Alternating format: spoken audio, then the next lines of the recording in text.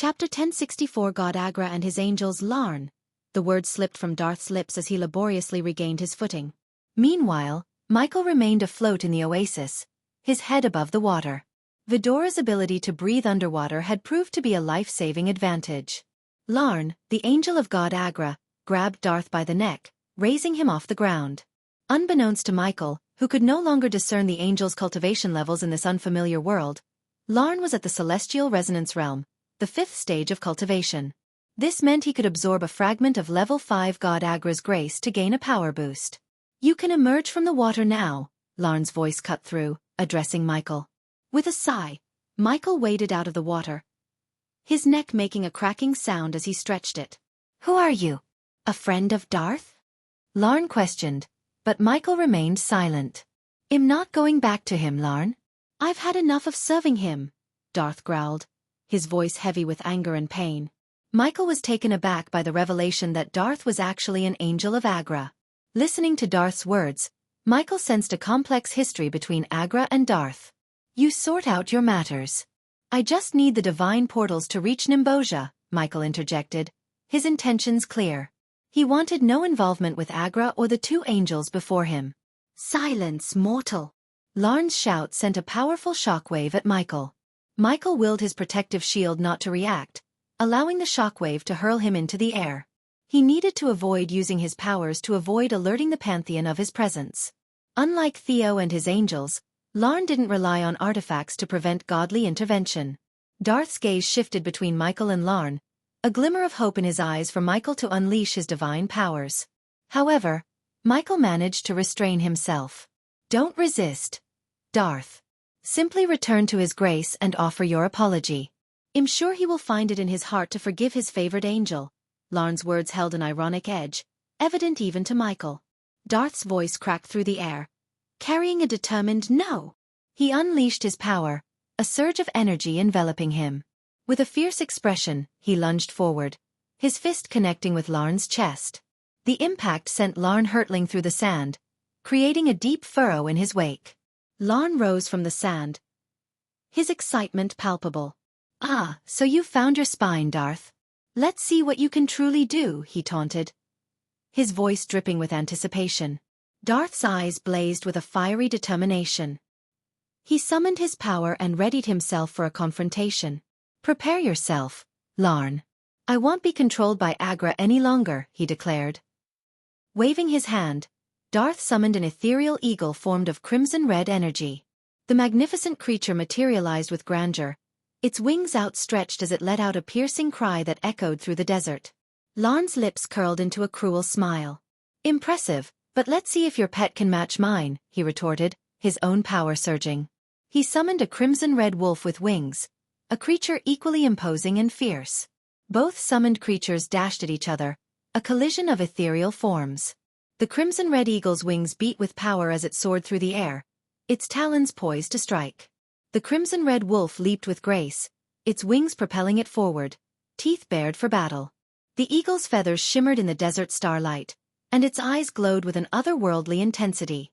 With a flurry of movement, it clashed with the wolf. The sand beneath them trembled as their energies collided, creating ripples in the air. Darth's gaze remained unwavering as he controlled the movements of his summoned eagle. "Show him your strength," he whispered to his creation. Larn's laughter echoed as he guided his crimson-red wolf. "Come on, Darth. Is this the best you can do?" he taunted, his voice mocking. The fight raged on, each summon unleashing its own arsenal of attacks. The desert around them shook with their power, sand swirling in chaotic eddies. The clash of energies created bursts of light and sound that reverberated through the oasis. Darth's determination fueled the crimson-red eagle, each movement precise and calculated. The wolf matched its adversary with equal ferocity, teeth snapping and wings slashing through the air. The battle was a spectacle of raw power and intensity. Amidst the clash of summoned creatures, Darth's voice cut through the tumultuous air. "Agra is not a god. He's an evil entity that seeks nothing but death and destruction."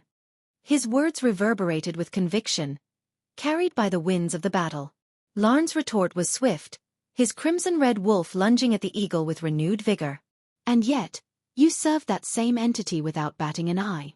What's changed, Darth?" Suddenly questioning the very being you once worshipped? His voice held a mixture of scorn and amusement. Landscape. Larn's taunts continued, his voice dripping with mockery.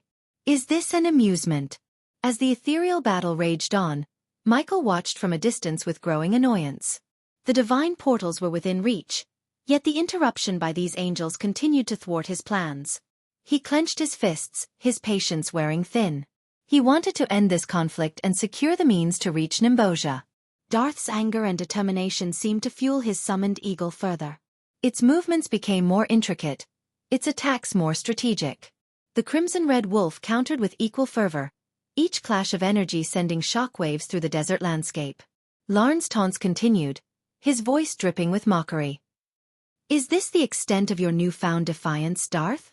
Facing me, a loyal servant of Agra? Darth's response was laced with unwavering determination. You're blind to the truth, Larn. You're a puppet, blindly following a malevolent force. I won't be part of it any longer.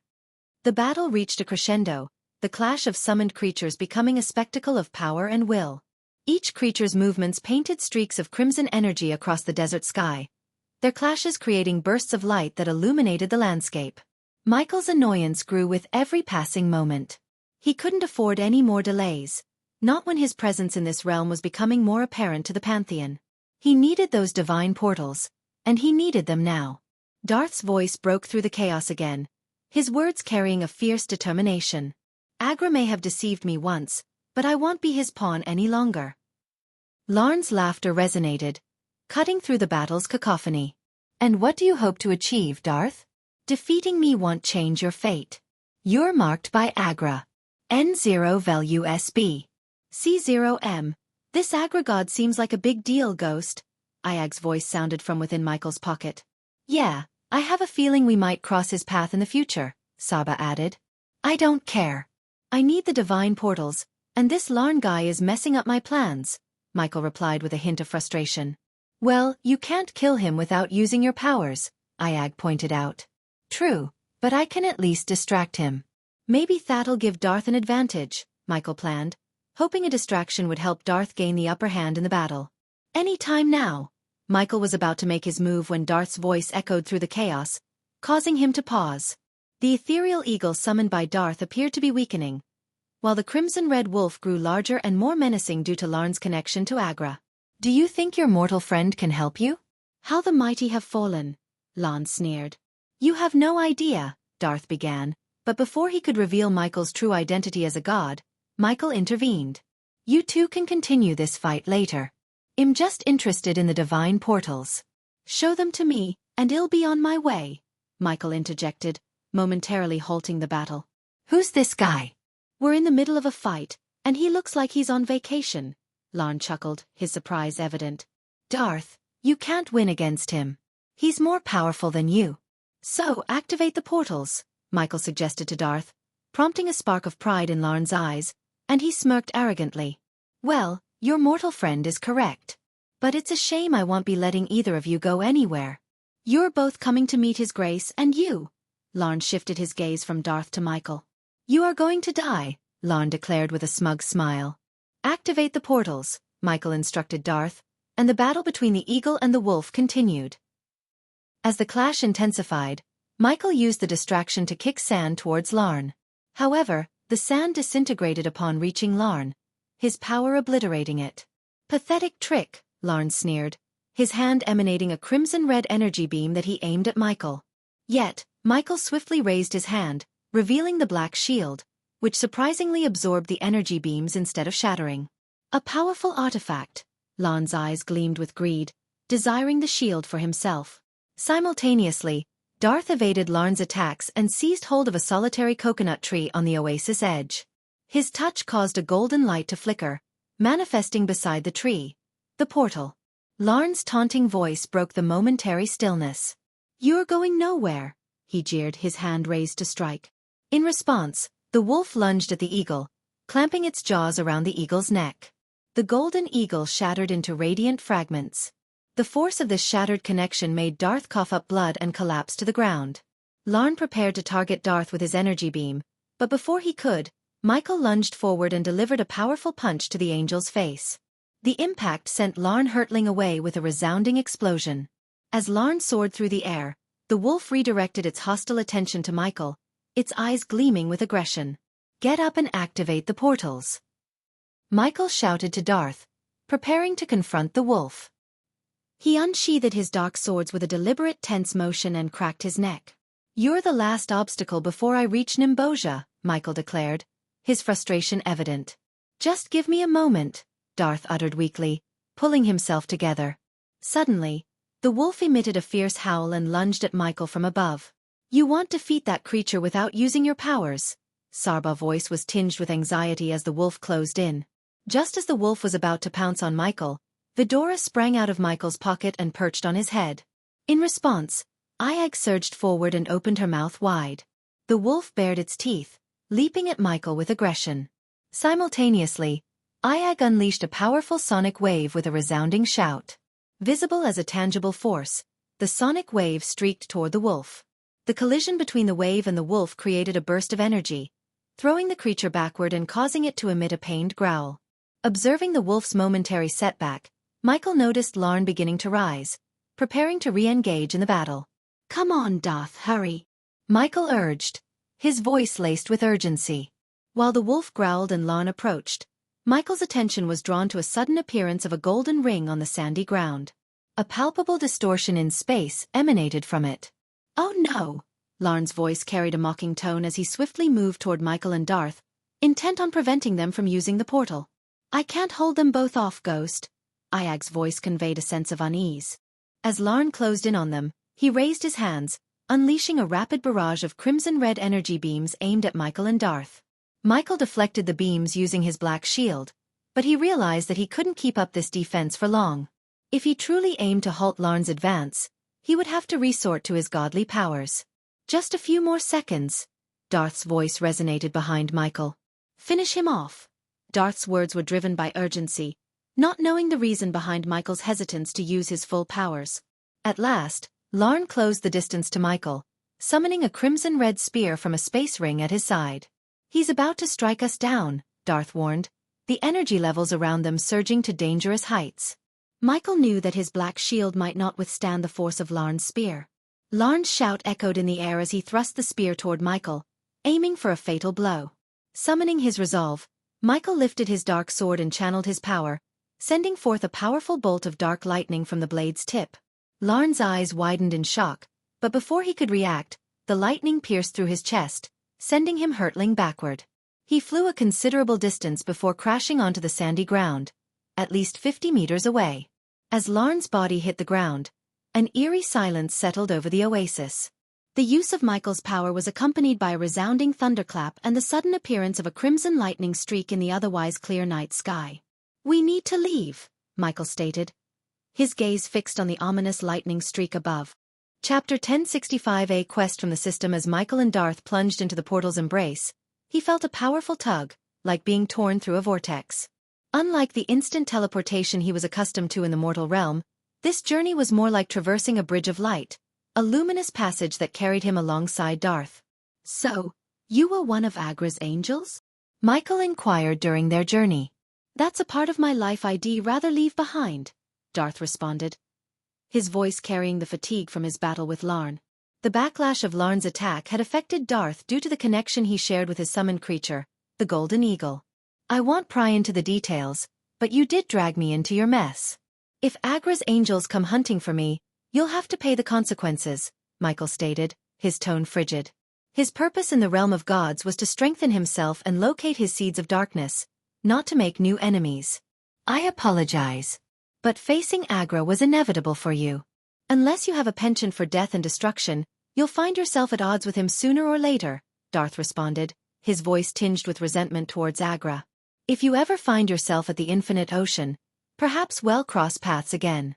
"Don't worry, your secret of being a god is safe with me," Darth vowed, assuring Michael of his discretion. Michael could sense the honesty in Darth's gaze. A strong feeling stirred within Michael, hinting that their paths might converge again in the future. It seemed wise to spare Darth's life, as he could potentially become a valuable ally if they indeed clashed with Agra. "That's good. Now, how much longer until we reach the end of this bridge?" Michael inquired. Just a few more minutes. I'll create a branching exit for you that leads to the outskirts of Nimbosia. Direct teleportation into the city is prohibited, so you'll need to make your way from the outskirts, Darth explained. Understood, Michael acknowledged. As Darth inscribed glowing runes along the light bridge, Michael sensed the fabric of space shifting. Before long, a bright light emerged at the tunnel's end. Your exit awaits, Darth shouted, pointing towards the light. Good luck to you, and may you find what you're seeking in the infinite ocean, Michael conveyed before redirecting his trajectory towards the beckoning light. May Fortuna's favor be with you, Darth bid him farewell as Michael vanished into the light. The brilliance swallowed Michael, whisking him away from the bridge and depositing him onto a muddy path. He collided face first with the path's wet ground, the sounds of torrential rain overwhelming his senses. Abruptly, a resounding neigh filled the air, followed by a shout that pierced through the downpour. Where the hell did you come from? A voice exclaimed. Do you have a death wish, you asshole? If you want to die, fall in front of another carriage. Another voice yelled at Michael. Amidst the heavy rain, Michael slowly pulled himself up from the muddy ground, silently cursing the teleportation portal that had deposited him here. As he rose, he noticed a carriage hitched to 4 sturdy brown horses, with 3 drenched figures atop it. N0 Velu SB. C0M, the man in the center gripping the reins, seemed to be in his early 40s and had a commanding presence. Flanking him were 2 younger brown-haired men, all dressed in wet, broad robes. Get off the path, the man with the bald head ordered. Can you direct me to Nimbosia? Michael wiped mud from his face and asked the trio. They appeared momentarily surprised. Then realization dawned on them. You're a refugee? The bald man inquired. Yeah. Michael decided to go along with the man's assumption. The carriage is full. If you're okay with it, you can sit on top of the carriage, one of the brown-haired men suggested. That works for me, Michael quickly agreed. Surveying the area, he saw nothing but a long path cutting through grasslands and forests in the distance. Traveling with these 3 on the carriage seemed like a reasonable choice. Hop on. One of the brown-haired men reached out and assisted Michael onto the carriage's roof. With a shake of the reins, the bald man urged the horses into a gallop along the muddy path. So, where did you come from? The bald man inquired. Out of nowhere, the younger man beside him chimed in. I bet he's from Thorndale, another man added before Michael could even speak. Michael's feigned surprise at their deduction seemed to amuse them. How did you know? Michael asked, pretending to be amazed by their keen observation. His tone flattered the 3, eliciting proud smiles from them. We've been shuttling refugees to and from Nimbosia for months. So it's either you're from Nimbosia or Thorndale. Your question about the direction gave it away, explained Billy, the bald man. Billy. He introduced himself. Hey Race, Leon and Micah. Billy gestured to his companions. How are things in Nimbosia? Michael inquired. How are things in Thorndale? Micah responded with a question. Not good, Michael guessed, given the ongoing war between the 2 kingdoms. Well, in Nimbosia, things are worse. This rain is nothing compared to what falls within the kingdom. It's as if Raynar is punishing his domain for lack of devotion. Just last week, a group of orphan children drowned. Billy's voice carried a mix of anger and sadness. The news of orphan children's deaths struck a chord with Michael. Having been an orphan himself and having cared for children like that, he felt a surge of emotion. Blaming Raynar for their deaths, he silently labeled him as a villain. Gods, Micah sighed. Shut up, you fool. Don't mock the gods. May Fortuna shield your words from the pantheon and other deities, Billy admonished sternly, touching the medallion hanging from his neck. What's your name? Leon asked. John.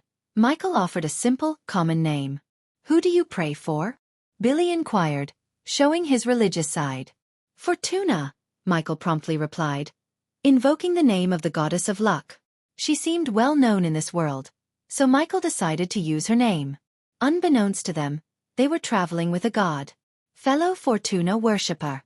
Makes sense, as you met us instead of Agra's followers, Leon chuckled. Shut up, Leon. Don't even mention that vile god's name. You'll bring bad luck upon us. Billy quickly silenced him and touched his medallion again. The mention of Agra's name instilled fear in their eyes, deepening Michael's curiosity about this deity. Do you have any gold with you, John? Micah suddenly inquired. I do, Michael responded, pulling out a few gold coins from his pocket, assuming they were asking for payment. However, their surprise was evident as they saw the plain gold coins in Michael's hand. What kind of gold coins are these? There's no crest or symbol on them, Billy observed. It's raw gold, Leon added. Putting the gold coins back in his pocket, he realized that the realm used different currencies, prompting him to convert his gold coins. John, you won't be able to use these anywhere. If I were you, I'd try one of the dwarven banks and exchange them for Nimbosia currency, Micah advised. I'll do that. Thanks for the heads up, Michael nodded. Putting the gold coins back in his pocket, he realized that the realm used different currencies, prompting him to convert his gold coins into something usable. Soon, the carriage entered a dense forest where the canopy offered some respite from the heavy rain. Hey John, do you happen to have a sword or something to defend yourself? Billa's sudden question took Michael by surprise. Yes, Michael nodded. Why do you ask? Michael inquired. Nothing. Just curious, Billy evaded, though his tone held a trace of fear. An eerie silence fell over the three of them as the sound of galloping horses grew louder. Michael remained quiet, his senses heightened. The forest appeared ordinary on the surface, like any he had seen in the mortal realm. Yet, Michael's heightened awareness alerted him to hidden hostiles. His keen sight allowed him to spot figures concealed behind trees and bushes, despite their attempts at hiding. I have a bad feeling, Micah, Billa's voice quivered.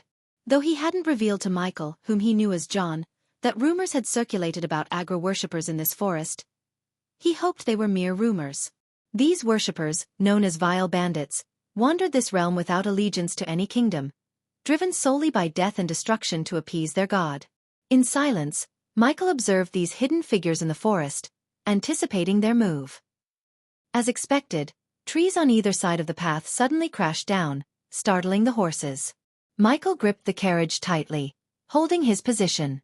But Billy, Micah, and Leon were thrown off. Amidst the commotion, cries of babies and the panicked voices of refugees echoed from inside the carriage.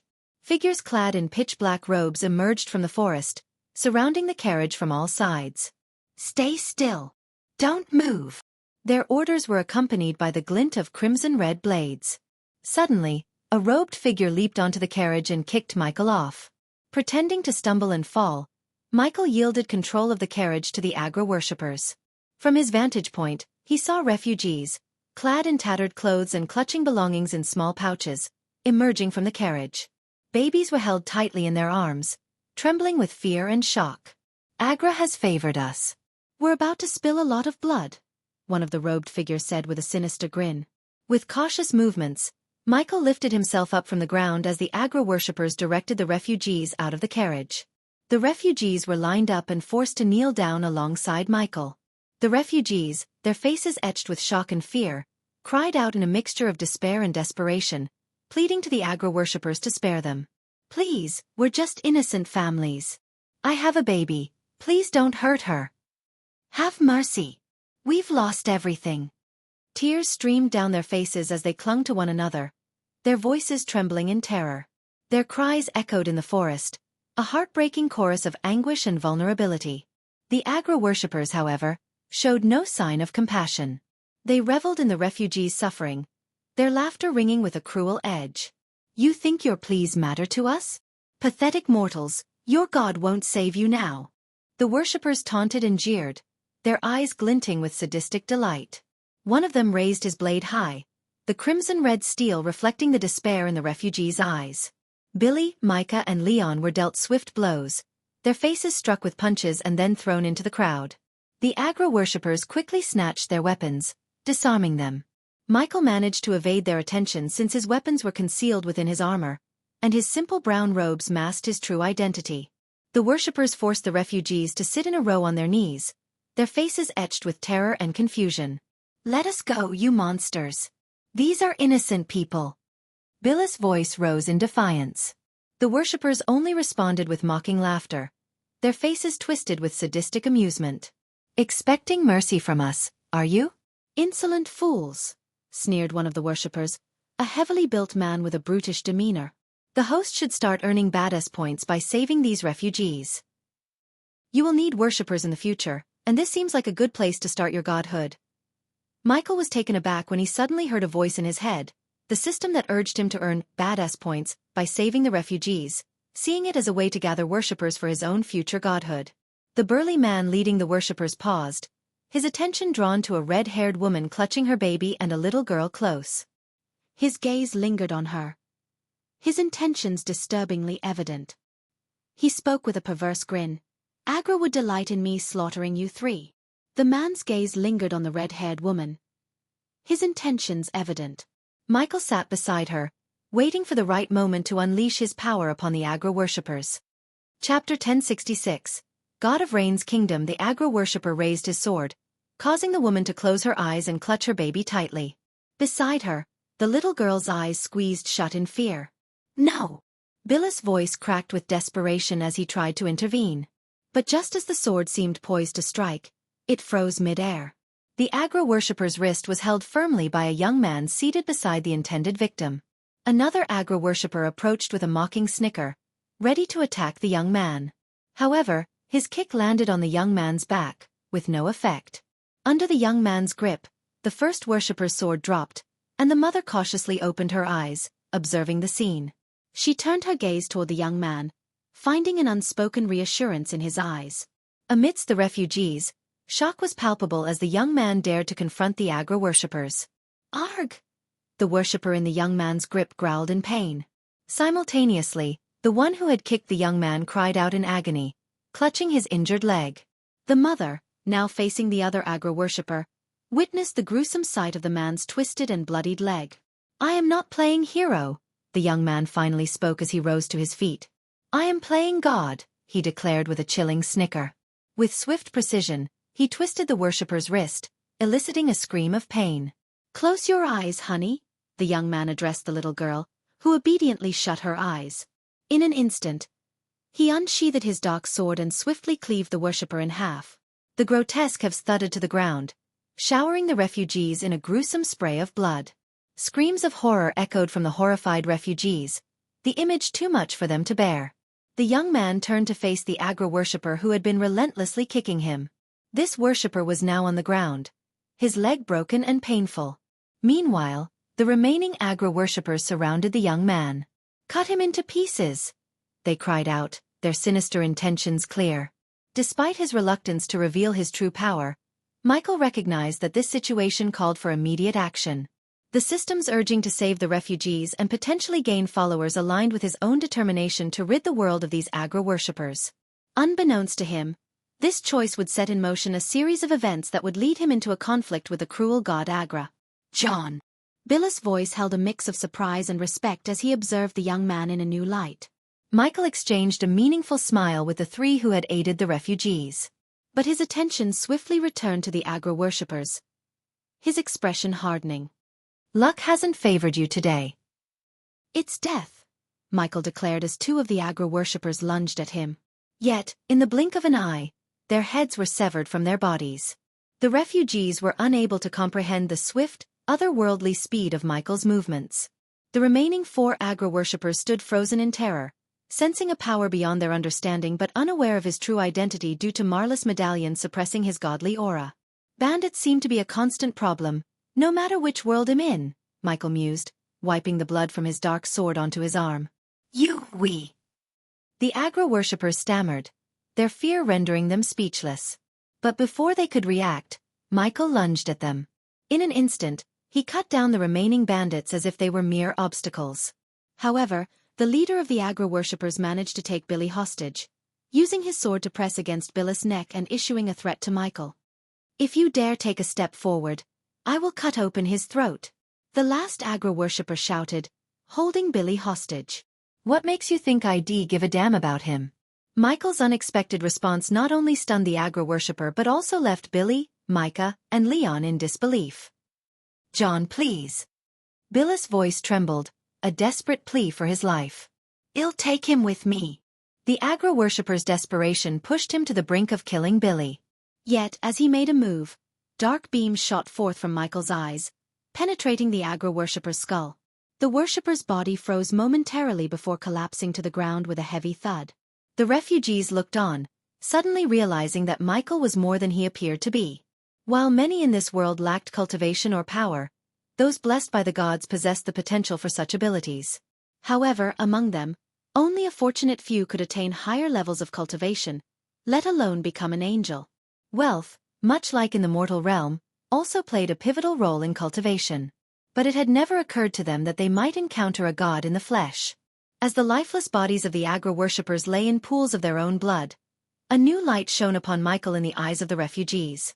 Billy, Micah, and Leon approached him, their expressions a mix of fear and gratitude. The refugees, though slowly rising to their feet, still trembled from the shock of their near-death experience at the hands of the Agra worshippers. "Who are you?" Billy's voice wavered with a blend of apprehension and thankfulness. "For now, that's not important. Just remember this day," Michael replied calmly. He had no intention of unveiling his true identity just yet, even though the system was encouraging him to gather worshippers. Aware of his own current weakness compared to the higher-level gods and their angels, Michael chose to focus on learning about this world and growing stronger before facing them. "We should go before more of them show up," he suggested. "Thank you." The woman who had been on the brink of death at the hands of the Agra worshippers approached Michael, her voice laced with gratitude. To Michael's surprise, he felt an unfamiliar surge of power within himself. Although it didn't trigger any notifications from the system, he sensed its potency. "What is this feeling?" Michael questioned himself. "That is the power of reverence. The more worshippers you gather, the more your power will grow. Unlike you, who possess the system to gain strength, typical gods in this world tap into the power of worship to become stronger." The system revealed this new aspect to Michael. Unbeknownst to him, the realm of gods operated on a diverse scale of power and cultivation methods, a far cry from the straightforward dynamics of the mortal realm. Each god, and even mortals, followed distinct cultivation rules. Michael, being a god, had the ability to harness the power of worshippers. This power, however, could be derived not only from devoted worship but also from the grip of fear. The god Agra, in particular, drew strength from the terror of death and destruction, setting him apart from many other deities. Michael's introspective moment was abruptly interrupted by a resonating clap of thunder. His gaze shot upwards, where a streak of crimson-red lightning slashed across the sky. A familiar sight, akin to the lightning he had witnessed while with Darth, signaled to Michael that the more he employed his powers, the closer he drew the attention of the Pantheon. "Stay calm.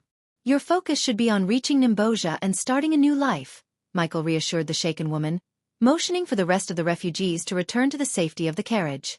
"Let's go," he directed, leaping back onto the carriage's roof, mirroring his earlier stance. As the three drivers resettled themselves, the journey to Nimbosia, the realm of Raynar, the god of rain, resumed. "Prepare yourself, god of darkness. Your life is about to become significantly more complicated and challenging." Michael was caught off guard by the system's voice echoing in his mind. He peered into his pockets and found Vidora's eyes fixed on him, yet the Hydra remained silent. Something seemed to be troubling Vidora, but the creature refrained from voicing its concerns. The journey continued in quietude until the carriage finally emerged from the forest's embrace.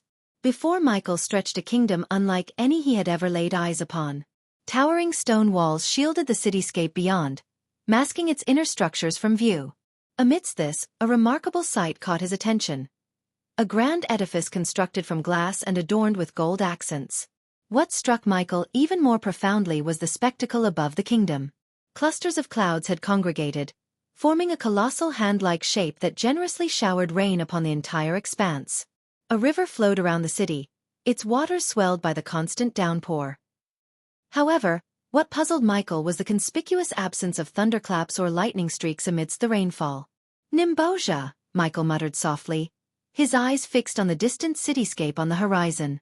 "I hope they managed to find a better life behind those walls," Micah sighed, his eyes reflecting the skepticism born from witnessing the struggles of refugees.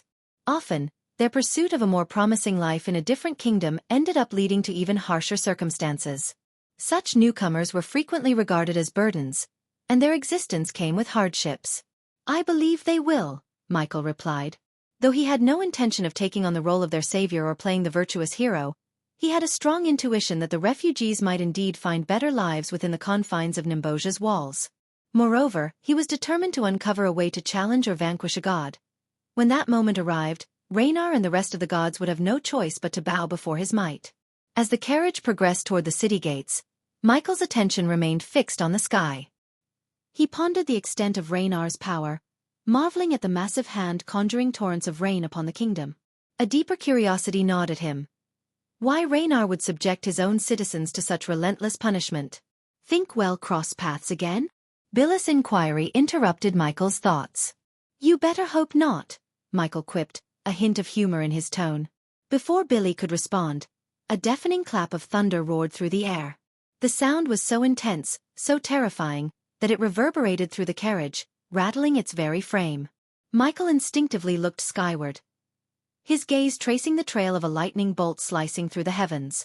From that brilliant streak, a group of figures adorned in shimmering blue armor and boasting resplendent blue wings emerged, suspended in the sky. Croner's angels, Billy muttered, his voice laced with unmistakable fear. In the wake of their appearance, Michael spotted yet another cluster of angels ascending from within the city's walls. Their wings were gray, their armor a somber shade of the same hue. With his keen eyes, Michael observed both groups of angels hovering in midair, poised for an imminent clash. Damn it! We've got to get inside before they go all out, Billy exclaimed urgently, snapping the reins to hasten the horse's pace toward the safety of the city's embrace. Chapter 1067. Angels of Goddess Ava. Observing the celestial skirmish above, Billy snapped the reins in a bid to propel the carriage forward. Meanwhile, high in the heavens, the azure-clad angels of Croner clashed with their gray-armored counterparts serving Raynar. Croner's angels wielded weapons hewn from frozen lightning, while Raynar's emissaries brandished blades forged of ice. Damn it! Billis' exclamation resounded as the tempestuous winds intensified due to the celestial battle unfolding overhead. Within the carriage, Michael felt the mounting strength of the gale slow the horse's progress. Soon, the carriage swayed precariously, tilting to one side under the onslaught of the storm's fury. The wind is too strong, Micah shouted as they struggled to maintain their balance. Reacting swiftly, Michael leapt to the ground and, with a determined effort, managed to steady the listing carriage. As he grappled with the vehicle, a bolt of lightning conjured by Croner's angels struck perilously close, mere meters away. Fucking morons. They are going to kill everyone in this carriage, Iag's frustrated voice emanated from Michael's coat. You should use your powers and carry the carriage to the city gates, Sarba Council urged Michael to draw upon his abilities. Yet, Michael resisted, wary of unveiling his godly powers and potentially alerting the Pantheon. While he exerted himself to keep the carriage upright, a curious jade radiance caught his attention in the sky above. Raising his gaze, Michael discerned an elven figure with undulating green tresses, porcelain complexion, and robes the hue of jade.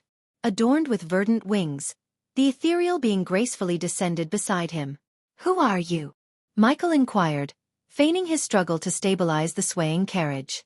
Unperturbed by his query, the green-haired elf favored him with a serene smile. Gently waving her hands, she conjured an emerald bubble that enveloped the carriage. Without delay, she seized Michael's hand, initiating an ascent towards the sky.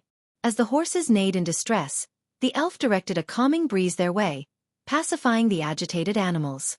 Soon, the carriage, shielded by the elven enchantment, began to rise into the sky.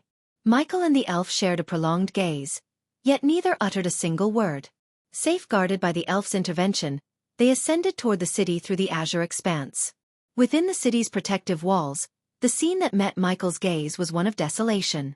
Except for the imposing structure crafted from glass and adorned with gilded embellishments, the remainder of the kingdom appeared haphazardly constructed, resembling a sprawling slum.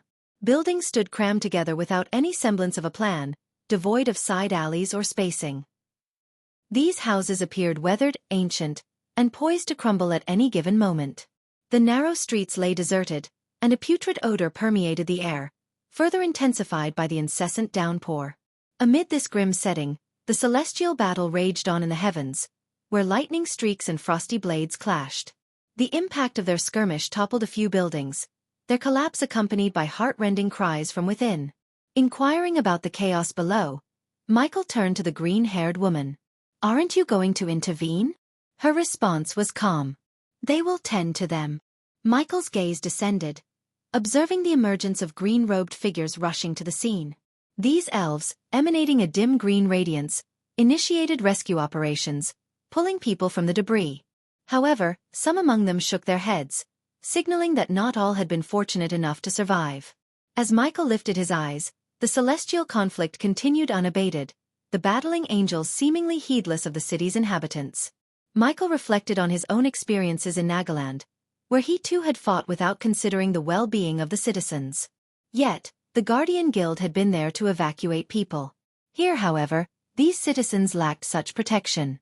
Gradually, the elven woman guided the carriage's descent, and they alighted before a structure fashioned from verdant stones. Escort the refugees into the temple, the elven woman instructed Micah, Billy, and Leon. To Michael's surprise, they complied without question, immediately springing into action. Rest within the temple. You must be exhausted, the elven woman suggested, her hand moving towards Michael's forehead.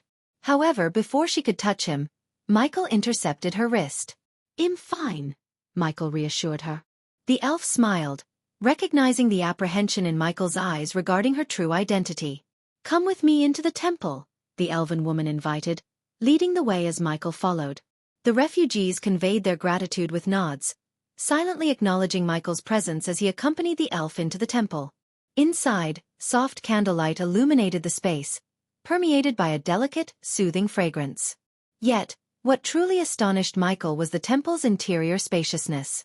It was as though some enchantment, possibly runes, had been employed to manipulate the very fabric of space, rendering the temple considerably more expansive within than its exterior dimensions suggested.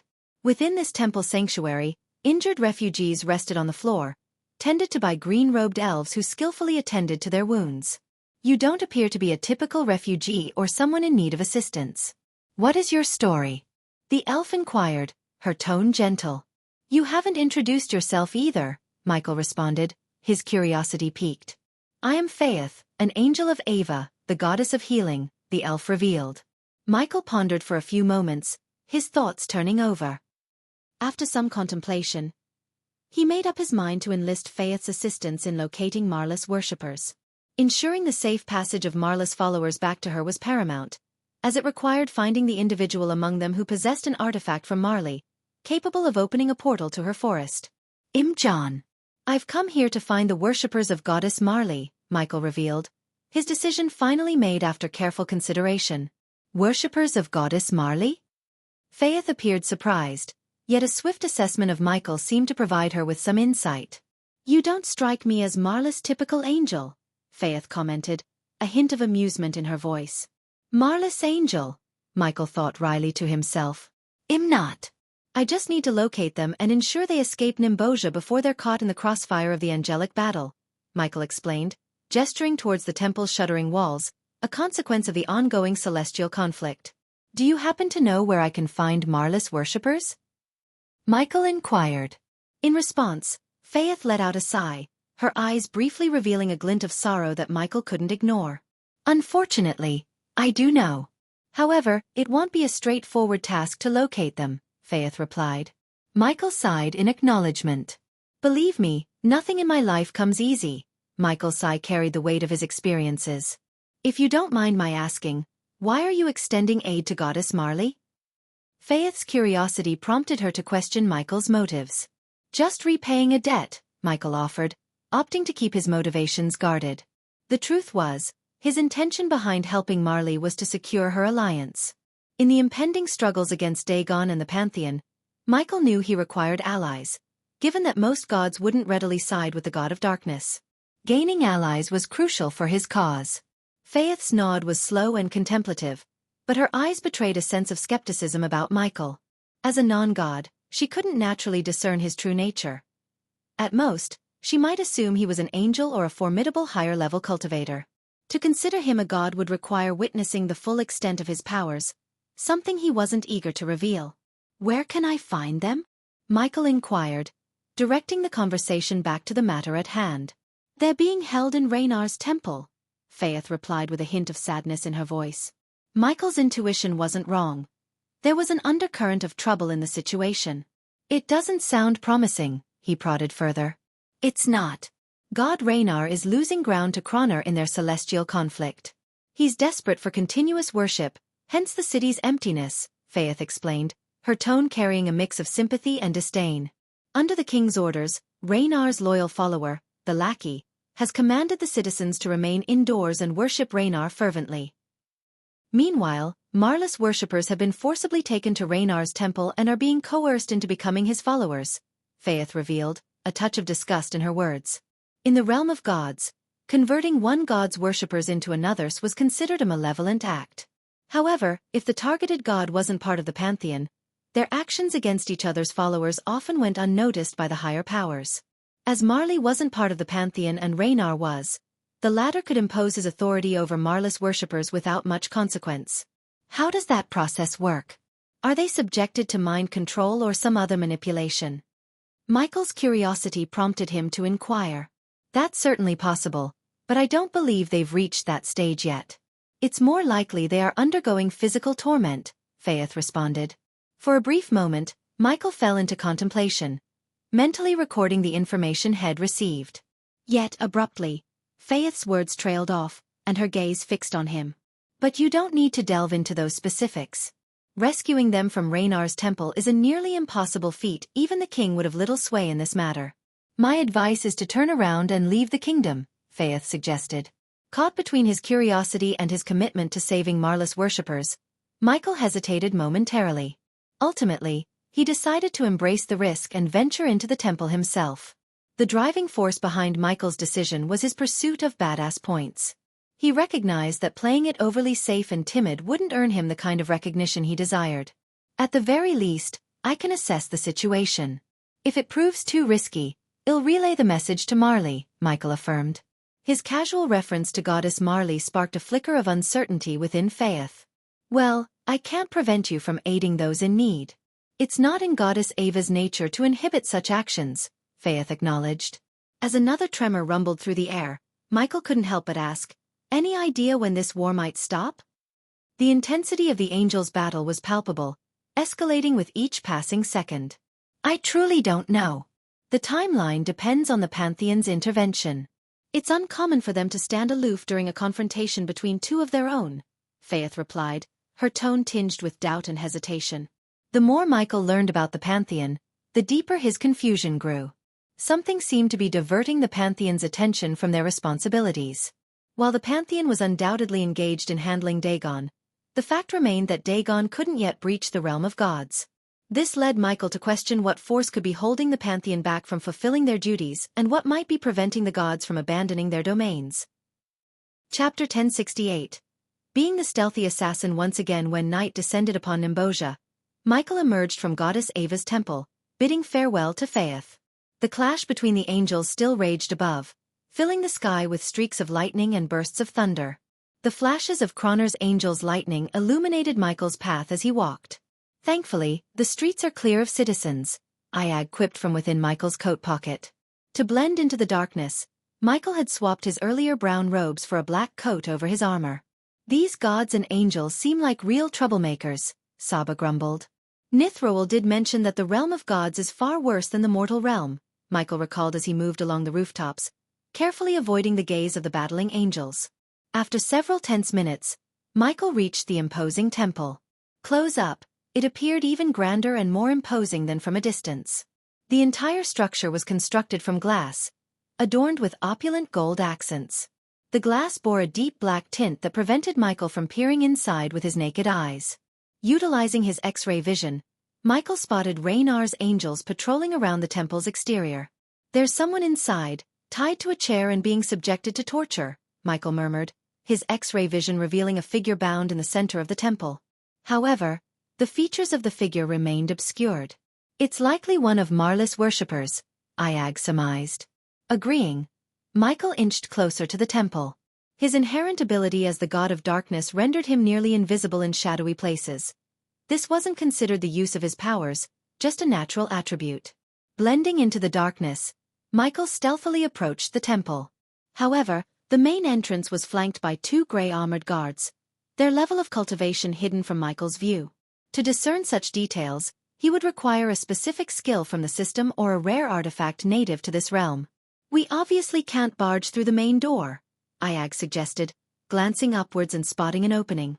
Perhaps we could fly in through that window, Iag suggested, but Sarba quickly dismissed the idea. No, I sense the presence of runes around us, Saba interjected. Activating his X-ray eyes, Michael spotted shimmering runes in their vicinity. Thanks to his time spent with Eladir, the accomplished 6-star runemaster, he could faintly recognize the symbols. These runes have been placed here to prevent anyone from flying around the temple, Michael explained. You saw the runes?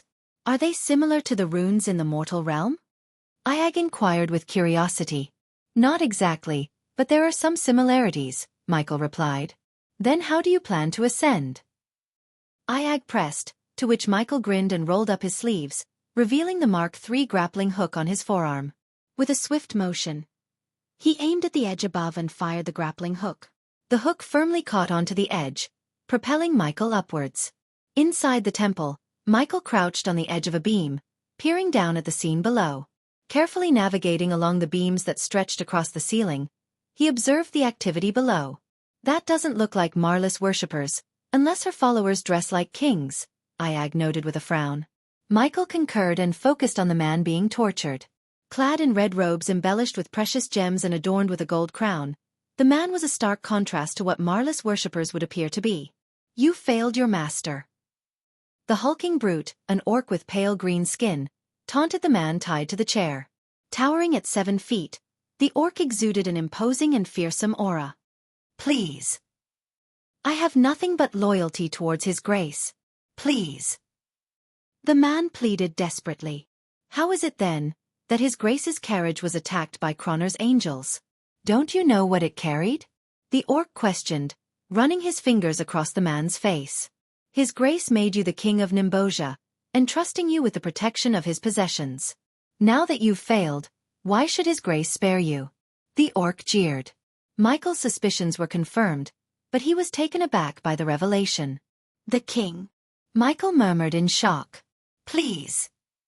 His grace must command his angels to find the culprits. The king implored, but the orc's laughter resounded. Ha ha, what did you think his grace was? An investigator? No. His grace doesn't stoop to that. It's your fault the carriage went missing, and you will pay the price, the orc declared, applauding mockingly. With a wave of his hand, a leather bag materialized over the king's head. No. No. No. The king's panic grew, and he struggled against the ropes that bound his arms and legs. The orc grinned and kicked the chair, sending the king crashing to the ground, his face shrouded by the leather bag. Let me enlighten you on what's about to unfold. Just to pass the time, the orc chuckled with sadistic glee. Unbeknownst to both the orc and the temple's guards, Michael silently bore witness to the brutal scene from his hidden vantage point above. The orc leaned closer to the king, his voice dripping with cruelty. You see, your majesty, there's a method by which each drop of water can feel like a blade, a relentless torment that chips away at your sanity. A drip here, a drip there, it doesn't seem like much, does it? The king's muffled protests and frantic breathing were barely audible beneath the leather bag that covered his head. He squirmed against the ropes binding him to the chair, his body trembling with a mixture of fear and desperation. Drip, drip, drip, the orc continued with a sadistic rhythm. The anticipation becomes unbearable as you wait for that next drop to fall. The cold sensation slices through your thoughts, shattering your mind bit by bit. The king's pleas for mercy became more frantic, his voice strained and cracking with desperation. He tugged at his restraints, his struggles growing more violent as he tried to free himself from the torment that awaited him. Please, I beg you. Mercy. The king's voice wavered, his words punctuated by the erratic rhythm of the orc's description. Drip, drip, drip, the orc repeated, his tone unyielding. And as time stretches on, the drops become a constant reminder of your helplessness. Your mind races, seeking respite that never comes. The king's struggles intensified, his body racked with the anguish of his impending torture. He twisted and contorted in a desperate attempt to escape, his fear palpable even through the leather bag. Make it stop. I'll do anything, anything you ask. The king pleaded, his voice breaking under the weight of his terror. The orc's malicious grin widened as he relished the king's torment. Ah, but you see, your majesty, this is the fate you've chosen for yourself. The choice to fail, to disappoint his grace, led you to this moment. The king's cries of desperation grew louder, his pleas echoing off the walls of the temple. His body convulsed as if each drop of imaginary water struck him with searing intensity. Drip, drip, drip, the orc's voice continued, a chilling refrain that underscored the king's agony. Tears mixed with sweat as the king's struggles weakened, his strength fading under the weight of the mental torture he was subjected to.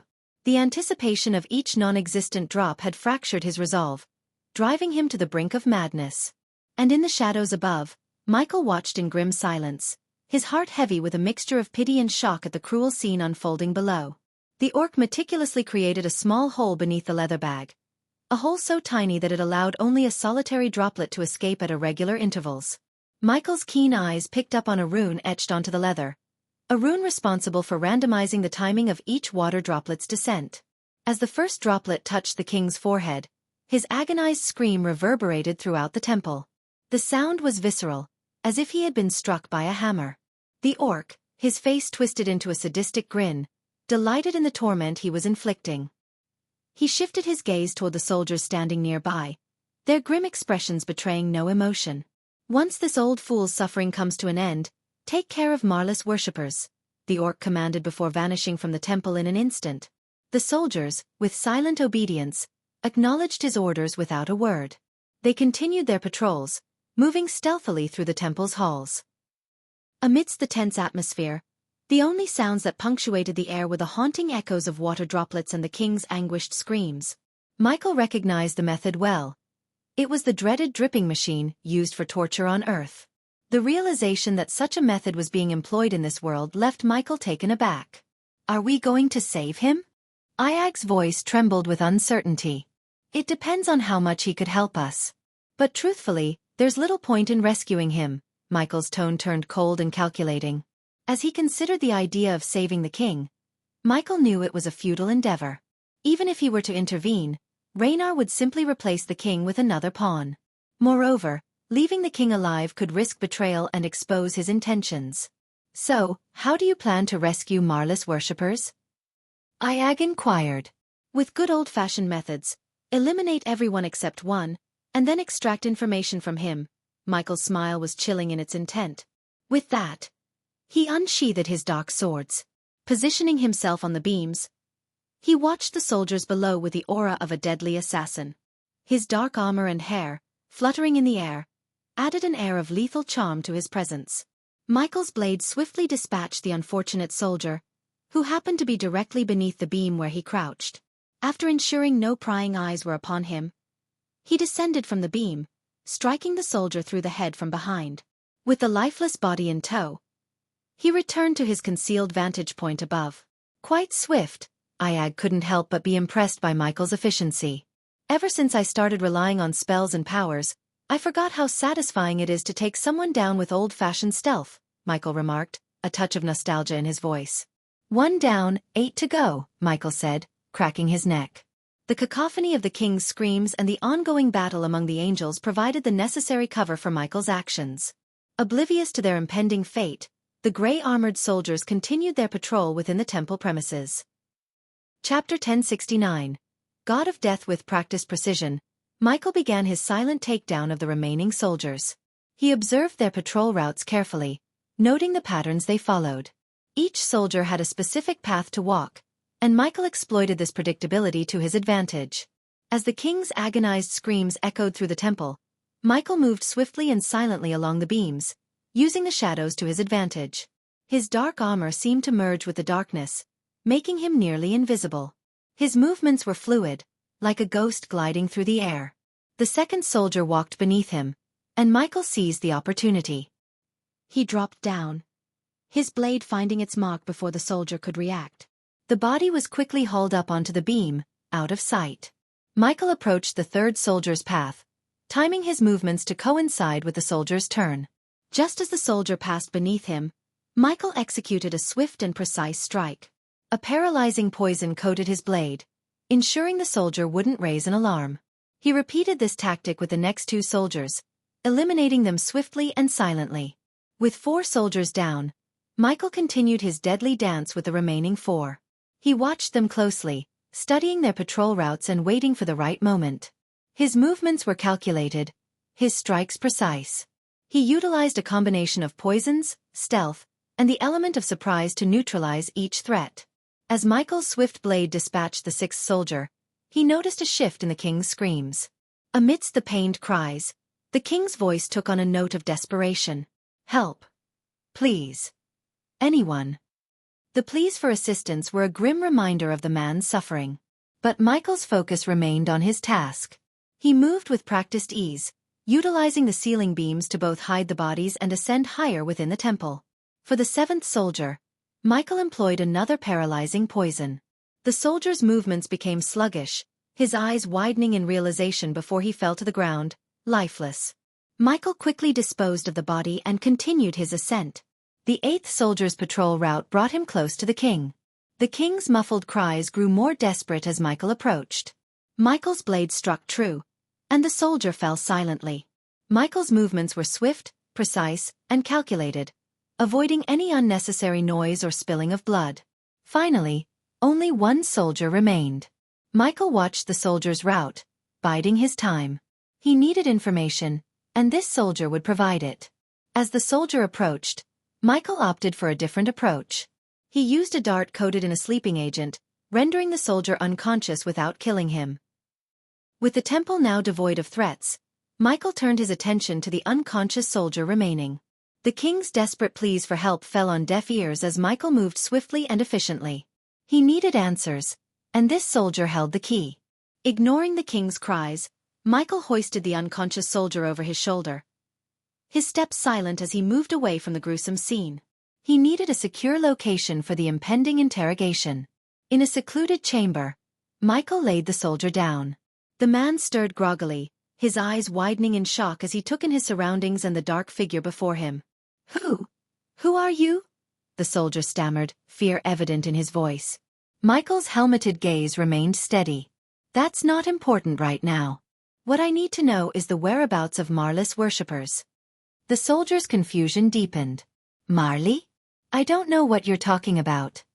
Michael's patience was wearing thin. He knew how to break even the most stubborn individuals. From his equipment, he produced a small syringe containing a pain-enhancing substance.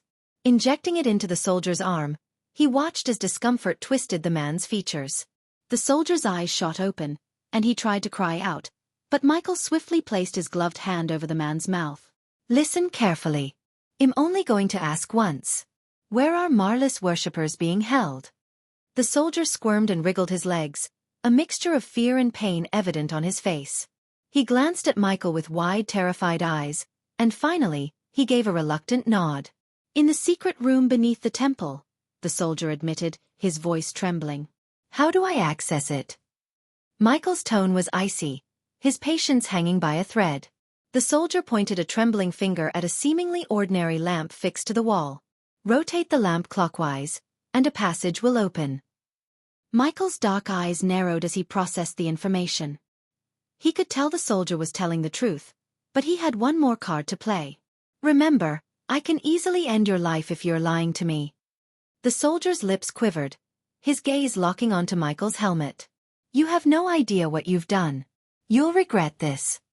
A mirthless smile tugged at the corner of Michael's lips. "I've done many regrettable things. Your fate is just another one." With a swift, decisive motion, Michael silenced the soldier forever, ending his life. He didn't have time for further hesitation or sentimentality. The soldier's usefulness had come to an end, and Marlis worshippers awaited his rescue. "Ghost, I sense someone approaching us. Someone powerful," Sarba warning reached Michael's ears, though his own scans had failed to detect any presence. Suddenly, all the lights within the temple were extinguished by an unseen force. The temple's heavy doors sealed shut with a muffled thud. In the darkness, Michael witnessed the guards stationed at the entrance collapse. His attention then turned back to the king, whose agonized cries continued to pierce the air. Just as he was about to move, a cold sensation brushed against his armor. A voice, dripping with a deadly aura, slithered from behind him. Well, what do we have here?" The voice was sneaky yet laced with danger. Michael felt a blade pressing against his armor, testing its strength. He tightened his grip on his dark swords, ready for any sudden moves. He knew he was dealing with a formidable opponent, one who had managed to approach undetected. Thank you for adding a touch of excitement to this dreary temple. The man's tone was oddly amused. He continued to exert pressure on the blade, but Michael's armor held firm. Nice armor, the man commented, acknowledging the challenge Michael's defenses presented. Who are you? Michael's voice was firm. His gaze locked on the figure behind him. He made no sudden movements, recognizing the threat this stranger posed. An assassin of your caliber should know that the one holding the blade tends to be the one asking questions. You've orchestrated quite the spectacle here. A masterful display of assassination without alerting the guards. But I must admit, I'm more intrigued by you. The man's words dripped with intrigue and a twisted sense of admiration. Pushing Michael slightly forward, the unseen assassin allowed him to pivot around, facing his enigmatic adversary. As he turned, the veil of invisibility was lifted, revealing the assassin in all his sinister glory. Cloaked in dark crimson robes, the figure emanated an aura of malevolence. In his hand gleamed a blood-red dagger, its edges glinting ominously. Michael's gaze was drawn to a strand of raven-black hair that cascaded from under the hood, framing a face that remained enshrouded in shadow. Yet, what caught Michael's attention were the eyes, glistening with a crimson hue that seemed to pierce through the darkness. Well, this is an unexpected twist. The assassin's voice was silk and steel combined, a blend of amusement and intrigue. I hadn't anticipated stumbling upon a fellow practitioner of the art. A wry smile tugged at Michael's lips. So, what gave it away? The dark attire, the blades, or the fact that I'm sneaking around a guarded temple? The assassin's smile grew devilish, a gleam in his red-tinted eyes. Oh, it's more than just appearances. There's a certain energy about those who walk in the shadows. A familiarity, a kinship. It takes one to know one, you see. Michael cracked his neck and regarded the assassin. So, what's the next act in this little performance? The assassin's smile remained, a mixture of amusement and something else that was hard to decipher. Don't worry, I'm not here to kill you, he replied, his voice dripping with a sense of detached amusement. You're not my target. Michael's eyebrows raised slightly in surprise. Then who? The assassin's gaze shifted to the king, who was still bound and writhing in agony. He called for my god, and my god sent me to answer his prayers. With a sudden blur of motion, the assassin moved around the temple, his figure becoming a fluid dance of shadows. Michael's eyes struggled to track his every movement. The assassin's voice echoed through the temple, laced with a mocking tone. You're good, but you need to work on your speed and efficiency. As the assassin continued to dart around, his voice reached Michael, amused yet oddly sincere. I'll have my eyes on you, friend. And if there's an opening in my house, I might give you a heads up. Confusion filled Michael's expression. What house? The assassin's smile deepened.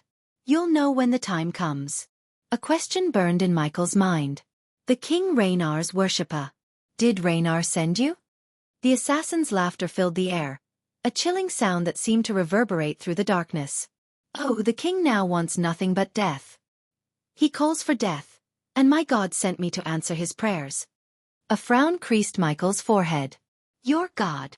The assassin's amusement was evident as he replied, I am an angel of death. Chapter 1070.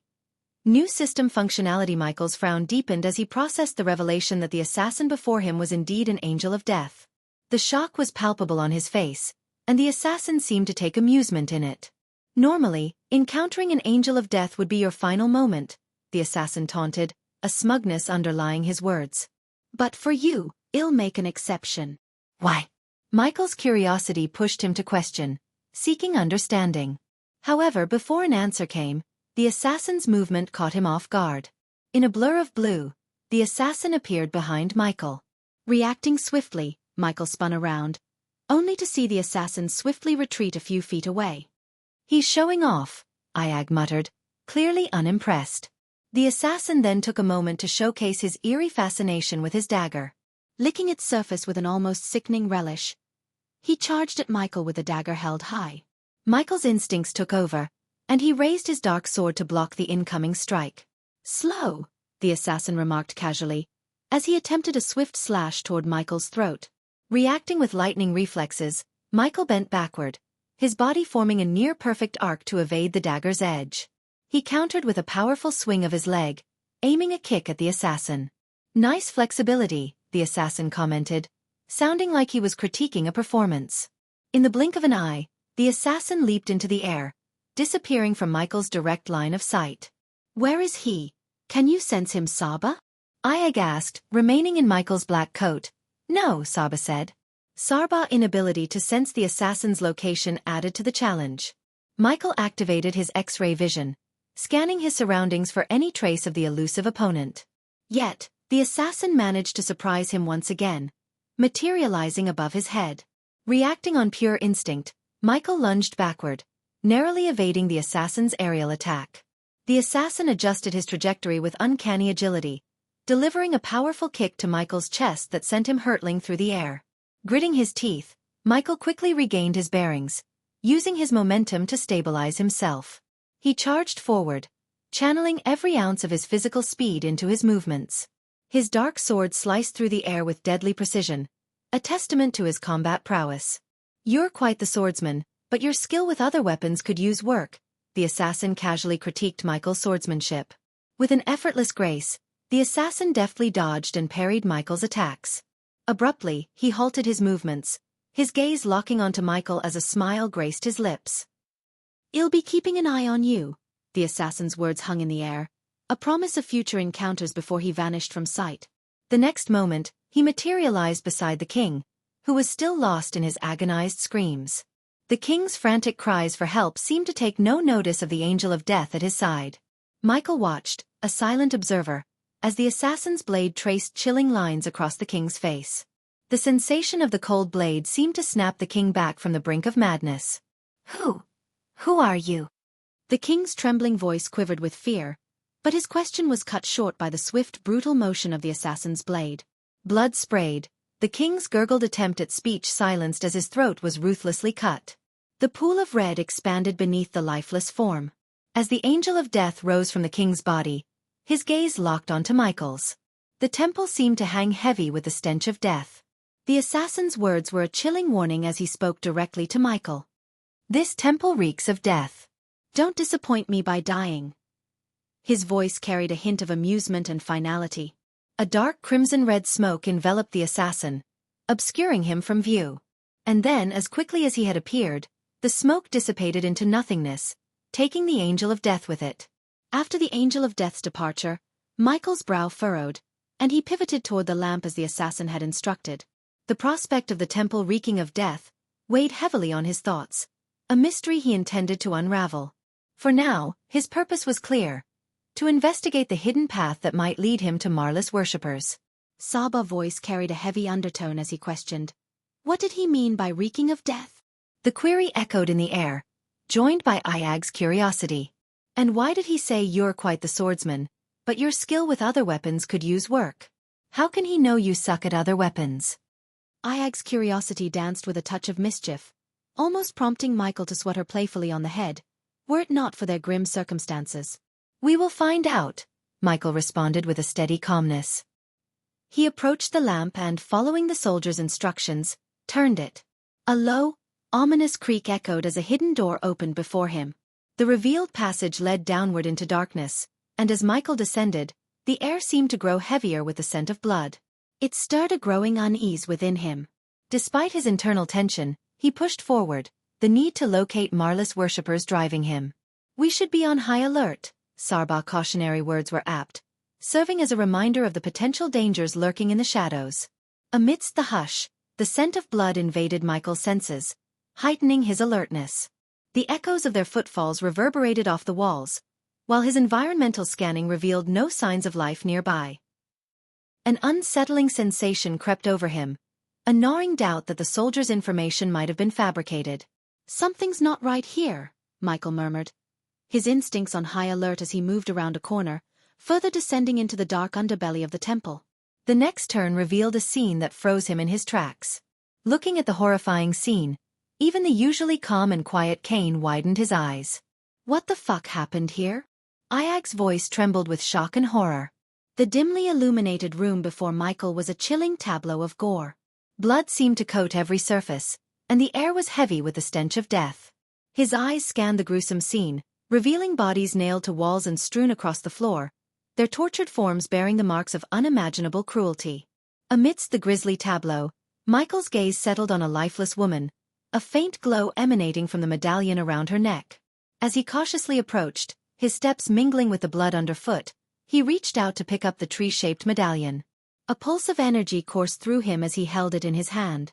They must be Marlis worshippers, Saba's voice trembled, the weight of the tragedy evident in his tone. Even his normally sharp demeanor was softened by the heart-rending scene before them.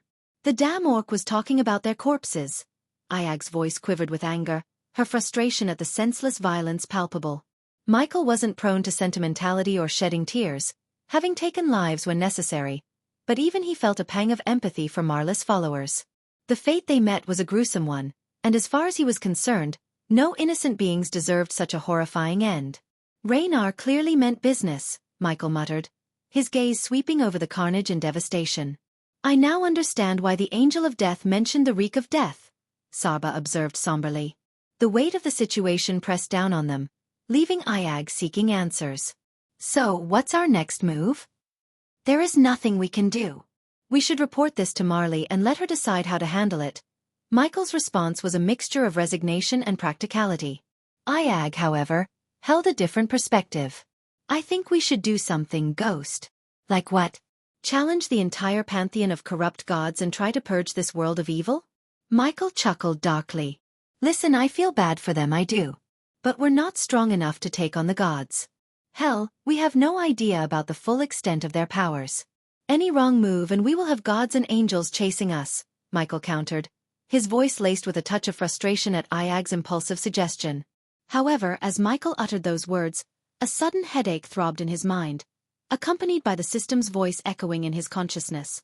The host should seek justice for the innocent. The host has unlocked quest functionality. The quest, God Killer, has commenced. Seek retribution against Raynar and avenge Marlis worshippers. Upon completing the quest, the host will receive the location of a hidden base of operation in the realm of gods. Michael stood in a mix of surprise and shock as the words from the system reverberated in his mind. While it wasn't the first time the system had provided suggestions or guidance, this instance felt different. It was as if the system was compelling him to undertake the quest and see it through. You won't be able to accumulate badass points in the realm of gods as you did in the mortal realm. Embrace your destiny as the assassin you were meant to be and establish your legacy within the realm of gods. The system's voice resonated with a sense of finality. Michael refrained from discussing his decision with Vidora and silently resolved to undertake the quest. After a brief pause, he exited the system interface and cast one last gaze upon the grim scene of lifeless bodies. His attention then shifted to the tree-shaped medallion he held in his hand. Focusing his intent on the medallion, he activated his analyzer skill. The medallion of Marley possesses the ability to conjure a vortex leading directly to Marlis Forest. This medallion can only be used once, relayed the analyzer skill's information to Michael.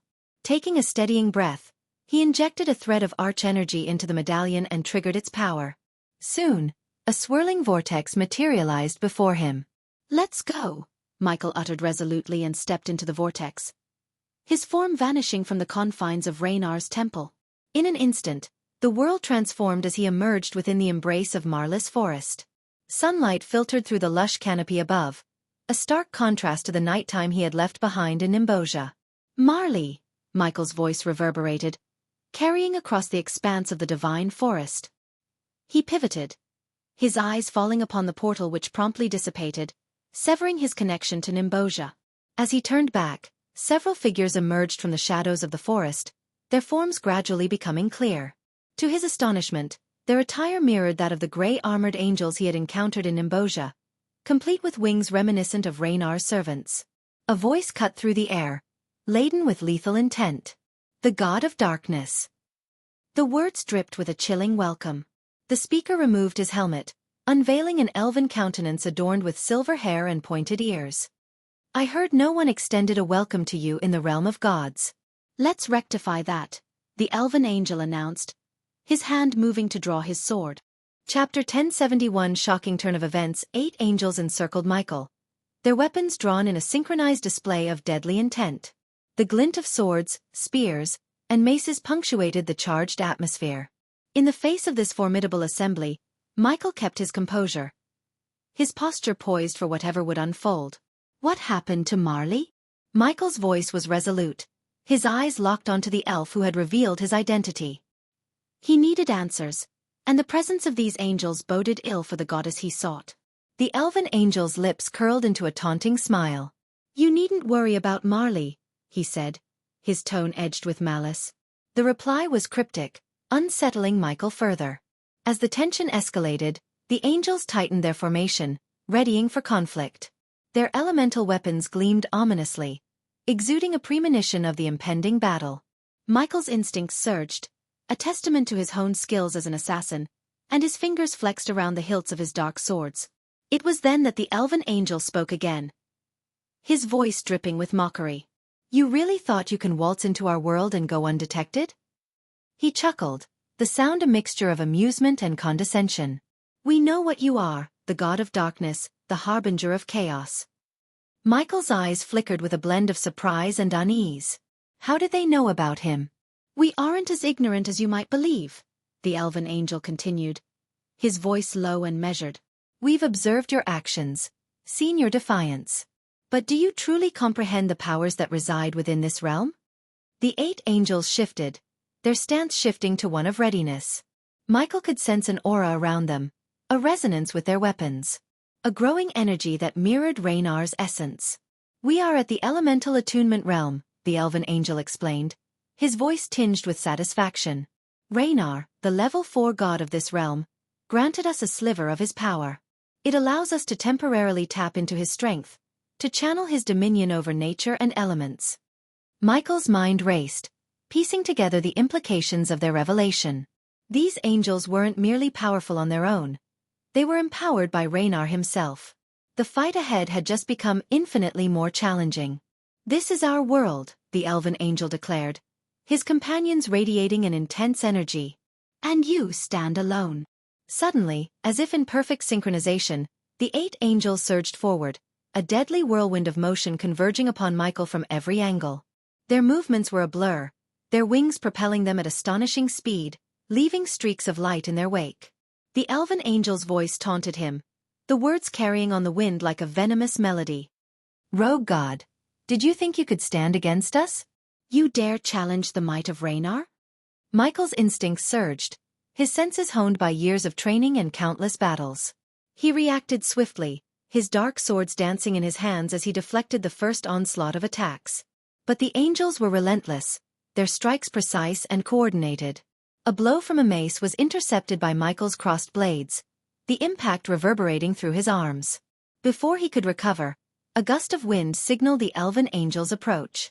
The elf's fist met Michael's side, and the force sent him hurtling through the air, crashing into a tree that splintered upon impact. Gritting his teeth against the pain, Michael pushed off from the wreckage of the tree and met the next wave of assaults head-on. His movements were a dance of darkness, his swords weaving intricate patterns as he countered their attacks. But the angels' speed and power were undeniable, their elemental weapons lashing out with a potency that threatened to overwhelm him. The clash of metal against metal echoed through the forest, a symphony of violence and determination. Michael's strikes were precise, his movements fluid as he parried and struck, seeking vulnerabilities amidst the storm of attacks.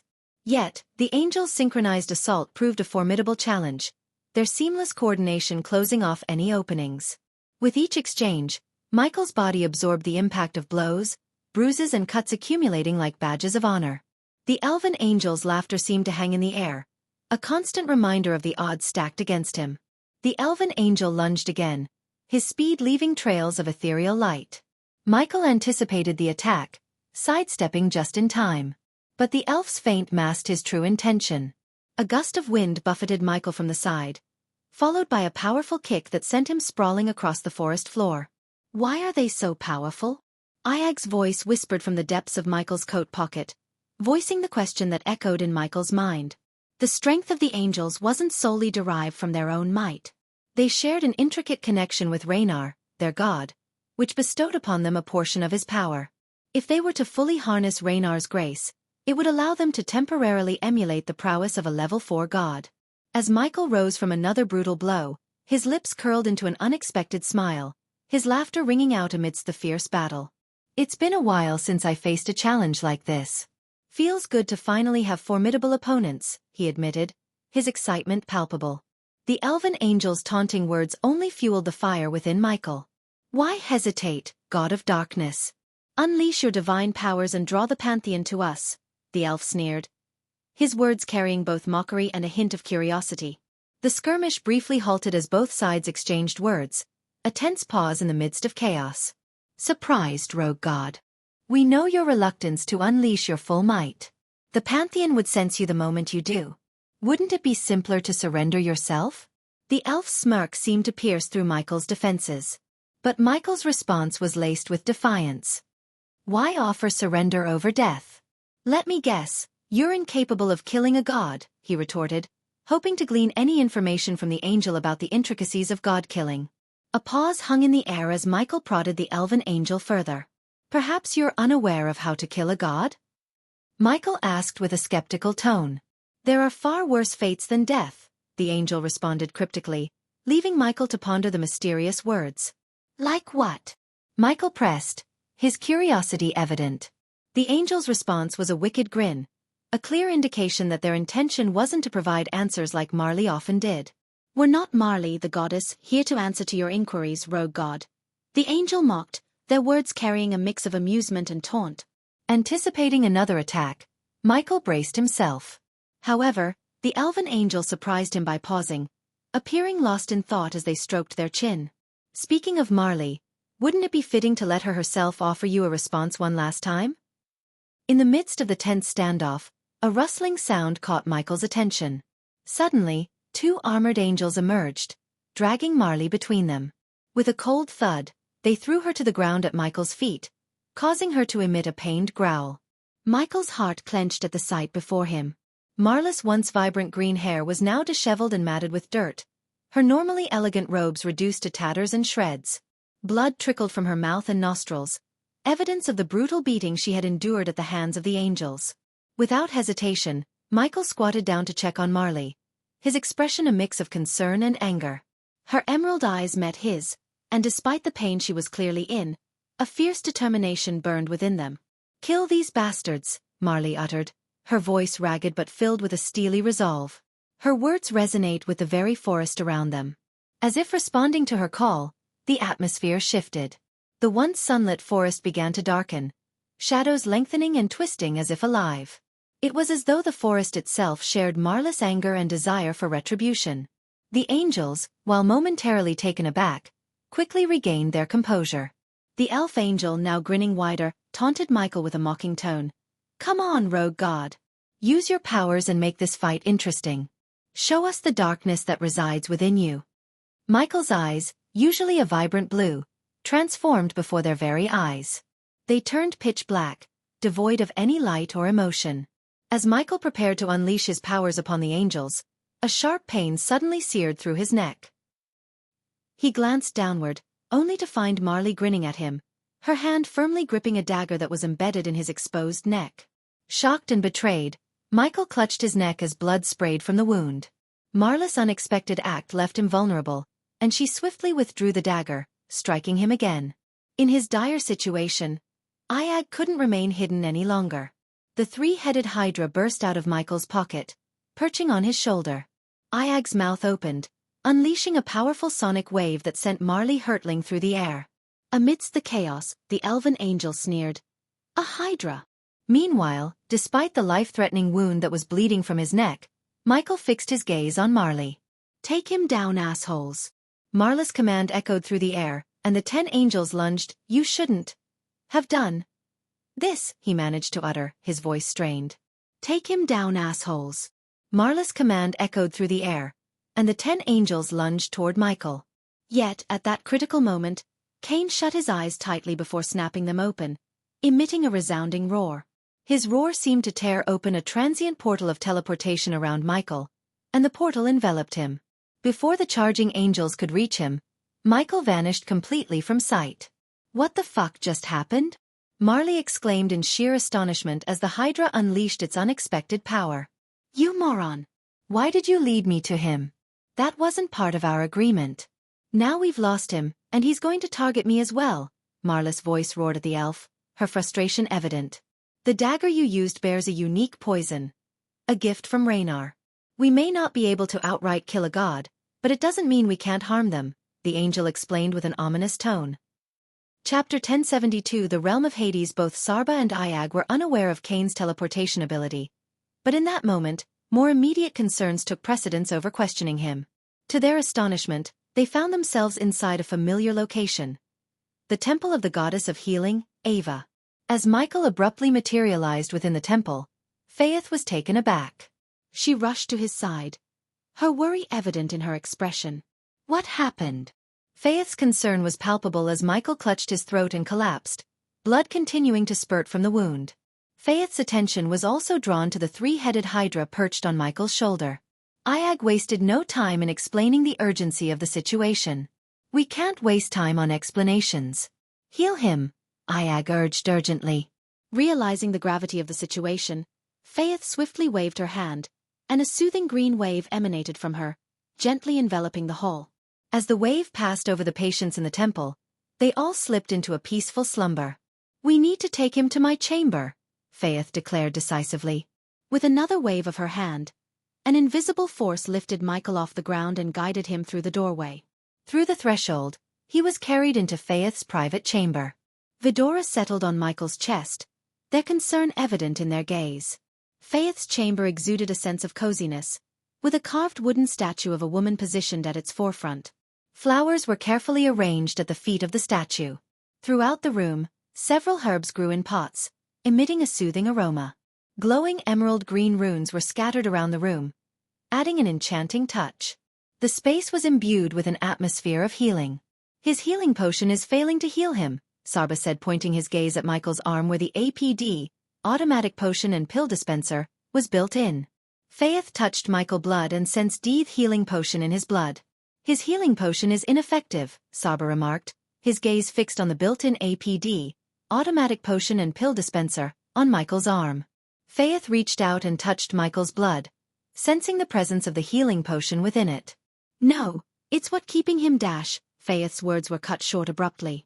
Iag noticed the sudden pause and followed Faith's gaze to the statue in the room, its eyes emitting a radiant emerald green glow. Is he a god? Faith directed the question at Vidora, the three-headed hydra on Michael's chest. Caught off guard by the intensity in Faith's eyes, all three heads of the hydra hesitated. Faith's unwavering determination, however, prompted a response. The longer you delay, the more you risk losing him. Faith's voice turned cold and resolute. Once again, Faith pressed for an answer. Is he a god or not? This time, her voice held an even deeper chill. Yes, Saba finally admitted, despite Iag's exasperated reaction to his revelation. Idiot, Iag grumbled, but Faith paid her no mind. He is a god, yes. So he cannot die, Cain confirmed, but Faith was already busy collecting herbs around the room. My duty as a healer extends to all, regardless of their status or nature, Faith declared. Despite the potential risks to her temple and colleagues, her oath to the goddess of healing compelled her to aid anyone in need. Though aiding a rogue god might jeopardize her temple and its occupants, Faith chose to prioritize her healing duty towards Michael. While a god may not die, there exist fates worse than death for them, Faith explained. Iag was taken aback by her words. That angel said something similar, Iag murmured, though Faith didn't delve into further investigation. Her focus was healing the rogue god, not unraveling mysteries. What do you mean? Cain inquired. Faith gently removed Michael's hand from his throat and placed a cloth on the wound before closing her eyes. Her hands emitted a dim green glow, transferring the energy to Michael. The glow then formed a protective layer over his wound. If a god sustains severe injuries, their soul can become temporarily trapped in Hades. The longer their body remains unhealed, the longer their soul remains in this state, Faith explained solemnly as she applied more herbs to the wound. That doesn't make sense. How is that possible? Iag voiced her confusion. Undeterred, Faith focused intently on the wound. Her devotion to Goddess Ava had bestowed her with special sight, enabling her to perceive what was hidden from normal vision. He was stabbed with a blade dipped in Emperor Nagin's poison. It's incredibly rare. Who could have done this?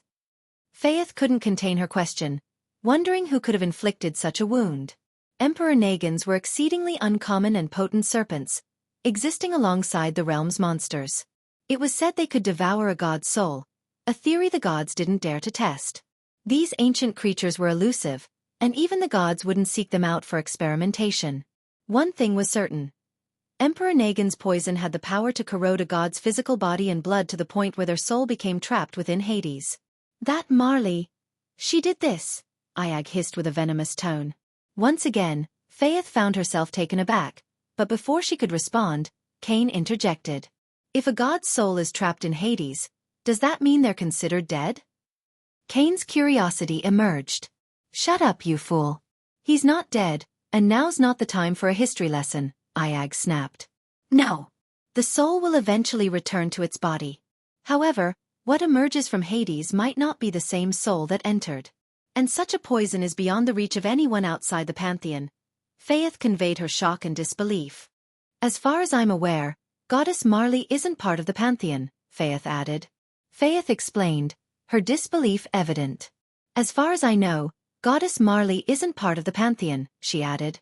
She might have betrayed him to change that. Before the betrayal, we were attacked by Raynar's angels. My guess is that Marley and Raynar struck a deal that required her to betray him, Cain theorized. Or maybe she was plotting against us all along, Iag retorted. Tell me more about Hades, Cain inquired, a question that almost prompted Iag to snap at him. Is this your top concern right now? Iag's voice was filled with exasperation. Both of you need to calm down. He's been through worse and always managed to prevail. This is merely a minor setback for us, Cain assured them, his words surprising even Faith. But what we need most at the moment is information. Faith, please enlighten us about Hades, Cain requested. Hearing the term Hades, Iag and Sarba's minds briefly wandered to their restaurant, coincidentally named Hades. Let me focus on healing him. This poison is corroding his body, and I lack an antidote, Faith replied. What if the poison consumes his entire body? Would that permanently trap his soul in Hades? In a way, it could be seen as killing a god. Cain's chilling words further rattled Faith. It appears you're more interested in learning how to kill a god than in finding a way to save your friend. Faith's tone turned icy. For a brief moment, silence hung in the air, until Cain broke it. No. His body will eventually mend. Yet, it might take decades or even centuries. If his soul lingers in Hades for that long, it could twist and descend into madness. When his soul finally returns to his body, he would not be the same. However, this scenario has never occurred, Faith clarified. Cain sensed an inconsistency in Faith's explanation. He had a hunch that there was more to the story than she was letting on, so he persisted. Imagine a pantheon god injured and temporarily trapped in Hades. What steps would the pantheon take to rescue the soul? Cain probed. Temporarily dismissing Cain's question, Faith concentrated on healing Michael's body. The poison had turned his throat a ghastly purple, with countless veins pulsating beneath his skin. Only rare substances like Emperor Nagin's poison can ensnare a god's soul in Hades. This is one approach the pantheon employs to deal with rogue gods, such as your friend here. However, if a pantheon god were to meet the same fate, they'd summon a soul walker and send them into Hades. The soul walker guides the soul to a specific sanctuary within Hades. What follows is largely speculation, Faith explained. What's your speculation then? Cain inquired. The most likely outcome is that this sanctuary keeps the soul intact and rational until the god's physical body is fully restored. But I lack concrete knowledge about the intricacies of Hades, aside from what's known within the pantheon, Faith sighed. If you can't fully heal his body to reunite his soul, we might need to locate one of these soul walkers you mentioned. Do you have any idea where we can find one? Sarba's words held both urgency and concern. The antidote, Faith replied. Please tell me you know where we can find this antidote? Iags, that's a question best posed to the pantheon. I can halt the poison's corrosive effects, but I can't completely heal him without the antidote, Faith replied. Please tell me you know where we can find this antidote? Iag's tone was laced with desperation. Before Faith could respond to Iag, a forceful knock echoed at the door. Lady Faith, a voice laden with fear called from outside. I'm busy at the moment, Faith replied. God Raynar's angels have arrived, the voice urgently conveyed. Upon hearing this, Iag's heart seemed to stop momentarily. Damn it! How could they have found us? Saba growled anxiously. Perhaps it's just a coincidence, Cain speculated. Seeing the urgency in the situation, Faith swiftly directed them in a hushed tone. "Quick, get under here," she whispered, waving her hand as the wooden floor beneath them creaked open. With practiced movements, she carefully placed Michael's wounded form and Vidora under the hidden compartment. She closed the door over them, her eyes locking onto Vidora's as she held a finger to her lips. "Stay quiet and still," Faith whispered to Vidora, who nodded in response. Chapter 1073. A Rogue God and a Hydra. After Faith exited her chamber, leaving the Hydra in the care of the Rogue God, she arrived at the Healing Hall, a sanctuary where she crossed paths with Raynar's angels. These celestial beings were an imposing sight, clad in gray armor that matched their feathery, closed wings. Their presence exuded a formidable aura, their heavy footfalls even causing the ancient walls of the Temple of Ava to tremble slightly. "Can I assist you?" Faith inquired, her gaze directed at the angels. Her question prompted the lead angel to remove his helmet, revealing a cascade of silver hair. The trio of angels following him moved through the hall, their helmets still on as they surveyed the unconscious patients who lay before them. "How goes the healing of these people, Faith?" inquired the angel of Raynar, a trace of familiarity detectable in his voice as he addressed her. "Regrettably, the numbers keep growing as more casualties arrive, a consequence of your conflict against Croner's angels," Faith responded, her words masking her disdain for wars that inflicted suffering upon ordinary people. "People should turn to God Raynar in prayer more fervently. The greater their devotion, the swifter we can bring this war to an end," the angel stated, his tone devoid of concern for the populace. To him, the people were but sources of energy for God Raynar, their well-being secondary. Many gods shared this perspective, treating their subjects as mere tools to generate faith energy. Rarely did they extend a helping hand to those in need or actively work to improve their lives and foster genuine devotion. Instead, they appointed representatives to govern and expected the populace to pray relentlessly. It's needless to remind you that most of these individuals now lie here due to shockwaves from your battles, their homes collapsing upon them. Granting them entry to the temple would be a humanitarian gesture, Rodney? Faith spoke, a hint of emotion seeping into her voice as she addressed Rodney with familiarity. "We have indeed permitted entry to the temple, though not to the commoners. The temple is not a place for such riffraff to wander into. It is a sacred space," Rodney retorted with a smug chuckle. "Both you and I know that nobles don't devote themselves to the gods as fervently as commoners do. Allowing only the nobility access while barring the commoners goes against the principles we stand for," Faith voiced her disapproval. "Divide and conquer. Faith. God Raynar is not like your goddess Ava. Your goddess advocated unity above all else. And what did that lead to? Her own realm turned against her, banishing her." Rodney's voice dripped with arrogance and mockery, directed at goddess Ava. Faith's blood simmered at Rodney's words, her temper flaring. But she maintained her composure, understanding that her anger could provoke Raynar into destroying the temple. Its destruction would leave the people without refuge, countless lives lost. "However, my purpose here does not involve delving into the complexities of ruling a realm," Rodney drawled as he walked past Faith, his gaze sweeping across the hall as if searching for something. "Why have you come, Rodney?" Faith queried. "We've detected an unusual teleportation energy within the kingdom, Faith. You know well that teleportation portals are forbidden within the kingdom. Even in times of war, we cannot allow breaches of our laws. Otherwise, what would become of our realm?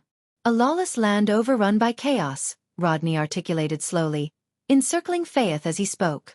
"Rules, as God Raynar would often say, are what set us apart from beasts," Rodney remarked. "If anyone were to use a teleportation portal within my temple, I would undoubtedly be aware, Rodney. Furthermore, your search is misplaced. If portals were activated, it's more likely the doing of nobles," Faith exclaimed as a chuckle escaped Rodney's lips. "Why the agitation, Faith?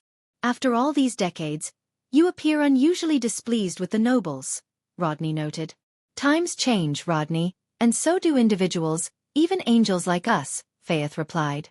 Rodney's smile in response to her words spoke volumes as he proceeded toward the door leading to her chamber. "Well, I'm certain you have nothing to hide. Merely open the door, and if no secrets lurk within, we will leave. I have a score to settle with Croner's angels," Rodney chuckled. Yet, as Rodney drew closer to the door, a surge of unease coursed through Faith. Unbeknownst to Rodney, a rogue god lurked within that very room, accompanied by a natural-born hydra, not one bred within the confines of scholarly laboratories. A natural-born Hydra in the company of a rogue god would not only astonish Rodney but potentially lead him to eliminate Faith and her entire sanctuary for harboring a rogue god. Their encounter to Rodney and his comrades. Otherwise, Rodney would have arrived prepared to confront a rogue god. Thankfully, fate favored Michael and Faith. The angels who had attacked Michael in Marlis Forest lacked the means to communicate their encounter to Rodney and his comrades. Otherwise, Rodney would have arrived prepared to confront a rogue god. "That room is my private sanctum, and you possess no authority to enter," Faith responded icily, though Rodney simply laughed off her retort. "Faith, I like when you get all feisty. I've seen glimpses of Goddess Ava's angels displaying such fire. Cute, I must admit. But remember, you're within Raynar's domain now. Your personal chamber is under Raynar's domain. Unless, of course, you're hiding something in there." "I hate to destroy this fine craftsmanship." Rodney trailed his fingers along the door's surface, a chuckle accompanying his words. "Go ahead," Faith relented, her voice carrying a hint of resignation as Rodney turned the doorknob, granting access to her personal chamber. Within the confines of the room, Vidora maintained a vigilant stance, perched atop Michael's unconscious body. Through the gaps in the weathered wooden floor, she caught sight of Rodney's entrance, his figure slowly making its way inside. The thudding of his boots reverberated against the floor, magnifying the creaking sounds beneath his weight. "Goddess Ava," Rodney's voice reverberated, his gaze locking onto the statue of the goddess. He moved forward, his footsteps echoing within the confined space. "A tragic fate she suffered," Rodney remarked, eyes sweeping across the room as he absorbed the somber atmosphere. With two of Rodney's angels stationed as sentinels by the door, Faith trailed after Rodney as he entered her chamber, followed closely by the remaining angel. As the scene unfolded, her heart's rhythm quickened, her gaze directed downward towards the floor concealing the rogue god and his accompanying Hydra. "A truly enchanting room. I always imagined your personal space to bear such an ambience," Rodney commented, his hands folded behind his back as he strolled around the room with a measured air.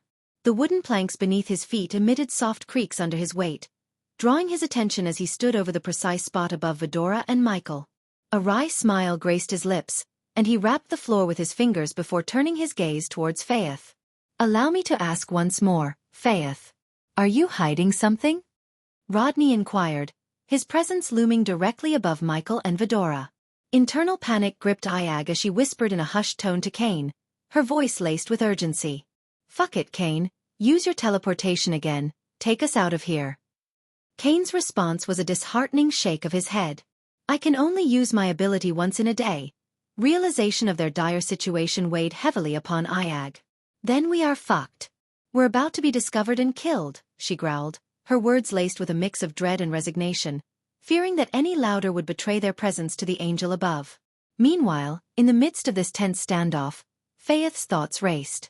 She couldn't ignore the potential repercussions of sheltering a rogue god. Yet, her oath to Goddess Ava, the goddess of healing, resonated deeply within her. It was her duty to tend to those in need, regardless of their origin. And even though her acquaintance with the rogue god was short, Faith couldn't bring herself to betray him. "Silence speaks volumes." Rodney's voice sliced through the air as he unsheathed a silver sword, his intentions evident. With deliberate intent, Rodney crouched down, his fingers curling around the floorboard. He pressed his hand into the wood, the floor splintering as he exerted force. Rather than fumbling for a concealed latch, he tore open the floor itself. As the hidden compartment was unveiled, his eyes widened in astonishment at the sight before him, an unconscious young man shrouded in black robes, accompanied by a three-headed hydra. "Well, what have we stumbled upon?" Rodney's tone dripped with malevolence, his surprise palpable. His angels flanked Faith, their collective stance poised and ready. Faith found her voice amid the tense atmosphere, a mixture of desperation and conviction. "He's a refugee, wounded and seeking shelter, Rodney. I am merely tending to his injuries."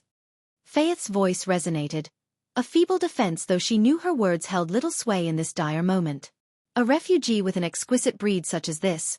Rodney's grip enveloped Vidora's small form, and to his astonishment, their absence of a breed mark caught his attention. "Where is your breed mark, creature?" Rodney's inquiry was directed at each individual head of the Hydra, his curiosity piqued. "Release us, you moron," the Hydra's white head retorted, their words laced with disdain. A rather foul-mouthed head, Rodney chuckled, his fingers guiding the hydra through a slow rotation. Simultaneously, one of Rodney's angels approached Michael's unconscious body, hoisting it from the ground and unceremoniously dropping it onto the floor. "Captain, take a look at this!" A hushed voice reached Faith's ears, prompting her attention towards the angel who had flung the rogue god to the ground.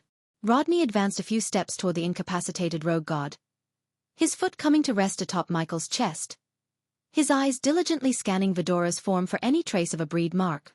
Unbeknownst to Rodney, his foot pressed against the chest of a rogue god whose true identity remained concealed. "Faith, could this be the secret you're safeguarding, a naturally born hydra?" Rodney inquired, under the impression that it was the three-headed hydra Faith had striven to keep hidden.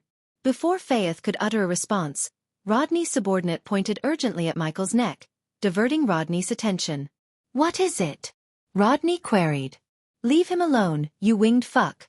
Iag's struggles resounded futilely against Rodney's grip. However, Rodney disregarded her protests, zeroing in on Michael's neck. "It appears to be Emperor Nagin's venom." The angel's observation rippled through the room. Rodney's eyes glimmered with disbelief. The previously carefree, aloof smile that graced his features now dissolved as realization gradually dawned upon him. "Yet he's alive, and that can only mean..." Rodney's words lingered. A spark of realization ignited within Rodney's eyes, replacing the nonchalant smile that had once graced his features. Slowly, he turned away, his gaze fixing on Faith. "Faith, you are hiding a rogue god in your room," Rodney declared, the angels at his side drawing their swords in readiness.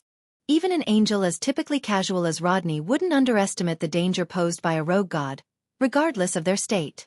As Michael lay unconscious, the angels recognized the potential danger of anyone aiding such a being, and they prepared to address it with utmost seriousness. Chapter 1074 An Angel from the Pantheon.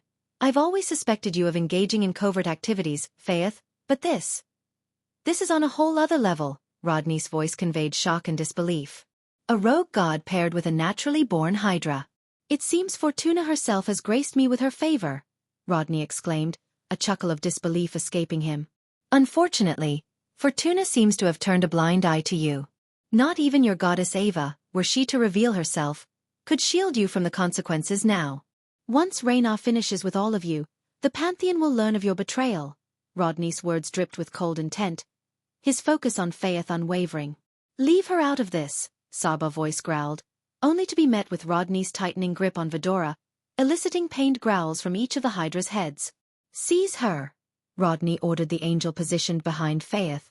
With swift efficiency, the angel grasped Faith's wrists, her struggles proving futile against their superior strength. In matters of battle and combat, Faith and the angels of Goddess Ava were no match for the formidable might of Raynar's trained warriors. While Faith's kind was dedicated to healing, Raynar's angels were honed into formidable warriors. "You, my dear, are about to become a prized exhibit in Raynar's collection," Rodney mused, his gaze fixed upon Vidora. "You can inflict whatever punishment you wish upon me, but spare this temple," Faith pleaded, her voice laced with desperation as the angel behind her twisted her arm, securing golden shackles around her wrists. "Don't be silly, Faith. This temple is beyond salvation now. Its fate was sealed when the moment you chose to shelter a rogue god," Rodney chuckled coldly. "But you are indeed a blessed one. Once I inform Raynar of this, he will personally come to flood this temple to the ground." Rodney's laughter echoed through the room, his satisfaction palpable. Yet, a sudden disturbance interrupted the scene as the room's illumination began to flicker. The angels paid little heed to the wavering torchlight until the door abruptly swung shut, sealing them within the chamber. "Captain," the angel beside Rodney exclaimed, his gaze fixed on Michael's face, the purple veins that marked the effects of Emperor Nagin's poison fading from his skin. Observing the light's erratic behavior and the vanishing poison signs, Iag's grin widened. She understood that, against all odds, Ghost was awakening. "What's happening?" Rodney's confusion was evident. "You mentioned Fortuna's favor, didn't you? Forget that.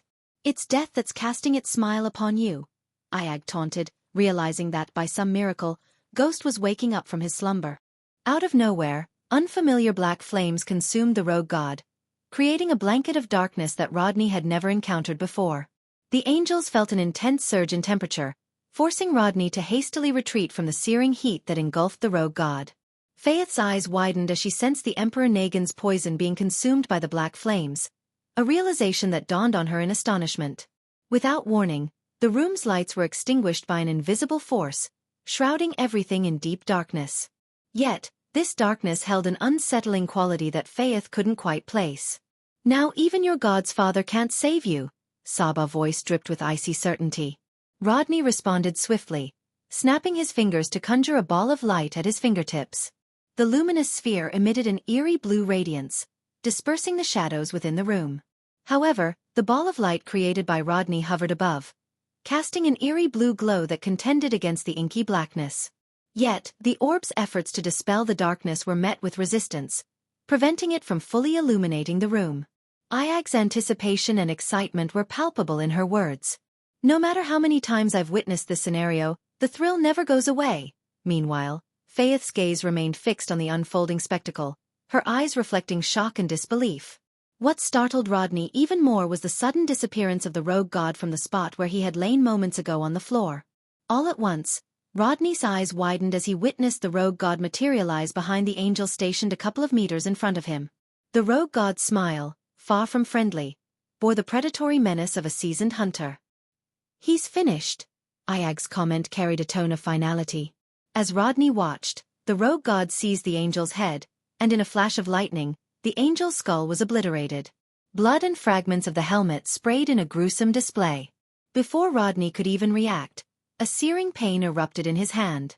Glancing at his hand, which clutched the hydra, he was met with a gruesome spray of blood gushing from his severed wrist. The shock of the moment gripped him only as the realization dawned. Faith's horror-stricken gaze was fixed on the unfolding brutality as the rogue god systematically dispatched each angel. Beyond the temple walls, deafening thunderclaps reverberated through the kingdom, while crimson lightning streaks illuminated the sky. Within the chamber, Michael unleashed his godly powers without restraint. "Ah!" Rodney's scream pierced the air, his surroundings crackling with lightning. The darkness obscured the nature of the bolts, leaving Rodney vulnerable to their onslaught. Amidst the chaos, Faith felt a weight land upon her shoulder. She turned to see the hydra perched there, a silent yet significant presence. "It won't take long now." Ayag's voice held a note of finality. Gradually, the darkness yielded to reveal the grim tableau. The angels that had accompanied Rodney lay strewn about the room, their bodies bearing smoking craters where lightning had struck. In the midst of this carnage, Rodney remained the sole survivor. "Raynar will hunt you down." Rodney's words trembled through the air. His smile sent shivers down Faith's spine, a chilling expression even amidst his bleeding wounds and the remnants of lightning strikes. It was the grin of an entity cloaked in malevolence. "You have it the other way around," Michael's voice rang out coldly, his finger pointing at Rodney's head. From his fingertip, a black lightning bolt shot forth, piercing Rodney's skull and swiftly ending his life. "I've got many questions, but first, won't unleashing your powers alert the Pantheon to your presence?" Ayag's voice broke through the stunned silence as she directed her query to the rogue god before her. Amidst the aftermath of the chaos, Michael began to gather the fallen bodies together. "Yes, you're right. That's why we need to leave Nimboja as soon as we're done here," Michael replied calmly, arranging the bodies and hoisting them onto his shoulder. "Sorry for this mess, Faith. Here." Michael tossed a large vial filled with colorless liquid. "Spray this around the room. I'll clean up the blood," he instructed before glancing upward. However, Faith wasn't ready to let him go without answers.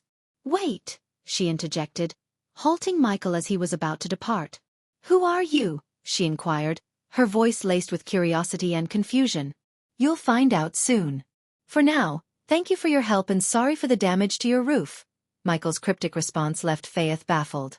In the blink of an eye, he shot through the roof, breaking it in the process. As Michael soared through the air, Ayag raised her voice to be heard. "What actually happened back there? We thought you'd entered a place called Hades." "I was there." "It's a long story," Michael's response carried over the wind as he continued his ascent. "I'll fill you in once I've sorted out these bodies." Michael's voice reached them from the distance as he strategically placed the bodies far apart. Given that he had used lightning bolts to end their lives, Michael arranged the scene to appear as if Croner's angels were responsible for the deaths. While not foolproof, it would serve as a diversion, occupying the Pantheon's attention while Michael devised his next move. So, you were in Hades. What is that place exactly? Faith mentioned it's where a god's soul goes temporarily when their physical body is harmed, Saga inquired, observing as Michael meticulously set up the fabricated scene of the murders. Sort of. I had some assistance while I was there, Michael responded, offering a glimpse into his otherworldly experience. And who or what provided this assistance within Hades? Iag inquired as she observed Michael's efficient movements, each body being meticulously arranged through his almost instantaneous teleportations. Dagon, Michael uttered the name with a weight that seemed to resonate through the air. The mention of the ruler of Hell's name sent a shiver through the air, unsettling Vidora as they had never anticipated such an unexpected alliance with Hell's ruler. Meanwhile, a striking figure descended from the heavens somewhere else in a different part of the realm. With crimson-red wings stretched wide, the angel glided gracefully through the air, guided by streaks of red lightning that illuminated his path. His descent was a spectacle of power and beauty, a crimson comet against the night sky. As he neared the ground, the wind tousled his black hair, causing it to flutter like the wings of a raven. Clad in dark red armor adorned with intricate golden lines, he shone like a beacon in the dim light. The earth trembled beneath his feet as his landing sent ripples through the ground. His crimson wings folded neatly behind him, exuding a sense of quiet power. In a voice as cold as the wind that brushed against his armor, he uttered a single question that reverberated through the air, carrying with it a chilling edge. Where are you, rogue god? A sense of dread would grip many at the mere sight of this angel, for he was the chosen executor dispatched by the Pantheon to eliminate rogue gods. He hailed from one of the deadliest units under the Pantheon's command, a force renowned for its lethality. Now he launched on a relentless pursuit, his mission clear, to track down and neutralize the rogue god. Chapter 1075 Mystery of Misty Swamps. Unaware that an executor of the Pantheon was relentlessly on his trail, Michael and Vidora departed Nimbosia, their flight continuing for an hour until they touched down in a secluded forest. Once there, Michael wasted no time and procured various alchemical ingredients from the system. Why are we stopping? Iag's curiosity prompted her question. Before we proceed to the secret teleportation array, there's a matter we must address regarding your form. Rodney managed to uncover your true nature as a natural-born Hydra. We can't afford to have others make the same discovery, Michael explained. Finding a spot beneath a towering oak tree, Michael settled onto the dry forest floor. Vidora gracefully leaped from his shoulder and positioned themselves before him. Speaking of us, do you think we can gather more information about the Hydras birthed from experiments? Weary of merely speculating, Iag vented her frustration, her resentment stemming from the unnatural means through which her kind was created. However, the news of the existence of more Hydras kindled a glimmer of hope within her. Their last interaction with Mugasuku had conveyed that they were the final living Hydras in the universe. Now, with the revelation of the existence of others like them, Vidora felt a surge of elation. Sure. And don't worry too much about the origins of your species. The universe is expansive and shrouded in mystery. I'm confident we'll encounter other Hydras that weren't born within laboratories, Michael assured Vidora with a comforting tone. With a deft flick of his wrist, Michael summoned various ingredients onto the ground before him.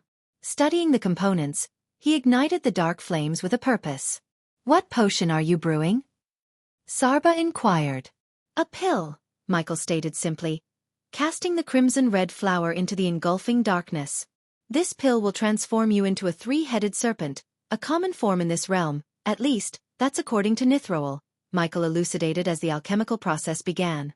Michael continued to toss the ingredients into the flame, and Iag watched as the essences of the components floated above the flames, coalescing into vibrant, colorful beads. Gradually, these beads melded together, shaping themselves into three distinct crimson-red pills. Take these, Michael instructed, tossing the pills toward the open mouths of the three heads. In unison, the heads accepted the pills, their expressions contorting as they swallowed the sour concoction. Ugh, it's so. You, Iag grimaced, battling the urge to gag at the taste of the pill. Soon, the three-headed Hydra's body began to convulse, its heads transforming into identical white forms. The tiny horns on each head receded, assuming the shape of a snake. Scales disappeared from their bodies, and the small wings morphed into a snake's sleek form. In a matter of moments, the three-headed Hydra had undergone a complete metamorphosis into a three-headed snake, complete with a slender tail. How do we appear now? Sarba inquired as Michael produced a mirror and held it before the snake-like creature. Not as impressive as our original form, but not bad at all, Ayag assessed, scrutinizing her new appearance. Shall we proceed? Michael asked, getting to his feet. With their wings gone, Vidora couldn't leap onto Michael's shoulder as before. Instead, he crouched down, carefully lifting the transformed Hydra and placing it onto his shoulder. Are you certain there's a teleportation array in this forest? Ayag sought confirmation once more. Well, when I encountered Dagon's soul form within Hades, he mentioned hiding a teleportation portal in this forest. I have no reason to doubt his word, Michael responded, resuming his journey while relying on the waypoint marker Dagon had imprinted into his mind. I'm still confused by Dagon's willingness to help us. What does he expect in return? Saba pondered. Isn't it clear? He wants out help in his fight against the Pantheon, Kane suggested. I believe there's more to it. Something about Dagon raises suspicion, Michael shared as he guided them through the arid woodland. Whatever his true motives, we'll soon find out, Michael asserted. Eventually, Michael and Vidora arrived at a colossal banyan tree that stood as a regal sentinel among its arboreal kin. Its expansive branches formed a grand canopy overhead. Placing his hand upon the tree as Dagon had instructed, Michael's palm began to emit a soft glow. Ayag noticed a glowing rune, shaped like an eye, materialize on the top of Michael's hand. Responding to this energy, a rune resembling the one on Michael's hand illuminated on the tree, triggering the emergence of a portal. A vortex materialized within the heart of the tree. Unknown portal. What could possibly go wrong? Ayag rolled her eyes with a wry grin as Michael stepped into the portal, disappearing from the forest. As Michael emerged from the portal's embrace, he found himself enveloped by a breathtaking panorama. Lush beauty stretched as far as his eyes could behold. Everywhere he turned, he was met with a tapestry of vibrant flowers, their colors painting the landscape with ethereal hues. The very air seemed to carry a delicate fragrance, each inhalation a sensory delight. Trees stood proudly, teeming with life as leaves rustled in a harmonious dance, and a symphony of birdsongs filled the air with a melodious chorus. With its warm embrace, the sun cast a golden hue upon the scenery, weaving an enchanting tapestry that seemed lifted from the pages of a fantastical tale. This doesn't look like a swamp at all, Ayag remarked, her voice tinged with awe as she surveyed the ethereal landscape that had replaced the expected marshland. The scene unfolding before Michael left him visibly taken aback, his expression mirroring his astonishment. I'm pretty sure Dagon said the portal will lead me to the misty swamp, Michael murmured, his voice a mixture of confusion and surprise. With measured steps, he advanced along the dirt path that stretched out before him. His brow furrowed as he tried to reconcile the lush paradise around him with the swamp he had been led to anticipate. As Michael followed the path, the distant sound of voices began to grow louder. Curiosity piqued, he embarked on a slight uphill climb, ascending the terrain until he reached a vantage point.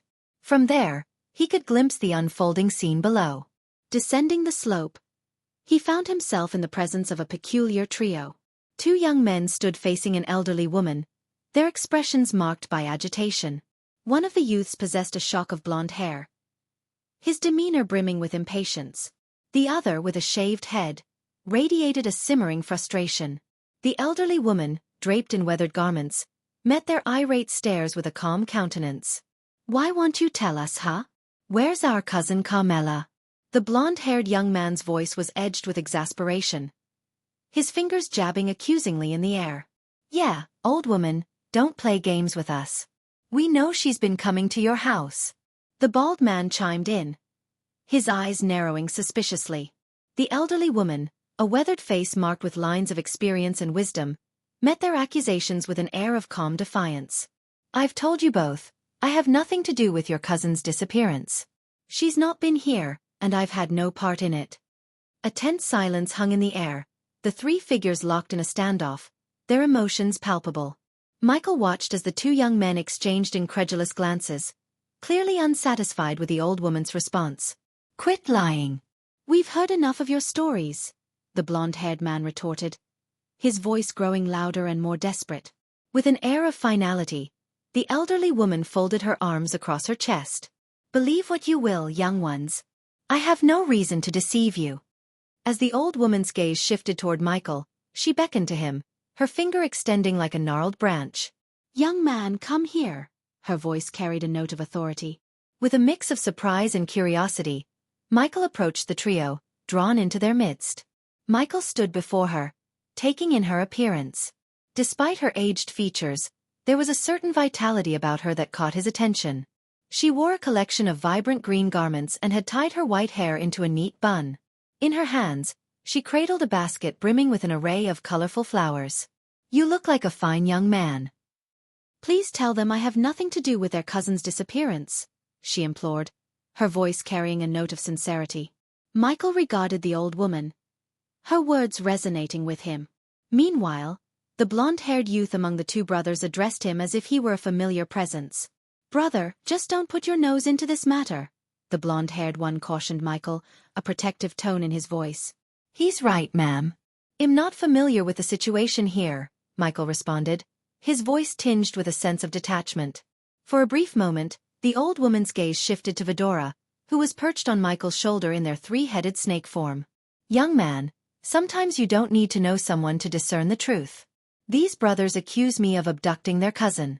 But how could a frail old woman like me overpower a young woman like Carmela?" Her words were delivered with a mix of frustration and defiance, her green eyes locking onto Michael's. Michael turned to the two brothers, their expressions a mixture of concern and worry. The blonde-haired one spoke up again, a hint of accusation in his voice. "Don't be deceived by her appearance. There have been rumors in the village about her. People go missing or change after seeking her healing. Carmela mentioned meeting you before she vanished," the bald-headed brother added, his tone fraught with desperation. "But I assure you, she never came to my tent. I never laid eyes on her. And as for those rumors, they are nothing but baseless accusations. Is this how I'm repaid for offering my healing to your ailing villagers?" The old woman's voice wavered between anger and sadness, her emotions raw. The blonde brother's tone softened, but his doubt remained. "Then allow us to search your tent. If there's nothing to hide, you have nothing to worry about. It's Carmela's fault, really. Ever since her brother's death, she hasn't been the same. You took advantage of her vulnerability, manipulated her."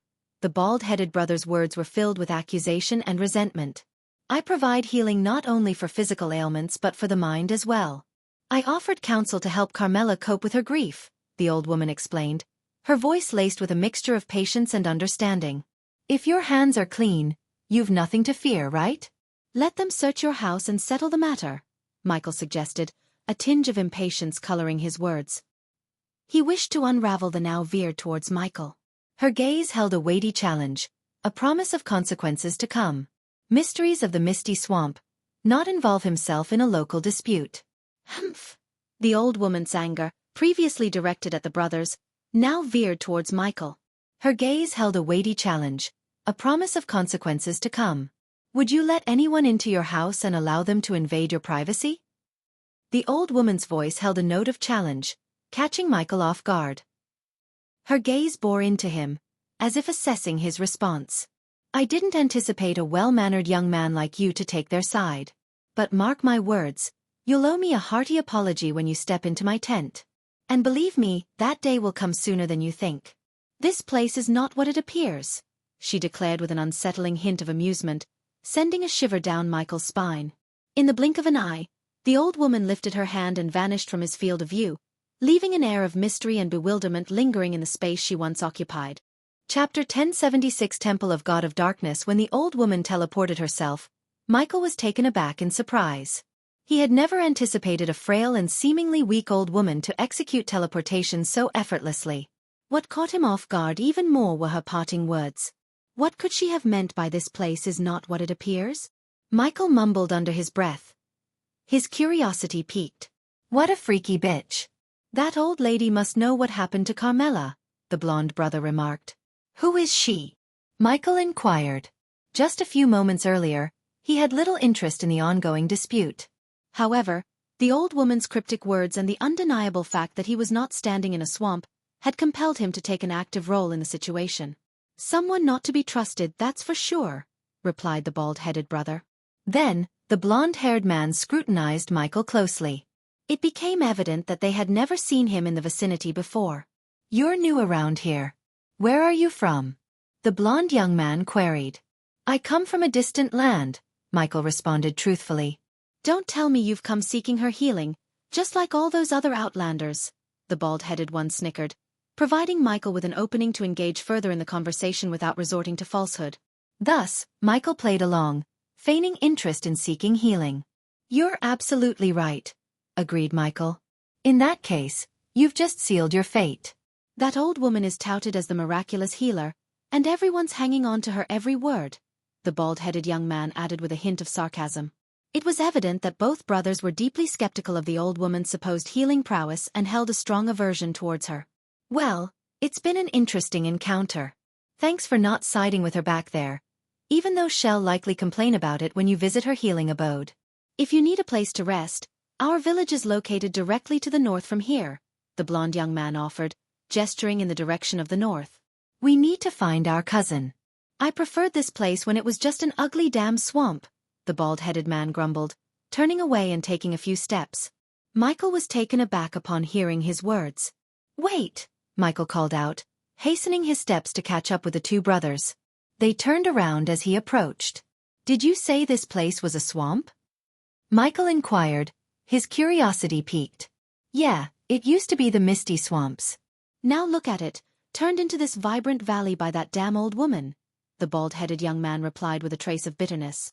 She must have employed some seriously powerful magic to transform a swamp like that, Ayag whispered, her words barely audible. By any chance, do you know of any nearby temples?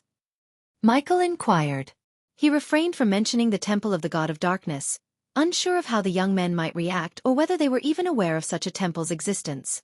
To Michael's astonishment, the brothers were indeed familiar with the temple. There was one. A temple dedicated to the god of darkness. But that old woman razed it to the ground and built her dwelling in its place, the blond young man explained. His brother chimed in with a snicker. She branded the god of darkness as evil, claiming it kept this place a swamp and attracted monsters. Yet, in my opinion, people weren't vanishing when that so-called evil temple stood there. He muttered the word evil in a hushed tone, punctuated by a derisive chuckle. But ever since she took over and transformed this place, everything has gone horribly awry. Sadly, no one believes us. The entire village stands by her, the bald-headed one grumbled. The blonde-haired brother sighed softly in response.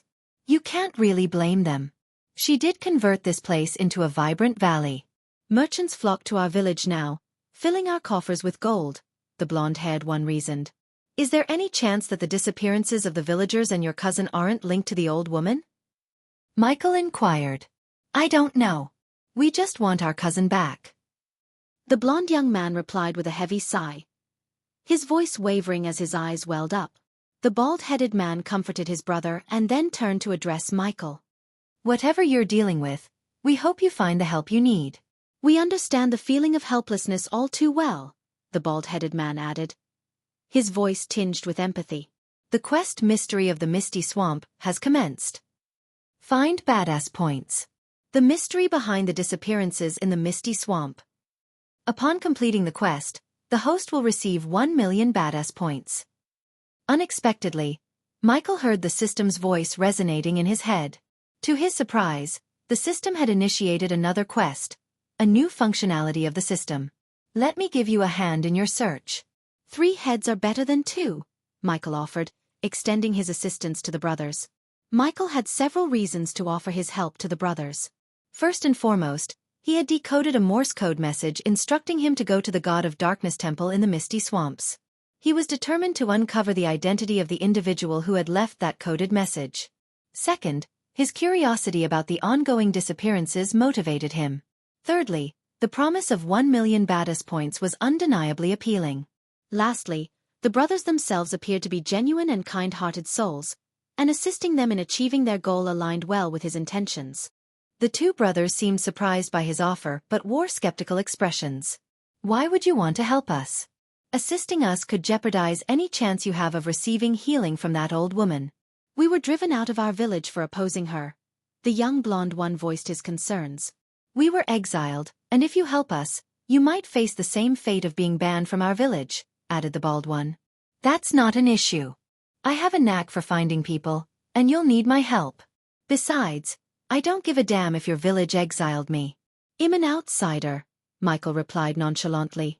After sharing a glance, the two brothers let out resigned sighs, realizing that their desperation to locate their cousin overrode their concerns, and they reluctantly accepted Michael's offer of help. Vidora remained perched silently on Michael's shoulder, observing as he followed the brothers through the rugged path. "I'm Veer, and this is my brother Hal," introduced the blonde young man. "Nice to meet you both." "I'm John," Michael responded, using a fabricated name. Revealing his true identity as the god of darkness to the brothers would undoubtedly leave them crap their pants. "What about the three-headed snake on your shoulder? We've never seen its kind in this part of our land," Hal inquired as he guided Michael along the dirt path. "Don't take this the wrong way, but are you by any chance a worshipper of the god of darkness? I mean, you're dressed all in black and you asked us about a temple nearby." Vera, the blonde-haired young man, inquired of Michael. "Yeah, he does give off that vibe, like one of the god of darkness followers. He even has a three-headed pet on his shoulder, just like the statue in that temple," Hal chimed in, catching Michael off guard. "You've seen the temple?" Michael asked. "Yeah, when we were kids. Carmela, some of our friends, and I used to sneak into the temple. There was a statue of the god of darkness and his pet Hydra inside," Veer recalled with a nostalgic smile. "It's rare to come across worshippers of the god of darkness." "Are you one, John?" Hal inquired. "Not really. I just like to wear black clothes," Michael responded casually, deciding there was no need to reveal his true identity as the god of darkness himself. As their conversation continued, Michael led the way to a small stream, crossing it over a quaint bridge. Once they were on the other side, a picturesque garden and a cozy cabin with a creaking windmill came into view.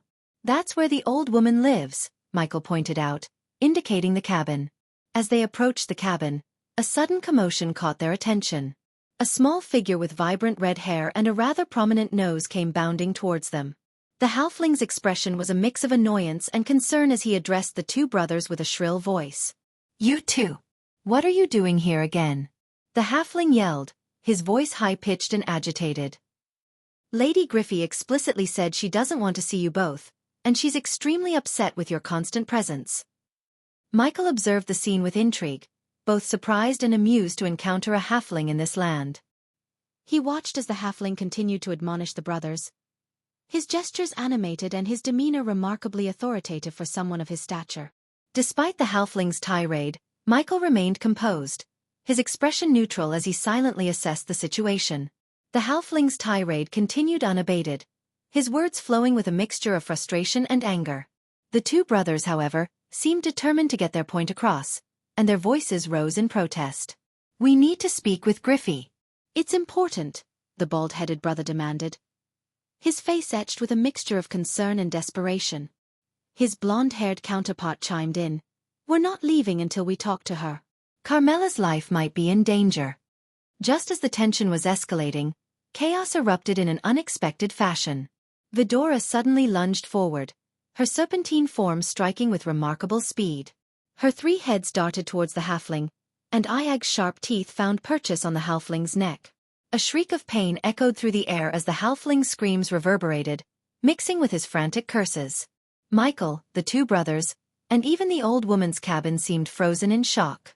The scene unfolded so abruptly that they could hardly believe their eyes. "What in the blonde brother began, his voice a mixture of astonishment and confusion. The halfling's face turned an alarming shade of red as Iag's bite took its toll. His arm flailed, swatting at Vidora in a desperate attempt to free himself from her grip. In the midst of the chaos, his hand rose menacingly, poised to strike Vidora across her scaled head. But before the halfling's hand could make contact, Michael moved. A swift kick landed solidly on the halfling's side, and the impact sent the small figure flying. He crashed into a nearby tree, the force of the blow leaving him momentarily stunned. "Enough!" Michael's voice cut through the air, firm and commanding. His dark eyes bore into the halfling, his expression unwavering. The halfling groaned, writhing on the ground in pain, his anger momentarily overtaken by shock at the unexpected turn of events. "We're leaving," Michael stated firmly, his tone conveying a mix of authority and urgency. He quickly assessed the situation, realizing there was more to Vidora's actions than met the eye. Turning his attention to the two brothers, Michael's voice was composed yet compelling. "Come with me," he instructed, his words carrying an air of leadership. The brothers, still taken aback by the unexpected turn of events, hesitated only for a moment before falling in line behind Michael. As they hurried away from the scene, the halfling's fury erupted anew. Shouts and rocks were hurled their way, some of the rocks finding their mark and striking Michael in the back. As they moved away from the scene, the halfling's shouts faded into the background like distant echoes. As they distanced themselves from the cabin, Hall's emotions swung between astonishment and anger, his frustration finally boiling over. "What the fuck was that, John?" he bellowed, his voice dripping with rage. Michael's composure remained unshaken, even in the face of Hall's outburst. The two brothers watched in surprise as the three-headed snake on Michael's shoulder nuzzled against his ear, a peculiar interaction that almost seemed like a form of communication. Amid the intensity of the moment, Michael's voice cut through the air, his words carrying an unexpected revelation that left the brothers stunned. "That halfling we encountered back there. He might not be a halfling at all." Michael's statement hung in the air, hanging heavy with implications that neither of the brothers could have foreseen. Chapter 1077 Deepening Mystery of Misty Swamps. The two brothers found themselves utterly bewildered and perplexed by Michael's cryptic words. Meanwhile, Michael led them away from Lady Griffey's cabin, stopping behind a tree strategically positioned to grant them a view of the house while also shielding them from the halfling's outbursts. "You've lost your mind, he's definitely a halfling," protested Hal, his impatience making his voice tense. Veer, however, furrowed his brow, looking at Michael with a mixture of curiosity and uncertainty. "We know him. His name is Poppy, the assistant of that old woman," Veer explained. "If I'm wrong, which rarely happens, I'll apologize to the halfling. But if I'm right, knocking on the old woman's door might not be a great idea," Michael warned, his voice laced with a sense of caution. "I have no idea what you're talking about," Hal retorted, but his words ceased abruptly when Michael conjured emerald green flames. The sight of the dancing green flames above Michael's hands left Veer and Hal wide-eyed in astonishment. "You're an alchemist," Veer exclaimed as realization dawned on him. However, instead of elaborating, Michael swiftly summoned a collection of ingredients into his other hand and cast them into the flames. With another gesture, he produced a vial containing crimson-red blood. "This is pure halfling blood," Michael revealed, eliciting shock from the two brothers. Their gazes remained fixed on Michael, their expressions unflinching. "What I'm creating is a potion that will confirm whether we encountered a real halfling or not," Michael explained as the essence of the alchemical components had added formed into floating beads above the flames. Gradually, these beads merged, resulting in a light green potion. "A drop of this potion will turn pure halfling blood blue," Michael informed them, his focus on the liquid suspended above the flames. Upon his command, a single drop descended into the vial of halfling blood in his other hand. True to Michael's assertion, the blood instantaneously changed to blue. Thanks to his subordinates, he possessed blood samples from every race, from humans to orcs. He had never anticipated that having halfling blood would be useful, but he trusted Vidora's instincts and Sarba's sense of an ancient evil presence around the halfling they had encountered. "Now let's test Poppy's blood," Michael announced, his gaze shifting to Vidora perched on his shoulder. The two brothers couldn't help but notice the three-headed snake. One of the snake's heads, the one that had bitten Poppy, opened its mouth to reveal its fangs. To the astonishment of Hal and Veer, blood dripped down, falling into an empty vial suspended in the air. "It's time for the truth," Michael declared, his tone resolute as he placed a drop of the green liquid into Poppy's blood. Veer and Hal stared at the vial, their attention unwavering. Their astonishment reached new heights when the blood transformed into a putrid black liquid. "What does this mean?" Veer murmured, the overwhelming mix of shock, confusion, and disbelief clouding his thoughts.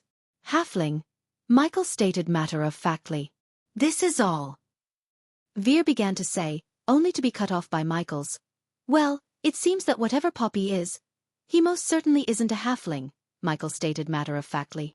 "This is all," Veer began to say, only to be cut off by Michael's intervention. "Deep down, both of you suspected something was off about the old woman, didn't you? This might be your only chance to uncover her true nature and save your cousin," Michael stated, his voice adopting a serious undertone. Caught in the grip of shock, Hal finally managed to find his words, his disbelief evident. "Who are you really?" he asked, struggling to reconcile the image of the seemingly ordinary young man they'd encountered moments ago with the alchemist standing before them. "Not going to lie, but I'm the one who can help you find your cousin," Michael replied candidly. Still reeling from the revelation, the two brothers attempted to absorb the information. Veer took a deep breath and ventured to ask, "So what do you think Poppy is?" Michael's response carried a hint of uncertainty. "Something we haven't encountered before." Just as Veer observed the three-headed snake nuzzling at John's ear again, Hal interjected with skepticism, "Tell me that three-headed snake didn't just talk to you." Michael's laughter broke through the tension, easing the atmosphere around them. "They're special, yes. But let me ask you something. How long did it take to transform the misty swamps into this beautiful valley?" "About 4 months, Veer confirmed, recalling the timeline. "Do you really think that such a dramatic transformation could occur in such a short span of time without the use of magic?" Michael inquired. Surprising even themselves, the two brothers had posed the same question to their village elder.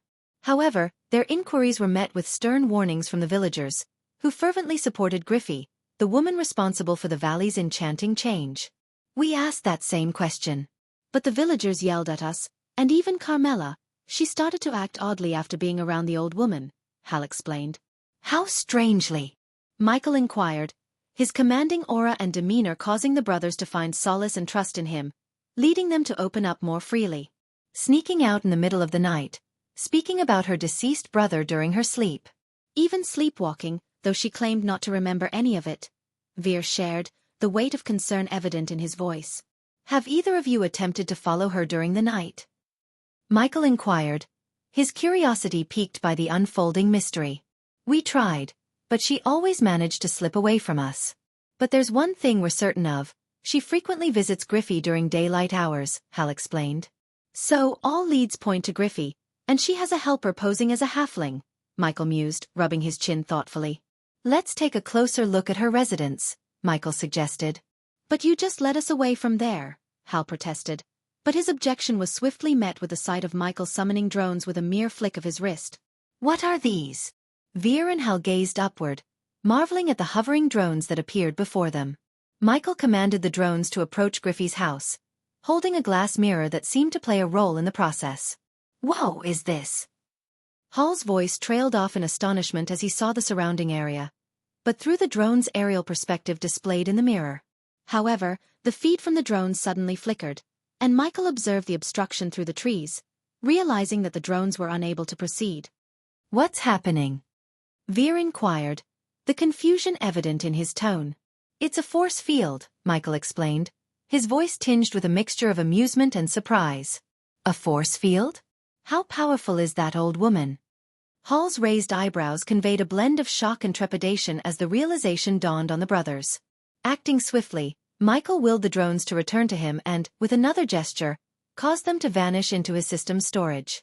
"I believe Griffey is far from being an ordinary village healer. You two are right about her. She is definitely hiding something," Michael declared, confirming the brothers' instincts. "What should we do now?" Veer inquired, uncertainty creeping into his voice. Rather than offering an immediate response, Michael regarded the two brothers with a peculiar smile forming on his lips. "Do you really want to find your cousin Carmela and be willing to do whatever it takes?"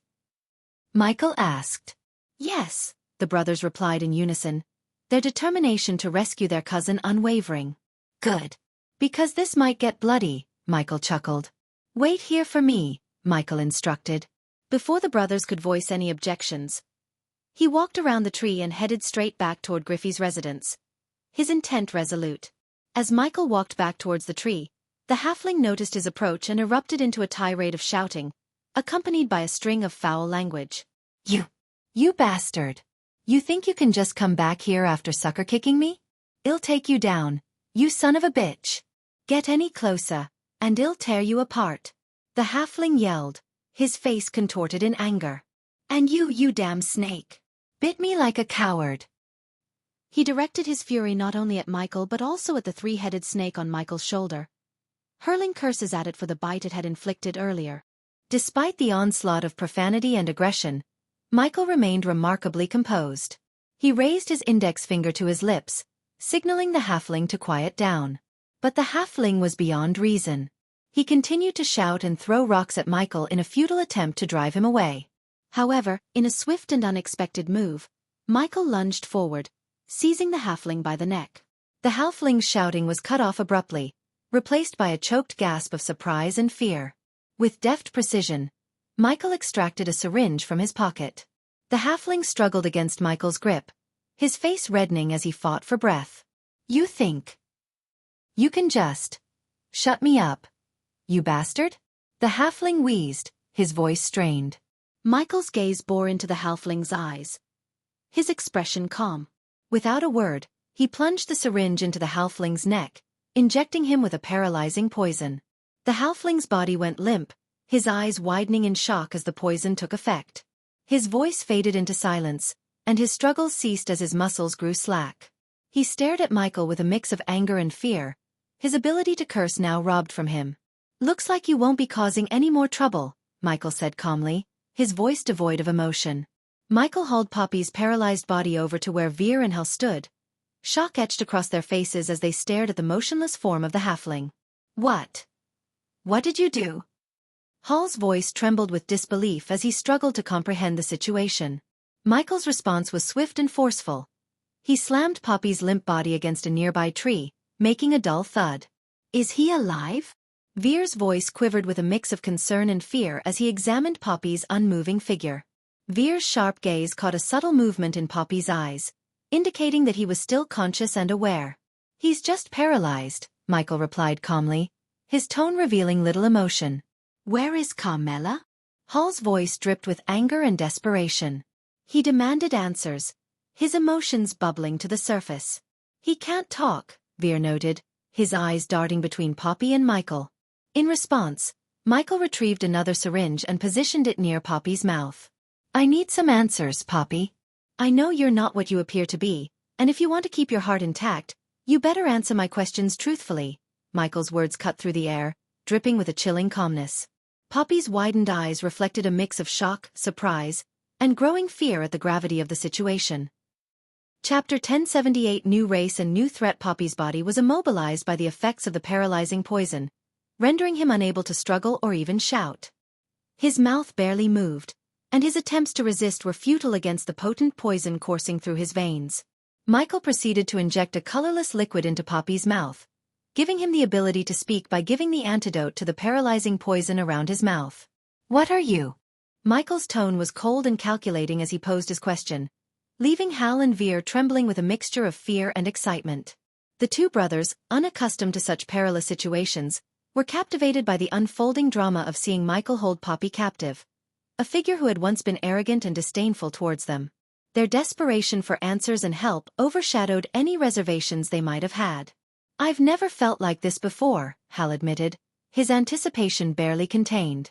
The prospect of breaking away from their ordinary lives and facing the unknown intrigued them both. Poppy's voice wavered as he managed to speak through his paralyzing condition, struggling to comprehend the dire situation he found himself in. "What kind of twisted sick person are you?" "I'm Poppy, Griffey's helper," he managed to stammer, only to witness Michael retrieve yet another injection, this time filled with a red liquid. Poppy's panic escalated as Michael explained the effects of the new potion, the uncertainty of his fate looming before him. "This will activate all the pain receptors in your body simultaneously. In simple terms, you'll experience excruciating pain in every inch of your being," Michael explained, his voice devoid of empathy. "No. Please. No," Poppy pleaded in desperation. "I warned you not to lie to me," Michael retorted coldly. As he moved to inject the potion into Poppy's neck, Veer intervened, grasping Michael's hand. "John, do we really need to go this far? I hate this guy as much as the next guy, but this seems excessive," Veer implored with a hint of compassion in his voice. "Whose life do you value the most? A fakeling like his or your cousin's?" Michael posed a chilling question, forcing Veer to confront the gravity of their situation. The choice between Poppy's well-being and the life of their missing cousin weighed heavily on his mind. Reluctantly, Veer released Michael's hand, allowing him to administer the painful potion. "Keep his mouth shut," Michael ordered Hal, who complied willingly due to his deep-seated resentment for Griffey and Poppy. Hal's determination to find Carmela was fueled by an intense hatred that knew no bounds. As the potion entered Poppy's bloodstream, his screams of agony were stifled by Hal's hand over his mouth. "Piece of shit," Hal cursed through gritted teeth as Poppy's pain-fueled bite struck his hand. "Stop biting if you're ready to tell the truth," Michael commanded, his icy gaze fixed on Poppy. Although Poppy attempted to maintain his resolve, the excruciating pain chipped away at his defenses. He eventually ceased biting Hal's hand as Hal slowly withdrew it. You three have no idea what you're getting into, Poppy rasped, his words punctuated by labored breaths. I've heard that line countless times, Michael remarked, his tone laced with cynicism. Now, unless you want me to administer another potion, one far worse than this, tell me who you truly are and what your intentions are, Michael demanded, his voice turned colder. Poppy's fear was palpable, his eyes darting around in a frantic search for an escape from his dire predicament. The fear and uncertainty that flickered in his eyes were unmistakable to Michael. I'll ask you one final time, Michael reiterated, his tone unyielding as he retrieved yet another syringe. This time, the syringe contained a crimson-red liquid. What's this one for? Hal inquired, his curiosity piqued by the new concoction. He doesn't want to find out, trust me, Michael replied with a sardonic grin, directing his gaze towards Poppy. In the face of the impending threat, Poppy's resolve began to crumble. Michael's actions spoke louder than words, prompting him to yield to the pressure. I am a bloodling. Poppy's voice wavered slightly as he responded, sending a shock through Veer and Hal. A bloodling? What is that? Veer questioned, his confusion mirroring the unfamiliarity of the term. Is this your true form? Michael inquired, his gaze piercing through Poppy. No, Poppy admitted, his voice trembling with a mixture of fear and resignation. Reveal your true form, and I promise you, I'll release you, Michael offered, his words carrying a genuine undertone. The proposition held a glimmer of hope that resonated with Poppy. However, Veer and Hal were equally taken aback by Michael's actions, particularly as he proceeded to inject Poppy with the new crimson-red liquid. The paralysis already coursing through Poppy's body rendered him oblivious to the needle's puncture. Give me the antidote for my paralysis, Poppy growled, his frustration evident. Michael acknowledged his demand and retrieved a syringe filled with colorless liquid. As the liquid flowed into his bloodstream, Poppy experienced the gradual return of motor control. He clenched his hands and flexed his legs, testing his newfound mobility. Try anything funny, and I'll crush you like a bug. Michael's cold words resonated as he released his grip, allowing Poppy to fall to the ground. Poppy scanned the trio of men before him, feeling particularly unnerved by the figure in dark robes. Go ahead, reveal your true form, Michael urged. He lunged at Michael in a desperate attack. However, he had severely underestimated Michael's reflexes. Yet, Poppy had his own plans. Swiftly conjuring a blood-red sword, he lunged at Michael in a desperate attack. However, he had severely underestimated Michael's reflexes. In a single fluid motion, Michael delivered a powerful kick to Poppy's chest, propelling him into the tree. Michael's boot pressed onto Poppy's neck, immobilizing him once again. I told you, Michael's voice remained chillingly composed. Despite Poppy's attempts to retaliate, even managing to swing his dagger, Michael deftly disarmed him with a swift kick. Veer's hesitation lingered as he watched Michael's ruthlessness unfold. Although harboring no sympathy for Poppy, he struggled to witness a living being subjected to such merciless treatment. John! Veer's voice wavered with concern. His eyes locked on the struggling bloodling. Don't worry. He will show his true self soon, Michael replied calmly, tightening his grip and applying more pressure to Poppy's throat. Poppy's struggles intensified under Michael's unyielding boot on his neck. His curses grew more fervent as his face paled, and he gasped for precious air. He's dying, Hal's voice trembled as he observed Poppy's dire state. You don't have much time, Michael coldly remarked, his grip remaining firm. Suddenly, a primal roar erupted from Poppy's lips, resonating through the forest. His body contorted as a transformation gripped him. His fair skin took on a sickly dark green hue, while his nails elongated into sharp, claw-like appendages. His eyes turned a menacing blood red, and his teeth morphed into vicious, shark-like fangs. As Poppy's monstrous form stood before them, the truth of his identity was laid bare. The confrontation had led to an unsettling unveiling, increasing the tension and mystery surrounding their quest. Well, look at this ugliness, Michael commented with a touch of amusement. As Poppy's true form was unveiled, Michael lifted his boot off Poppy's neck. You've stirred up a hornet's nest that will burn you to the ground. You three are fucked. Poppy shouted, his anger palpable. With his newfound appearance, He dashed away from Michael, his path leading straight toward Griffey's home. He's escaping. Hall's panic was evident in his voice. However, Michael let out a chuckle. Let him go. It's time we pay another visit to Griffey. Cracking his neck nonchalantly, Michael began to move toward Griffey's home with measured steps. His demeanor composed and unwavering despite the escalating mysteries and dangers that surrounded them. Michael led the way, flanked by Hal and Veer as they approached Griffey's home. Meanwhile, Poppy sprinted toward Griffey's home, casting glances over his shoulder at Michael and the brothers.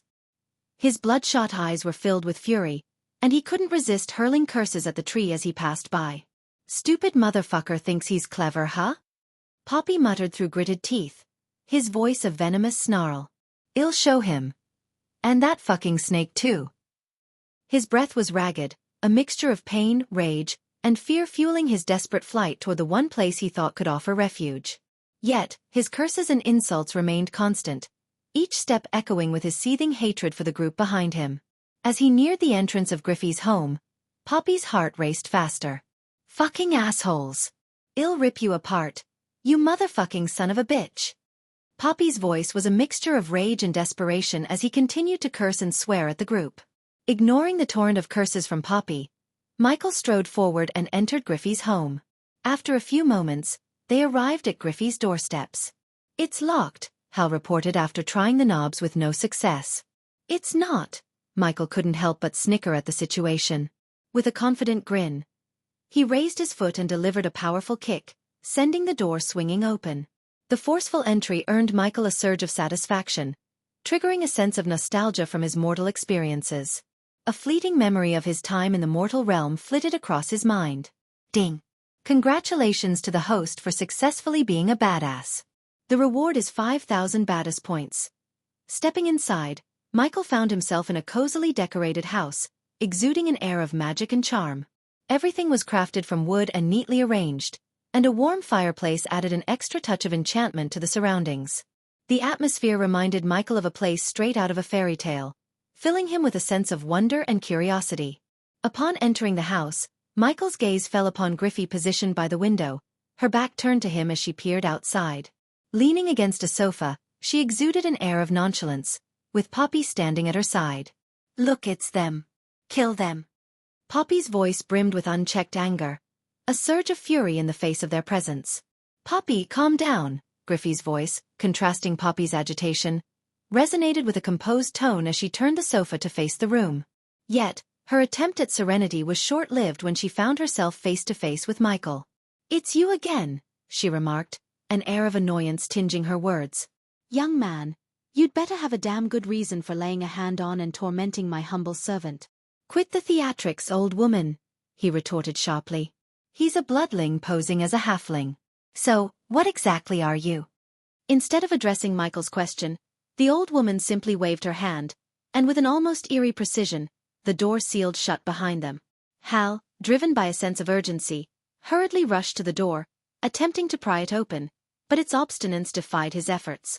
Forget what happened here and leave my realm. The old woman's voice dripped with a malevolent undertone, her command laced with dark intent. Michael calmly shrugged. Sure thing. Just tell us where Carmela is, and we'll be on our way. We know you are hiding her. What have you done to Carmela? Hall's voice surged with a potent mix of concern and anger, his emotions laid bare. The old woman's response was a chilling laughter, an echo of her amusement in the face of their outrage. I haven't done anything to Carmela. Her voice remained calm, and with a single clap of her hands, the room shifted. Soon, the presence of more bloodlings emerged from the shadows. They escorted a young woman with golden hair, garbed in fancy robes that befitted a princess. Hal Veer. Carmela's voice rang out in a mixture of shock and elation, her astonishment at seeing them evident in her eyes. However, her delight was swiftly overshadowed by fear as her gaze settled on Griffey. Go away! I don't need you too! Carmela's joyful cry transformed into a desperate plea, her eyes wide with a terror that seemed directed not at her cousins, but at the enigmatic figure before her. Carmela! Veer and Hall's excitement surged as they began to move towards her, driven by the relief of finding her. Yet, their urgency halted abruptly when they approached Griffey. In a swift and uncanny motion, the old woman raised her hand, conjuring a fierce blast of wind that tore through the air with violent intent. Hal and Veer were swept off their feet, their forms sent hurtling through the air before being forcefully pinned against the wall. "Now you are going to pay for everything you have done, young man." Griffey's voice, once calm and collected, took on an otherworldly resonance, transforming into a gruff and thunderous growl that seemed entirely incongruent with her fragile frame.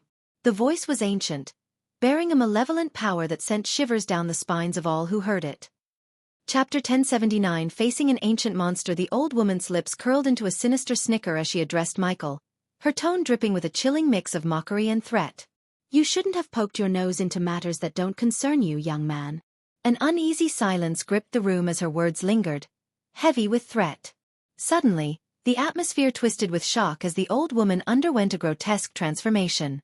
Her frame contorted, skin turning ashen and leathery like decay. Unnaturally hunched, she surged to 8 feet, her limbs stretching into razor claws. "Finally showing yourself, huh?" Michael sneered inside. A putrid stench pervaded, maggots wriggling from her skin. Once benign eyes turned into seething hollows, while jagged rotted teeth jutted from her twisted mouth. The monstrous form defied nature's bounds, a maelstrom of horror that submerged the room in fear. "By the gods!" Veer's voice cracked with shock, his face a mask of horror. "Holy! What is that?" Hal's voice trembled, his disbelief bordering on terror. Carmela's cry mixed with their astonishment, her voice a desperate plea laced with fear. "No, please! Spare them!" The monstrous being, her form contorted and twisted beyond recognition, shot Carmela a malevolent glare. "You will pay for what your cousins have done," her voice a guttural growl, foretold of unfathomable cruelty. With a swift, ominous wave of her clawed hand, a vicious gust of wind surged forth, shrouding Carmela in a maelstrom of energy. In the blink of an eye, Carmela vanished, as if swallowed by the wind itself, leaving her cousins in shocked silence. Their cries were stifled, replaced by an eerie emptiness that settled over the room. The monstrous form turned its gaze back to Michael, its hollow sockets seething with a malevolence that transcended the boundaries of the natural world. Its voice, a disturbing amalgamation of the old woman's and something more sinister, dripped with mockery and taunt. "You meddle in affairs you cannot comprehend, young man. Your presence here will be your undoing. Let her go." Veer's voice quivered with rage and desperation, his eyes burning with a fierce determination. "Release her now." Hal's cry echoed his brother's sentiment, his voice marked by a fierce urgency. But the monstrous entity, her form radiating malevolence, merely responded with a dismissive wave of her hand. In that moment, veins of darkness erupted from the very walls, snaking forward like serpents of shadow. With eerie precision, they wrapped themselves around the brothers' mouths, silencing their pleas and cries in an instant.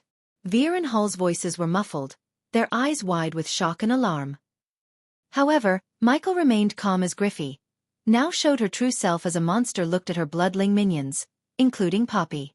"Does this sight fill you with fear, young man?" Griffey's voice dripped with a sinister curiosity, her lips curling back to reveal a long, slithering tongue. A yearning hunger tainted her tone, a thirst for the anticipation of a fresh victim. "If anything, this makes me feel disgusted," Michael retorted, his response cutting through the air with a touch of defiance. He met her unsettling gaze head-on, unflinching in the face of her malevolence. The old woman who turned into a monstrous being seemed taken aback by his retort, a momentary flicker of surprise crossing her grotesque features. "I'm not one to indulge in body shaming," Michael continued with a sigh, his voice carrying an exasperated edge. "But my God, you've really outdone yourself in the ugly department." The unexpected jab seemed to strike a nerve, a mixture of disbelief and anger flashing across the creature's hollow eyes. "Let's see if your actions can back your words." "My minions, go bring him to my feet," Griffey commanded, her voice laced with a twisted blend of authority and anticipation. The bloodlings, each standing around 3 feet tall, swiftly responded to her orders. Without a trace of fear, they surged forward toward Michael, their movements determined and predatory. Hisses and curses dripped from their lips as they closed in on him, an eerie chorus of malice that echoed through the air. The bloodlings surged forward, their voices dripping with disdain as they spat out derogatory terms. "Human scum," one sneered, while another hissed, "Mortal fool." With no hesitation, they rushed toward him, their movements quick and purposeful. Yet, Michael remained eerily calm in the face of their onslaught. He calmly cracked his fingers, a casual gesture that belied the tension of the moment. In the midst of their aggression, Poppy's voice suddenly pierced the air, cutting through the tension. "Avoid his needles, you fools!" he bellowed at his fellow bloodlings, his words echoing with a mix of caution and urgency. The sudden outburst confused some of the bloodlings, a flicker of hesitation crossing their eyes. Michael seized this moment of uncertainty to his advantage. His hand moved with deliberate slowness, revealing the hilt of a dark sword hidden at his side. The glint of malevolent steel caught the dim light, casting an eerie shimmer that danced across the room. With a taunting grin, Michael addressed the advancing bloodlings. "Well, let me see what you bloodlings are made of." His voice carried a mocking challenge, each word an unspoken dare that hung in the air. As the bloodlings lunged, their distorted features contorted with a mix of fury and desperation, Michael's response was a symphony of controlled aggression. His fingers wrapped around the hilt of the dark sword, and with a fluid motion, he unsheathed it, revealing the blade that glimmered with a malevolent aura. The clash erupted with a deafening intensity. Michael moved with an uncanny precision, his strikes landing true and merciless. The sword cleaved through the air with a lethal grace, the blade connecting with the bloodling's frail forms. Blood splattered in grotesque arcs, painting the scene with a morbid red as the bloodling's once vicious hisses transformed into anguished cries of pain and shock. "You'll pay for this," one of the bloodlings spat, his voice carrying a note of desperation as he writhed in agony. Michael's reply was a grim smile, his movements a chilling display of mastery. With each swing, heads and bodies were severed as if they were naught but fragile twigs. The room echoed with the sickening sound of flesh meeting steel, punctuated by the wet thuds of severed limbs hitting the ground. In a matter of minutes, the battle had turned into a massacre. The once threatening bloodlings now lay in lifeless heaps, their torment at an end. Amidst the aftermath, the old woman's voice carried a tinge of amusement. "Impressive. Your skills are quite the spectacle, young man." Poppy's response, however, held a tinge of fear. "This isn't good. He's more lethal than I thought." "Poppy, come here." The old woman's sudden call reached out for her sole remaining minion. While Michael had indeed ignited fear within Poppy, it was clear that the terror inspired by Griffey was far greater. With his tiny legs carrying him swiftly, Poppy rushed to Griffey's side, his posture stiff and obedient like a soldier answering a superior's command. "Yes, Griffey." Poppy's voice rang out, his tone an eager mix of compliance and loyalty as he stood at attention. Yet, the unfolding scene took an unexpected and horrific turn, jolting Michael's senses. The old woman's hands darted forward to snatch Poppy without warning. Michael watched in shock as Griffey's mouth stretched wide open, a chilling grin that seemed to defy the limits of human anatomy. "What the?" Iag's exclamation echoed the shared astonishment, her widened eyes mirroring Michael's disbelief. As Griffey's jaws unhinged like that of a python, a wave of horrified realization crashed over them. "What are you doing?" "No. Don't." Poppy's desperate screams tore through the air, but their frantic pleas proved futile. In a nightmarish tableau, the old woman's rotten teeth clamped down with a sickening crunch, obliterating bones and resistance alike. Michael winced at the grisly sounds that followed, the repulsive symphony of bones being shattered and devoured. The sight, even in the dim light of the room, was undeniably grotesque, a grotesque display that seared itself into Michael's memory. Michael's revulsion was palpable as he witnessed the gruesome spectacle unfold before him. He couldn't help but voice his thoughts, his tone a mix of horror and disgust. "That's beyond disgusting." The old woman's laughter erupted, a macabre sound that seemed to dance on the edge of madness. "Oh, my dear boy, you've only just glimpsed the beginning of horror," she retorted, her tone a chilling melody of mirth and malice. Her eyes bore into his, their depths swirling with a sadistic amusement. "And as for your dear Carmela," she continued, a sinister grin twisting her already grotesque features, "she too shall meet the same fate. A fate she cannot escape." Her words dripped with a wicked satisfaction, each syllable laden with a cruel certainty. "Her essence will blend into a savory soup, an offering to my insatiable hunger," the old woman declared. "Ah, the taste of innocent flesh," she mused, a morbid nostalgia tainting her tone. "The most potent drug in all realms, young man. It surpasses any sustenance, offering a feast for both body and soul." Chapter 1080 Deaths of Michael's worshippers. The old woman's twisted amusement seemed to fuel her power. With a wave of her clawed hand, She conjured a spell that crackled with dark energy. The air itself seemed to twist and writhe as the spell materialized, a sinister vortex of shadows that swirled around her fingers before being unleashed. As the spell surged forth, it morphed into an ethereal entity, its form an amalgamation of writhing tendrils that dripped with malevolence. The room trembled as the spell wove its tendrils into the very fabric of reality, its ominous aura casting the surroundings into an eerie gloom. Amidst this chaos, the old woman's voice cut through the room. "I wonder, young man, how 3 promising young men such as yourselves would taste," she taunted, her words dripping with a blend of sadistic curiosity and hunger. With a wicked grin, she unleashed the spell's concentrated malevolence, a searing torrent of energy hurtling towards Michael. But Michael was prepared. In a swift motion, he raised his arm as the black shield retracted from his forearm. The shield absorbed the oncoming spell with a sickening sizzle, the dark tendrils intertwining and dissipating into nothingness upon impact. The old woman's laughter echoed, amusement dancing in her hollow eyes. "Impressive," she purred, her voice tinged with an unsettling admiration. "Seems you're not as defenseless as your friends. A pity, though. I do so enjoy the spectacle of watching my prey squirm." As the remnants of the dissipating spell faded away, Michael's laughter echoed through the room. Griffey, taken aback by his reaction, posed a question that dripped with malicious curiosity. "My preys normally go insane, but not this soon. What's so funny, young prey?" Michael's grin remained unwavering as he met her gaze. "Have you not heard that you shouldn't eat everything you pick from the ground?" he retorted. A puzzled frown creased Griffey's forehead, and a soft chuckle emerged from Iag, who perched atop Michael's shoulder. Michael continued, his voice a casual, dark amusement. "You never know what it would do to your stomach." With a snap of his fingers, the room was engulfed in a burst of dark green mist. Griffey's form disintegrated, her once menacing presence vanishing in an instant. Veer and Hal, no longer pinned by the tendrils, dropped to the ground, their expressions a mix of disbelief and shock. "What just happened?" Veer's voice quivered as he spoke, his fear still palpable. The silence was broken by Michael's nonchalant reply. "Simple chemistry." His calculated move became clear. Poppy's final injection had contained the blood tonic. As Griffey devoured him, the unsuspecting monster ingested a ticking time bomb, a bomb that Michael had detonated with a mere snap of his fingers. As Griffey's demise settled, Hal and Veer turned their focus to their cousin's whereabouts.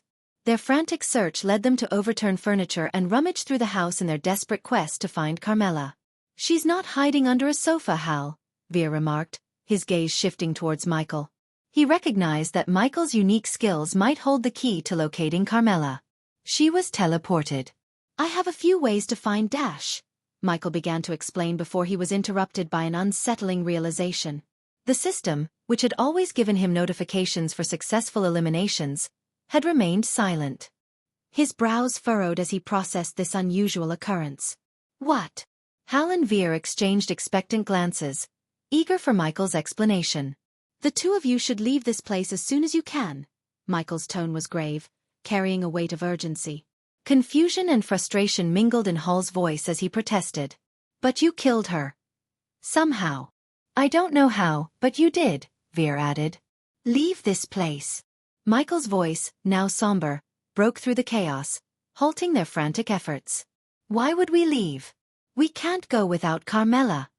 Hal's retort was fueled by his concern for his cousin. Veer echoed the sentiment, his determination unyielding. "We won't leave without her." However, Michael was not in the mood to argue. Without further explanation, he marched to the door and with a powerful kick, splintered the wooden barrier. His gaze fell upon the once vibrant valley, now replaced by a mist-shrouded, foul-smelling swamp. The foul swamp stretched in every direction, an expanse of murky waters and twisted trees that seemed to writhe in the mist. The air hung heavy with the stench of decay, and a damp chill settled into their bones. The atmosphere was oppressive, thick with an eerie silence broken only by the occasional croak of unseen creatures. Veer's voice quivered with a mix of dread and disbelief as he glanced around. This is the misty swamps," he murmured, his words tinged with a sense of recognition that mirrored the shock in his eyes. Michael's voice cut through the tension, his tone laced with an undercurrent of authority. "The illusion that Griffey cast over this realm has dissipated. We're truly in the misty swamps now." As if on cue, The veil of deception that had obscured their surroundings was lifted, revealing the grim reality that now enveloped them. The twisted trees and stagnant waters stretched out before them, a testament to the treacherous nature of this realm. "Take them outside the swamp," Michael's command rang out as he turned to Fedora, a decisive tone coloring his words. Veer and Hal exchanged stunned glances, their surprise evident as Michael continued to issue instructions. "If you find yourselves in danger, use your teleportation," Michael added, his gaze shifting to Kane. In a swift motion, he seized Fedora and handed her over to Veer. "I'll return with your cousin."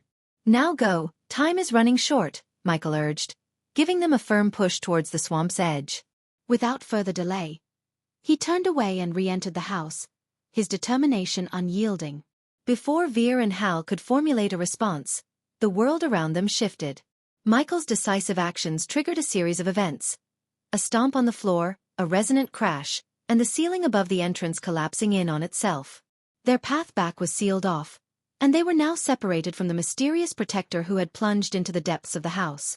Inside the house once more, Michael's attention refocused on the task at hand.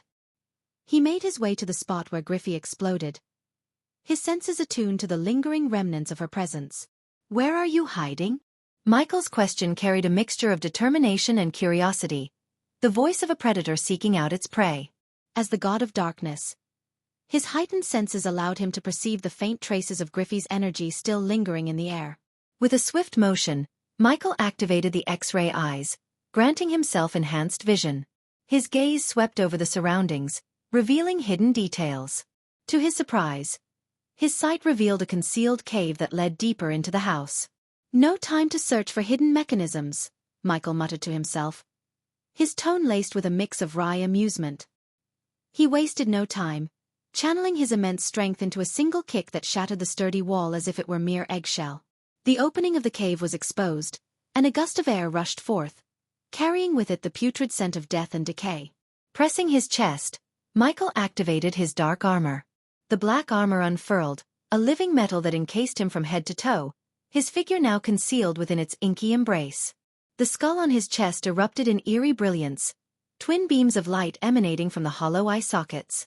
These luminous guides cast an ethereal glow, cutting through the cavern's darkness as they illuminated his path.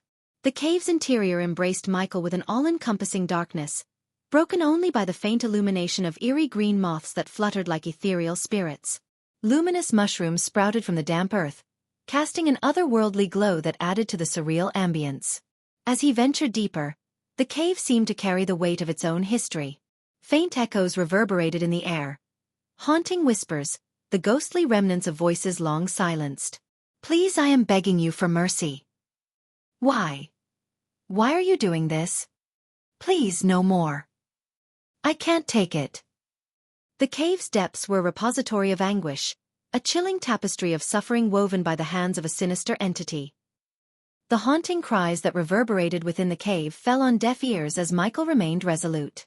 Unperturbed by the eerie echoes, he swiftly took action, activating the Antidote Protection Device, APD, to inoculate himself against the hallucinogenic influences that might linger in the air. His swift injection fortified his mind against the insidious effects that the cave's atmosphere might have wrought. As he ventured further into the depths of the cavern, its confines began to expand, revealing a grim tableau.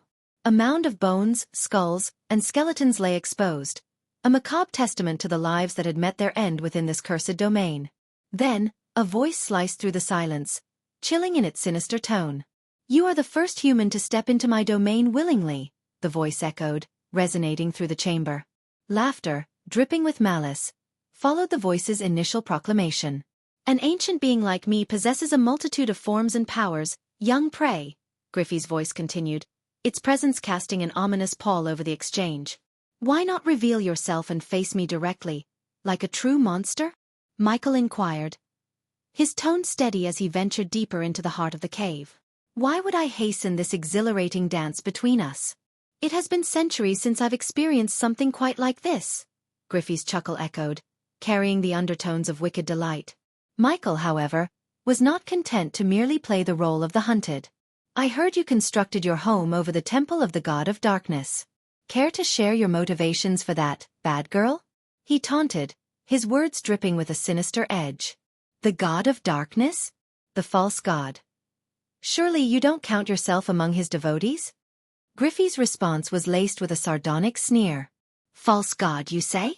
I beg to differ, Michael retorted with an air of quiet confidence, his voice taking on a low, drawling quality that mirrored Griffey's own.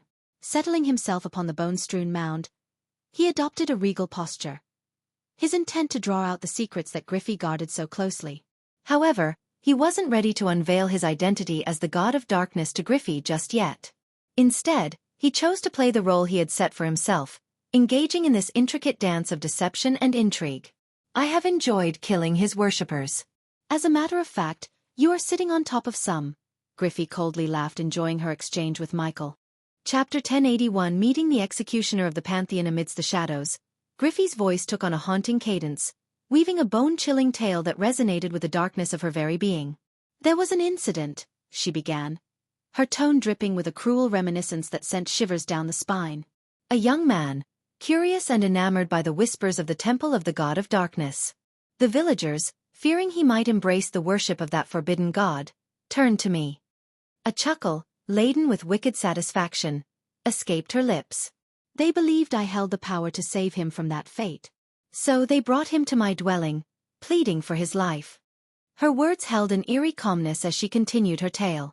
I granted his request, you see. I kept him alive, savoring his flesh bit by bit. His screams, oh, they became my symphony, each note more satisfying than the last. A sense of morbid fascination danced within her voice as she recalled the grim event.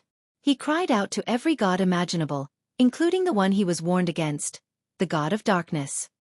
His pleas fell on deaf ears, as I feasted upon his agony. Griffey's words dripped with a twisted amusement as she revealed the culmination of her malevolence. When I had consumed every bit of his being, only his bones remained. I spat them out and cast them aside. Then I spun my tale, one of his departure from the village in search of greater knowledge. Her voice was mocking as she recounted the deception she had woven. The villagers believed my lies, so willing to overlook their own fears and suspicions. Fools, each and every one of them, for they chose to be deceived. Seated amidst the chilling mound of bones, Michael listened to Griffey's tale with a composed demeanor, his dark armor enveloping him like a shroud of enigma. As her sinister narrative reached its conclusion, he allowed a moment of silence to linger before his own voice cut through the darkness. Your story reminds me of an ancient tale, he began, his tone measured and deliberate. There was once an arrogant hunter, confident in his prowess. He had hunted and claimed victory over countless weak prey, fueling his arrogance. Yet, his arrogance led him to believe he could conquer the ultimate prey, a predator shrouded in darkness and myth. A subtle pause carried a weight of anticipation before he continued. Little did the hunter know that he had walked into the predator's domain. This cunning predator, appearing as a seemingly weak prey, allowed the hunter to close in. Just as the hunter believed he was in control, the predator's true nature revealed itself. Michael's words held a quiet intensity, mirroring the ominous atmosphere of the cave. The predator, masquerading as the very prey the hunter sought, cunningly reversed the roles. With each calculated move, the predator turned the tables, transforming the hunter into the hunted. He let the implications of his story hang in the air, a mirror to the tale Griffey had spun. In the end, the hunter's arrogance was his downfall, his belief in his own invincibility shattered by the reality of his vulnerability. The predator relished in this twist of fate, for the true power lay not in sheer strength but in the art of deception and manipulation. Griffey's laughter echoed through the cavern, a macabre symphony of darkness. Ah, a tale of shifting roles and hidden intentions, she mused in response to Michael's story. But who, I wonder, is the true predator, and who is the unsuspecting prey in this dance between us? Michael's response was delivered with unwavering calmness. The roles will become clear in due time, he stated, his words carrying a hint of enigmatic assurance. As the air trembled with an undercurrent of anticipation, the shadows of the cave seemed to deepen, yielding to the emergence of a figure from the darkness. Michael frowned as a familiar silhouette stepped into view. It was Carmela, yet her presence was different, tinged with an unsettling aura. Carmela's laughter held an eerie edge. It was a haunting sound as a stark realization dawned upon him. Griffey had seized control of Carmela's body. As the truth settled in, Carmela's features contorted, the very embodiment of innocence distorted by malevolent possession. He locked eyes with the twisted gaze of Griffey, now housed within the vessel of Carmela. "Surprised to see me, young prey?" Carmela's voice dripped with dark amusement, a sinister mockery of Griffey. A sardonic smile danced upon her lips as the tension in the cavern escalated. "You see, I've taken quite a liking to this young woman's body. Such potential, such vulnerability. The perfect canvas for my art." Griffey's taunts laced each word she spoke, a challenge that lingered in the air like a poison. "What will you do, I wonder? Will you harm this delicate vessel, or will you hesitate, torn between your duty and your emotions?" A ripple of laughter spilled from Michael's lips, a calculated response that halted Carmela's steps, freezing her possessed form in place. "Duty and emotions? Ha ha ha," he chuckled, his voice carrying an air of confident mockery that echoed through the cavern. "Why in the world did you assume I would be torn between duty and emotions? I am an angel of death, not an angel of mercy," Michael declared, testing the waters by claiming his identity as an angel. The revelation of his identity as an angel was a calculated gamble, a move to unsettle the creature that now inhabited Carmela's form. He was acutely aware that ancient monsters like Griffey often leaned on their raw power, blinded by arrogance that dulled their strategic thinking. This vulnerability was his advantage, a chink in her armor that he aimed to exploit. In other words, they had relied on brute force for so long that their intellect had waned over time. "An angel, you say?" Carmela's voice, now a vessel for Griffey's presence, carried a tinge of mocking amusement. "In this godless realm, not even your god of death can breach my dominion, let alone grant you his powers."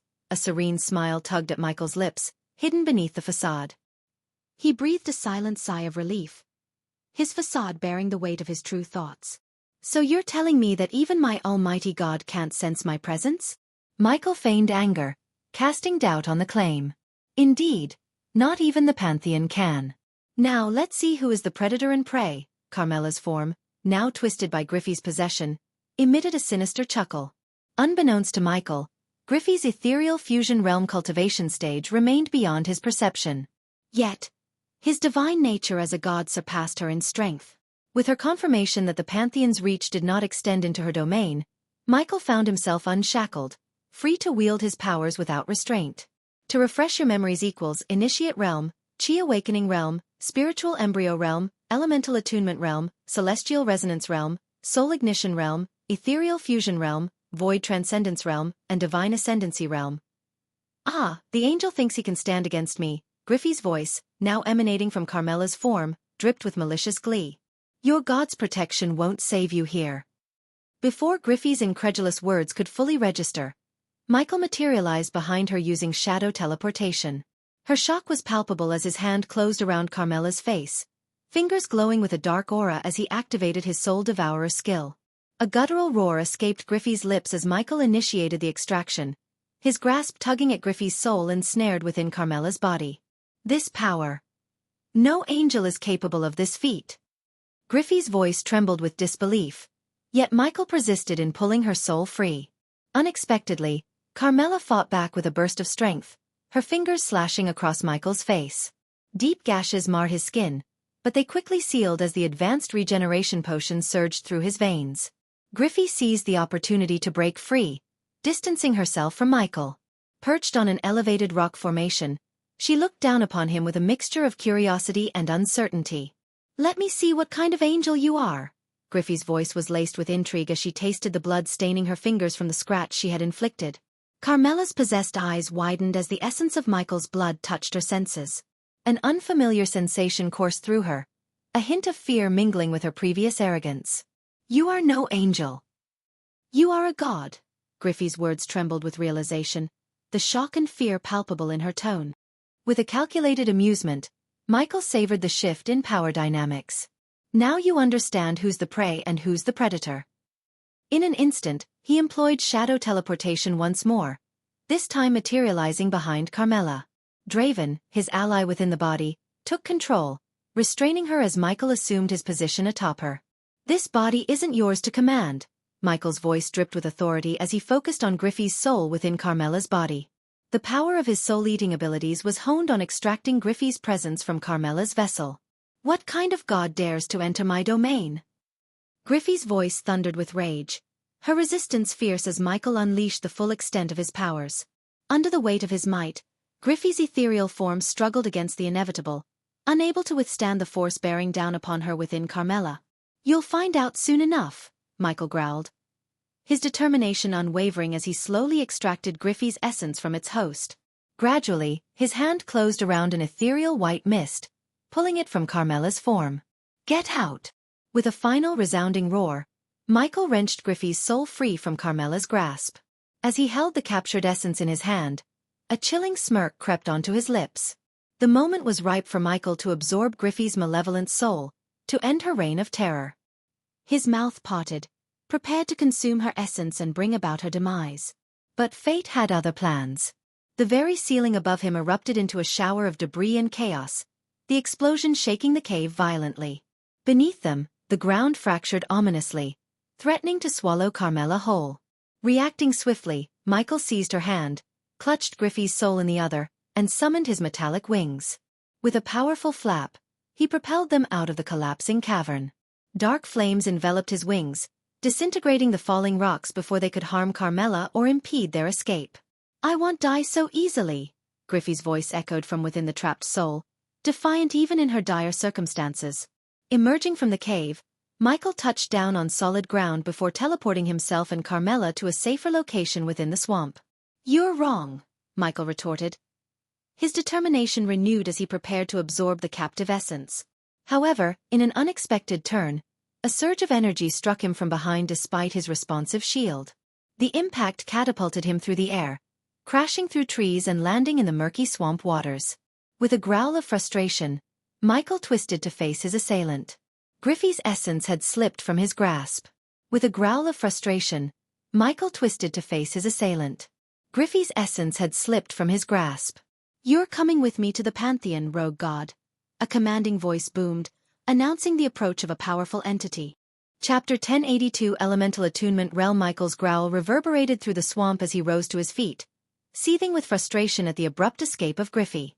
His anger, however, was swiftly redirected as he faced the arrival of the angel. The confidence radiating from the angel told Michael that he was facing an opponent of great power. An opponent who showed no fear even in the face of a god. "Resist all you want, rogue god," the angel's voice resonated across the swamp. Its tone alone conveyed the angel's immense power. "You want escape through teleportation," the angel declared, producing a glowing red rune-engraved metal plate. The plate split into fragments that dispersed in every direction around Michael. Gradually, the space around him thickened, stifling his ability to employ shadow teleportation. "How did you find me?" Michael inquired, despite being aware that his use of power had alerted the Pantheon to his presence. An executioner from their ranks had tracked him down. "You're neither the first nor the last rogue god I'll hunt," the angel proclaimed with a commanding air. With little hesitation, Michael lunged at the angel, unleashing a barrage of rapid punches. The angel, however, didn't raise a hand to deflect the blows. Instead, he absorbed the onslaught, his body almost inviting Michael's assault. A final kick propelled the angel back, sending him crashing into the swamp's watery embrace. Yet, the angel swiftly rose to his feet. "A mere level 2 god, how disappointing," the angel sneered, astonishing Michael with his assessment. Enduring Michael's blows had allowed the angel to gauge his divine level. In an instant, the angel's wrist moved, revealing a small glass container containing a radiant sliver of energy. The energy emanating from the container was palpable. Michael surged toward the angel, recognizing the angel's intention to absorb the sliver of grace and amplify his abilities. However, as he charged forward, 2 massive hands emerged from the watery depths, seizing his legs. Michael glanced down to see imposing metallic hands locking onto his limbs. He strained to free himself, beating his metal wings to ascend into the air. Yet, he felt as though he were being drawn by mountains, their strength far surpassing even a god's immense might. "You will accompany me to the Pantheon, whether you like it or not," the angel declared before ingesting the gray sliver. The moment the energy entered the angel's mouth, a radiant glow enveloped him, catching Michael's attention. "Warning! The angel has reached God level 5. The system recommends the host to escape. Use a teleportation scroll." Michael shouted within his head. "Teleportation is unavailable." The host lacks the required points to break the teleportation lock. The system's response offered no aid to Michael. Reacting quickly, he unsheathed his dark swords and invoked the power of death. The surroundings plunged into absolute darkness. Nonetheless, the angel's radiance outshone the darkness, the disparity between a level 2 god and a level 5 god unbridgeable. God of darkness, I've been anticipating your arrival in this realm, the angel spoke, his voice devoid of emotion. The two metal hands that had ensnared Michael's legs gradually emerged from the swamp, unveiling themselves as towering metal golems. These constructs stood nearly 10 feet tall, their bodies constructed from a dark, ancient metal that seemed impervious to wear. Their eyes glowed with a malevolent red light, and their massive fists clenched, ready for combat. These golems have brought down so many rogue gods. And you will not be an exception, the angel said. Without hesitation, Michael engaged the golems, launching his attacks in a desperate bid to break free. Black lightning erupted from his hands, streaking toward the golems, but the bolts seemed to be absorbed by their metallic bodies.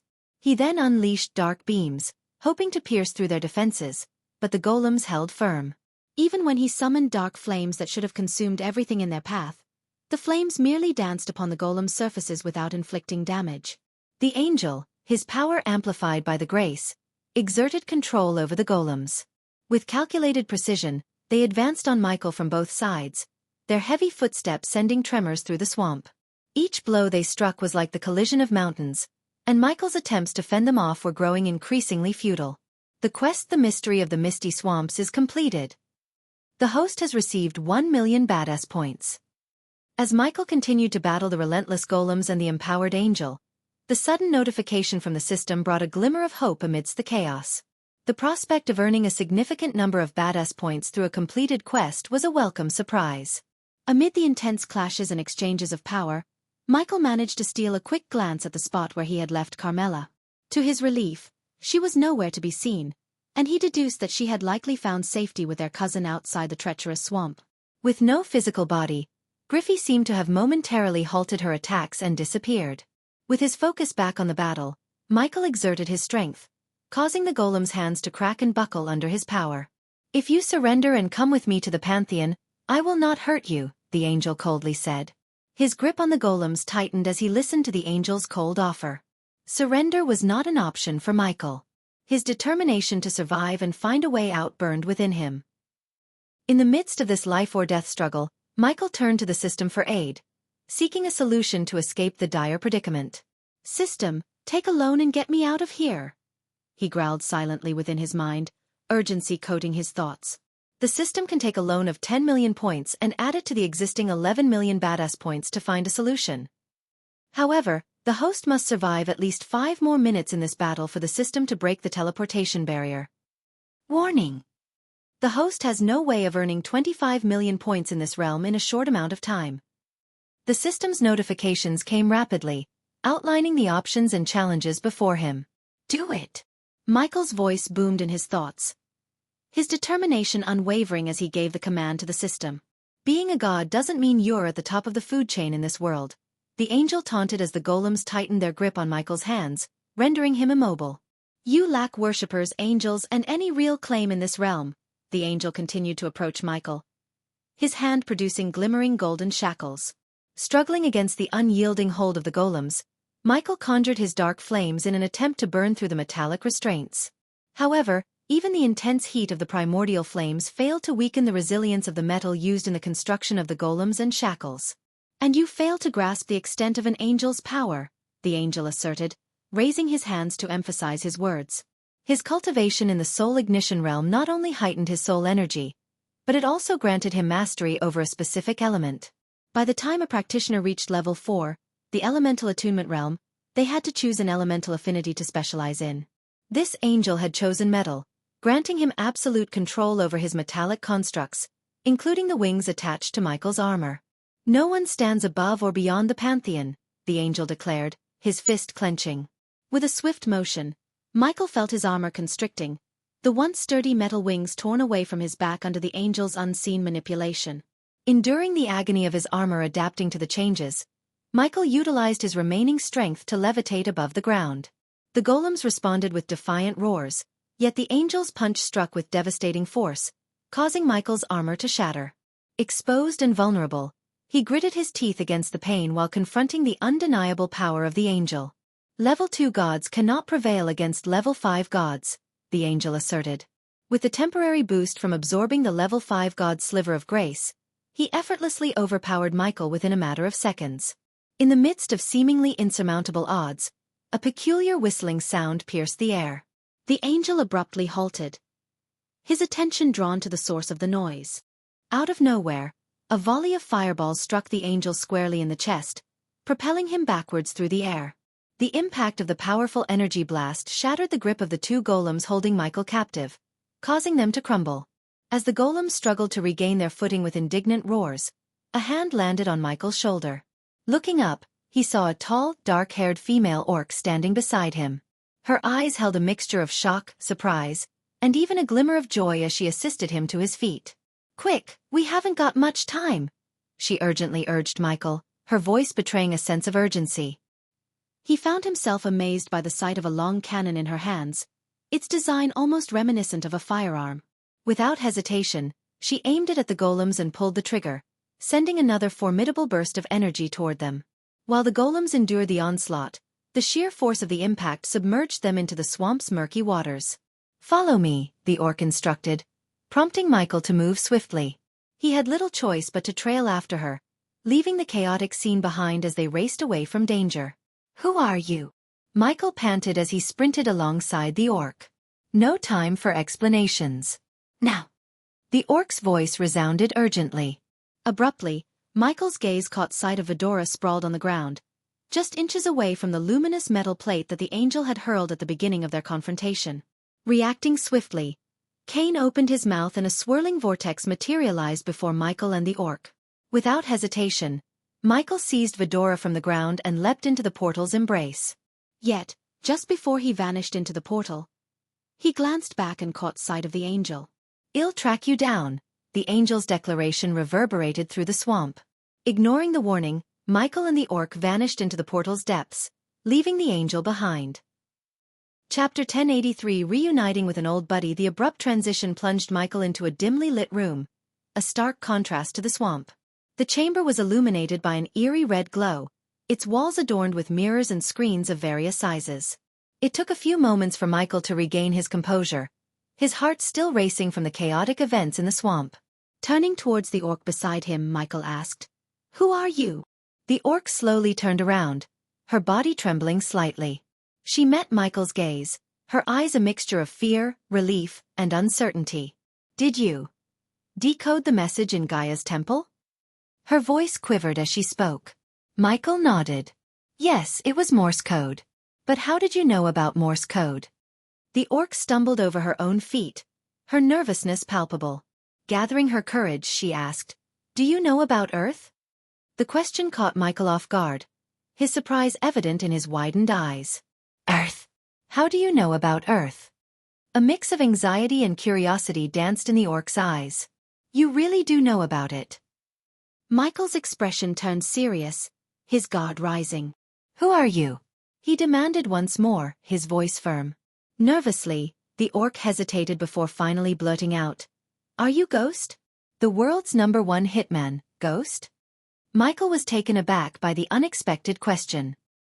His surprise was evident as he stared at the orc before him, struggling to comprehend the words he had just heard.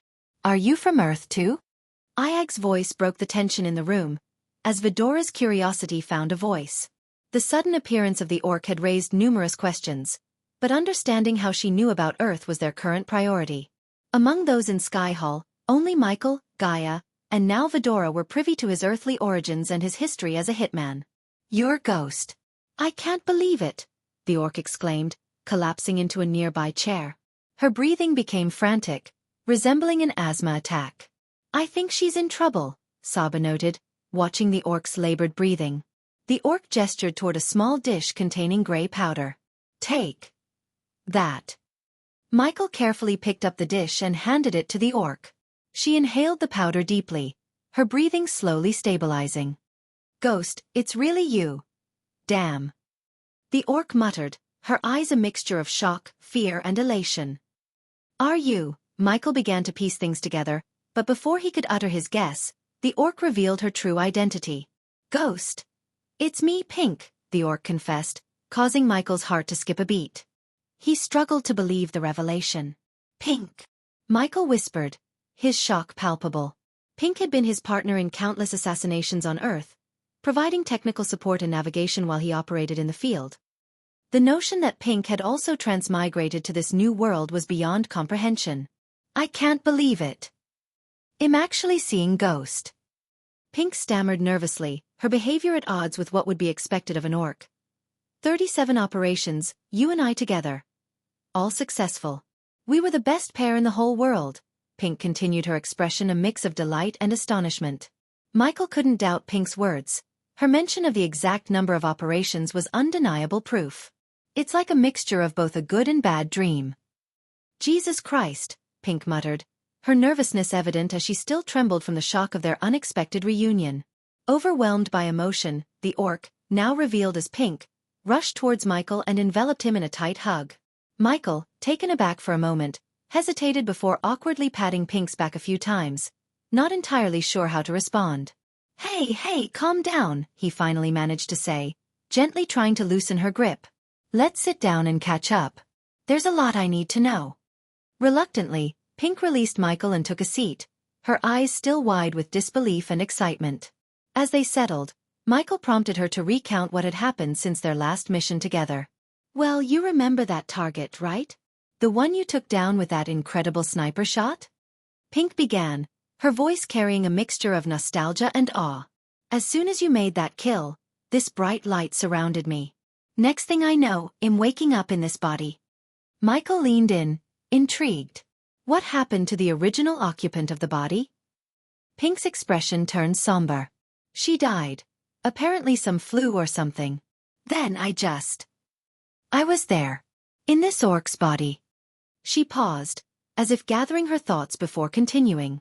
I didn't realize what was happening at first, but after a while, I started to lose control. My thoughts were a mess, and I was basically going mad. She let out a bitter laugh. The orcs didn't take too kindly to that. They locked me away in isolation for 6 months. I'm sorry to hear that, Michael interjected sympathetically. Pink nodded and continued, well, after that crazy phase, I guess you could say I became a bit of a nerd. I started reading everything I could get my hands on. Eventually, I spent a whole year in the Great Library of Durin. That sounds like quite the transformation, Michael remarked, impressed by her dedication. It was in that library that I came across texts mentioning the god of darkness, referred to as Ghost among the mortals, Pink explained. Something about that name struck a chord with me, and I realized it was you. So, I delved into every piece of information I could find about you, trying to figure out if you really were the same ghost I used to work with. Michael's face carried a mix of surprise and curiosity. The idea that his earthly alias had lingered on in this world was astonishing to him.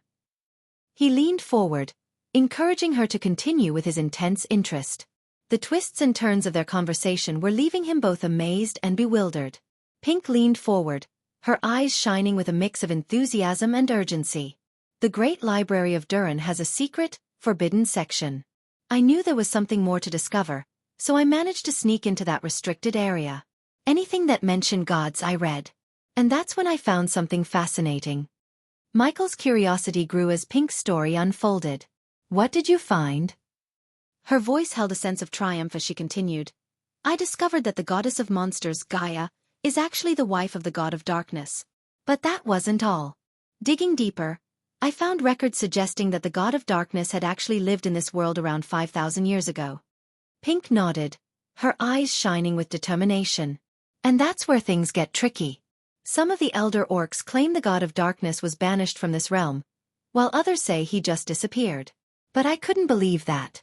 So, I started searching for his worshippers, and through one of them I got this. Pink reached into a pocket and pulled out a small, spider-like device. God of Darkness himself. Michael couldn't help but be surprised by Pink's intellect and spider, Vidora exclaimed, recognizing the device. Pink nodded and then pointed at the device. This thing definitely has circuits and wiring from Earth, on top of these strange runes.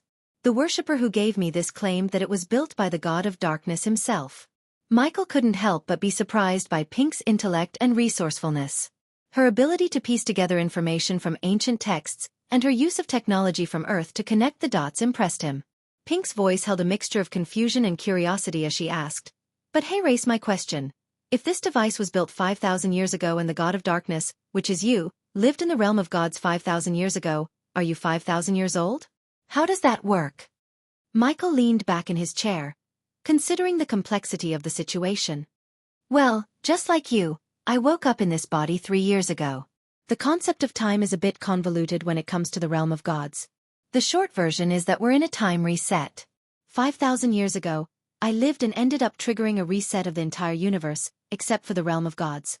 So, by resetting, I started my life on Earth and ended up in the mortal realm 3 years ago, essentially reliving the journey that had already happened." Pink nodded, her brow furrowed as she tried to grasp the concept. "I think I get it, kind of." "Don't worry, it's a lot to wrap your head around," Michael reassured her. "Just focus on the present and what's to come." Ayag chimed in, her curiosity evident. "Still, I can't believe how you transformed from a nerdy little orc to a cannon-wielding badass." Pink chuckled, her cheeks slightly flushed. "These schematics." She rifled through the papers strewn across the table and handed a few over to Michael. As he looked at the blueprints, he recognized his own handwriting and knew they were his designs from his time as the Dark Lord. "These are the schematics I got from one of your temples. I did my best to build them based on the information I had. Books and schematics can only teach you so much," Pink explained, her tone a mixture of pride and humility. Curious about her foreknowledge of the recent events, Michael asked, "So, how did you know I would be in the Misty Swamps? How did you know about Griffey?" Pink shrugged. "Griffey? No idea. I asked you to come to the Misty Swamps because that's where your temple is." Michael frowned, still puzzled. "That doesn't explain how you came prepared to deal with the angel." Pink's eyes twinkled mischievously as she motioned to the blueprints. "The answer is in these schematics." Michael's gaze fell on a peculiar device that seemed to have the ability to sense the energy of a god. "I managed to acquire a sliver of grace left by your previous self, although acquire might be a generous term. I kind of stole it from someone powerful," Pink admitted with a sheepish grin. "I used that grace to calibrate the device, making it alert me if it sensed a similar energy. So, imagine my surprise when it finally went off, screaming." She chuckled in relief and pointed to a copper-plated circular device in the corner of the room. "But living in this world for 3 years taught me how the Pantheon would react if they sensed your presence. So, I prepared for this mission just like when we were on Earth. I built this cannon using your schematics and left a note in Gaia's temple. So, when the rune I left in the Misty Swamps alerted me, I came as fast as I could. I hoped for a peaceful meeting, but you were fighting an executioner. You should be glad I didn't freeze on the spot when I saw him." "I'm glad you came," Michael said, a relieved smile crossing his lips. Reuniting with his old partner felt like a dream come true. He then decided to lighten the mood with a seemingly normal question, asking, "So back on Earth, you were a girl?" Pink laughed and nodded. "Yep. But you're exactly as I imagined, minus a 3-headed snake on your back," she teased. "Sorry to interrupt the reunion, but what happened back there, Ghost? Who was that angel who gave you a beating?" "We've been facing a lot of losses lately." Ayag's frustration and concern were evident in her tone. Pink's excitement bubbled over as she spoke. "An executioner of the Pantheon. He's one of the elite angels sent to deal with rogue gods. But don't worry, Ghost, we're back in action, just like the old times." "Damn, I missed this work so much. The thrill, the preparation for the assassination, the anticipation. I missed it all." Ayag rolled her eyes at Pink's enthusiasm. "Slow down, Orc. Our targets aren't your typical run-of-the-mill humans anymore. We're dealing with god problems now." Pink's expression shifted as she revealed a mischievous, proud smile. "I might have a way to kill the gods." Chapter 1084, a solution for Michael's problem. When Pink mentioned the possibility of having a way to kill the gods, Michael was taken aback. On Earth, Pink had been an exceptionally skilled helper, handling research and aiding him in planning assassinations to perfection. The prospect of reuniting with her and strategizing on this grand scale filled Michael with thrilling excitement. "What do you mean?" Michael inquired eagerly. Pink began to explain, "The Library of Durin is one of the oldest libraries in this world. The orcs cherish it even more than their own lives. Before I left the kingdom, I heard that the orcs were dead set on acquiring a new book for their collection. They were taking it incredibly seriously, even delving into their coffers. Cain voiced his skepticism, asking, "Do you truly believe this book might hold knowledge about killing a god? How can you be so certain?" Pink remained focused on the matter at hand, not allowing the surreal sight of a talking three-headed serpent to distract her. This particular book was authored by an angel of the goddess of wisdom, Seshet. I managed to gather that it contains information that Dagon, the fallen god and ruler of hell, is actively seeking. One of the reasons Dagon was banished from the realm of gods was his relentless quest to discover a way to kill the gods. At least that's what I've gathered from the books and what the orcs shared. Saga interjected, her tone light-hearted. You seem to have acquired quite a bit of confidential information. How did you, then they should, manage that unless you're a high-ranking orc within the kingdom? With a chuckle, Pink replied. Between you and me, I'm considered quite the looker among the orcs. They tend to share more with me than they should. Michael sought clarification. The last I heard, Dagon couldn't enter this world, right? Pink nodded and continued. That's correct, but his followers are still here, hiding in the shadows, forming cults, and carrying on their usual practices. If there's anything in that book related to what their god Dagon is searching for, you can bet they'll be on the hunt for it. I was fortunate to learn about the reappearance of this book. Securing that book is indeed a priority, but first, I must find a way to evade the Pantheon's executioner. Michael sighed, a sense of urgency in his voice. Pink shared her astonishment, saying, It's truly mind-boggling, isn't it? We were humans one moment on Earth, and the next, we've become something entirely different. I've transformed into an orc, and you've become a literal god. It still feels like a dream to me. Michael reflected, life is full of mysteries.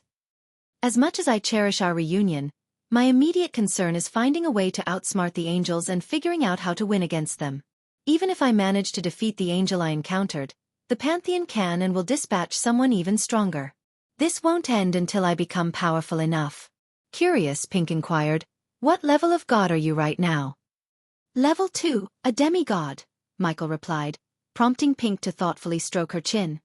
So any angel serving a god above level 2 and beyond the second cultivation stage can absorb their god's sliver of grace and overpower you, Pink explained. Michael nodded, acknowledging the challenge. I'm aware of that. But raising my godhood level isn't easy or quick. I need alternative ways to take down the angels. Pink offered a suggestion. You could cultivate in this world and become a cultivator. This would enable you to face other cultivators and angels without exposing your godly powers, which is how the Pantheon can track you. Iag interjected, voicing a concern. Yet, if an angel consumes a sliver of grace, they temporarily gain godly powers. In such cases, cultivation won't do shit. This won't be a cakewalk. But that's precisely what makes this challenge so intriguing, Pink stated with excitement. Right now, your focus should be on cultivation, keeping a low profile, and only employing your godly powers when absolutely necessary. While we lie low, we'll search for the book and any information on how to kill a god. Then, we'll assassinate them, much like our old days on Earth. Once a god is eliminated, I assume the angels will lose their power source. Moreover, nobody has a clear understanding of what happens when a god dies. Some gods disappeared in ancient times, and others took their place. But I've read nothing about the actual act of killing a god. That's what makes the book authored by Seshet's angel so invaluable, Pink concluded with a grave tone. System, how much badass points I have? Michael asked the system. 15 million points. This is not sufficient amount of points to survive in this world. So the system recommends the host finding new ways to earn more points. Don't worry about the executioner finding you here. This is an abandoned safe house of Agra worshippers. It's equipped with all sorts of runes to prevent other angels and the Pantheon from sensing the Agra worshippers who used to reside here, or at least who lived here, Pink reassured Michael. Finally, he heard some reassuring news. Curious, Iag inquired, what happened to them? Pink explained, according to the texts I used to locate this place, the Agra worshippers here tangled with some rogue cultivators who proved to be too powerful. They wiped out the Agra worshippers living here. Over time, everyone forgot about this place. But it serves as a rather shabby base of operations. It's better than nothing. Michael had an idea, saying, if the runes in this place can mask our energies, I might be able to modify this medallion. He retrieved the tree-shaped medallion given to him by Marley. Iag's tone turned deadly as he added, "And let's not forget about that traitor Marley. She betrayed us and will pay with her life." "Betrayed you?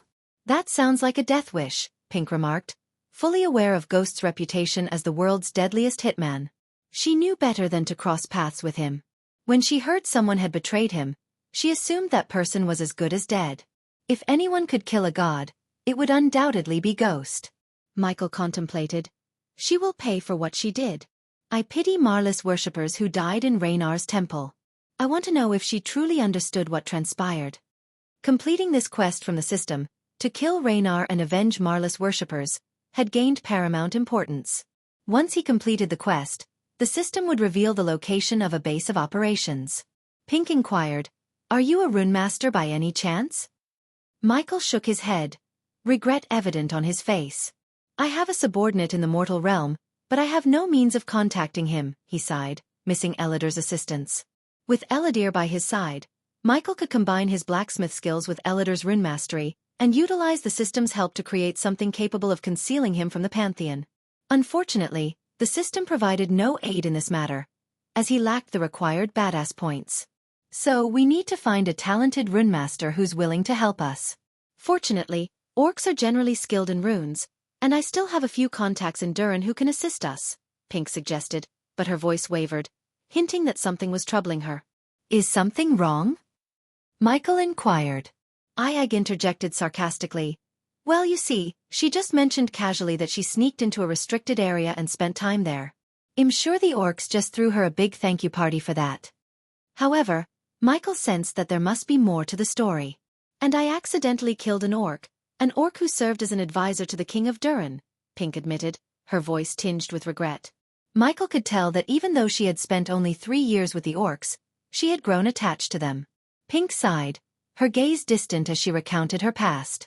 "You see, that orc advisor, Gal, was a notorious womanizer. He used his close ties to the king to harass women throughout the kingdom." She shook her head in disgust. "When I first woke up in this new body, Lonnie was the only one who befriended me.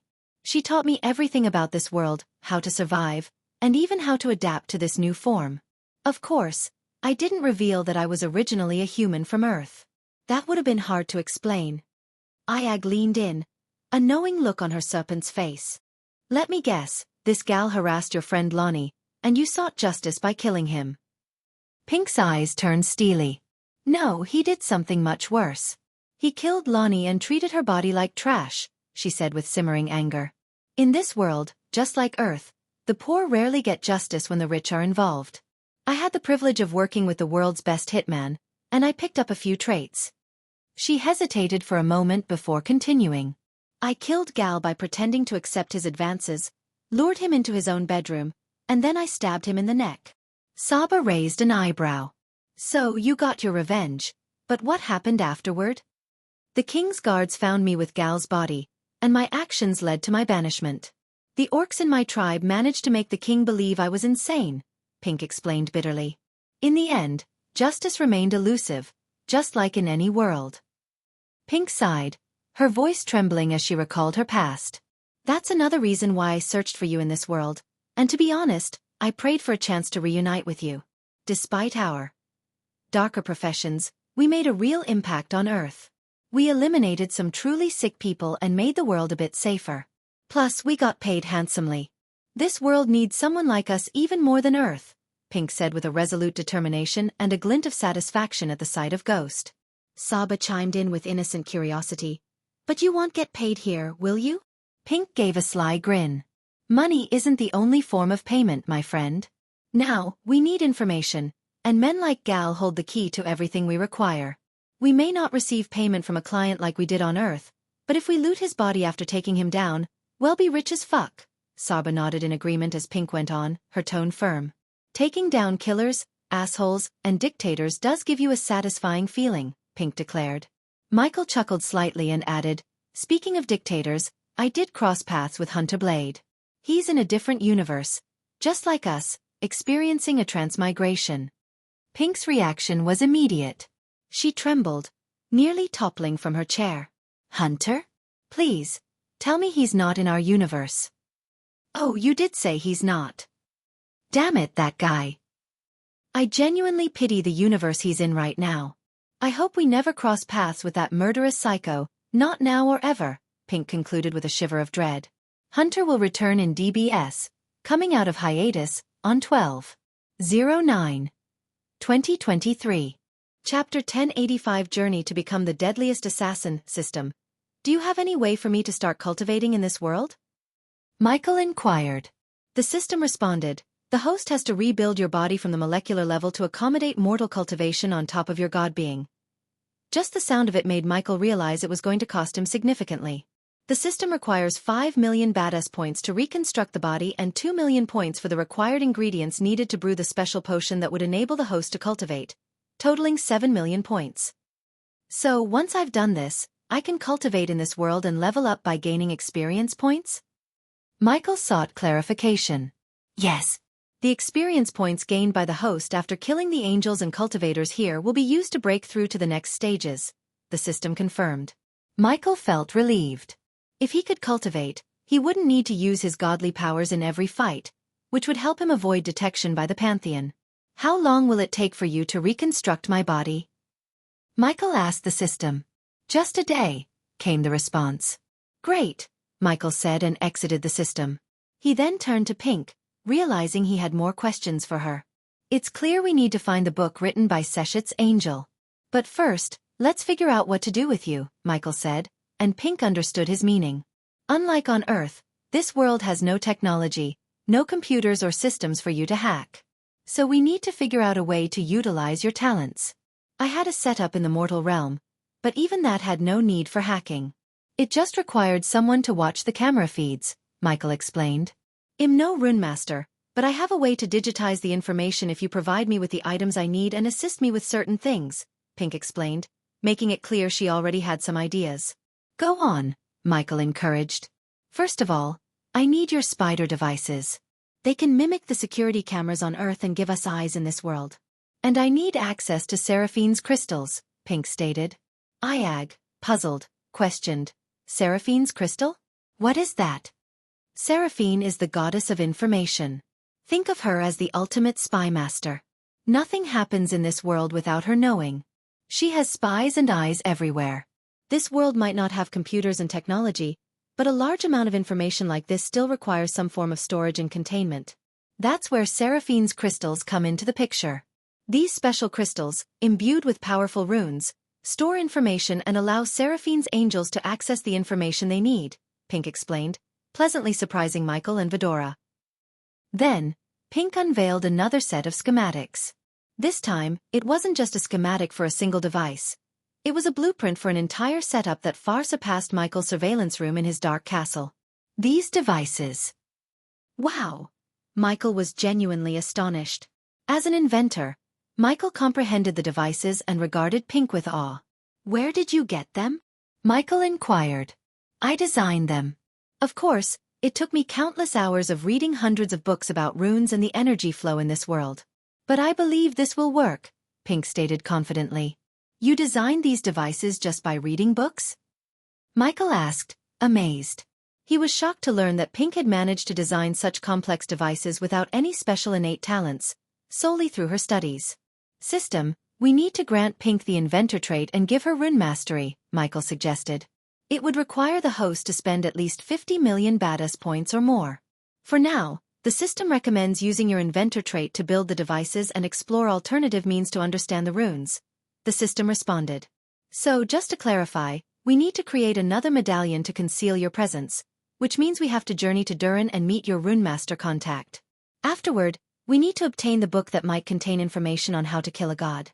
On top of that, we have to set up a surveillance room for you, requiring spiders and Seraphine's crystals, which I imagine will be guarded like treasures, Iag summarized, her tone tinged with frustration.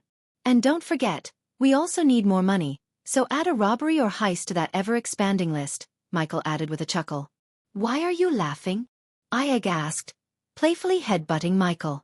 Because it's exciting, Michael replied. To Iag's surprise, Pink wore the same eager smile. She was rubbing her hands together in anticipation of Michael's orders. Hey, race our plan. Well, start by building a device to conceal my presence, which means we have to go to Durin. Once we've done that, we'll acquire the book. Since we're running low on funds, purchasing the book isn't an option. We'll have to steal it, Michael declared. The auction is next month, so we have plenty of time, Pink informed him. While we're in Durin, we'll also find a rune master to help us set up the surveillance room and procure Seraphine's crystals. I can build the devices based on these schematics, Michael explained. I still can't believe you can construct these devices. A power you gained in this world, I presume? Pink inquired, and Michael nodded. So, when I return from Durin, we'll have a medallion and everything we need to set up our surveillance room. However, we need the setup to be transportable. Once I kill Raynar, it'll secure a new base of operations. We can incorporate the same runes into that location, Michael concluded. A new base of operation? From who? Pink asked with curiosity. I have my sources, Pink. I am a god after all, Michael chuckled, keeping any mention of the system to himself.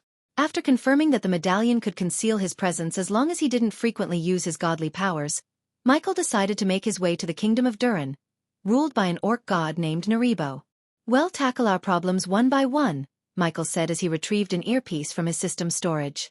While it required some calibration to communicate with the mortal realm, it functioned seamlessly within the realm of gods.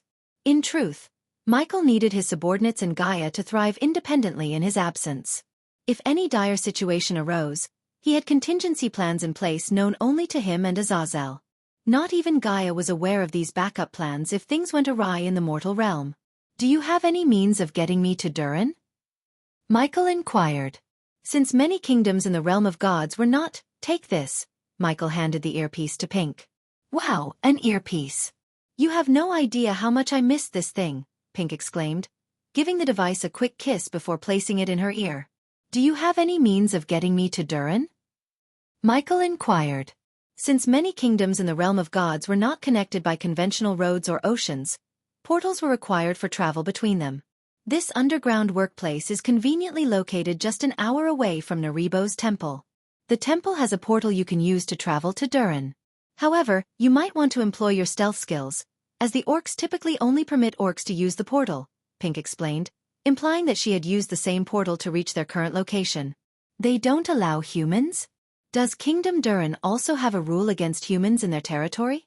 If so, you should take a closer look at him.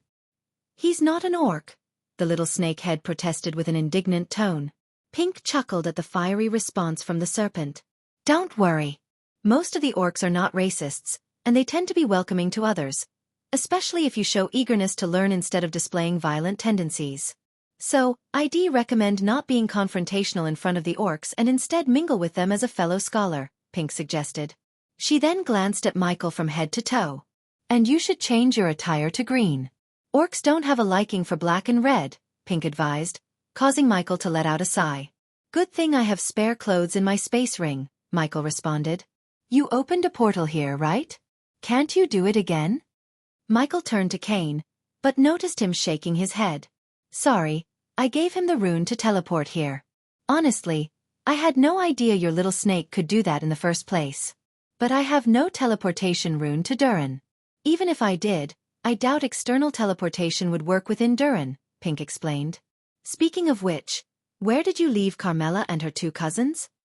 Michael inquired, looking at Vidora. At the outskirts of the misty swamps. I think we should go there and finish the job.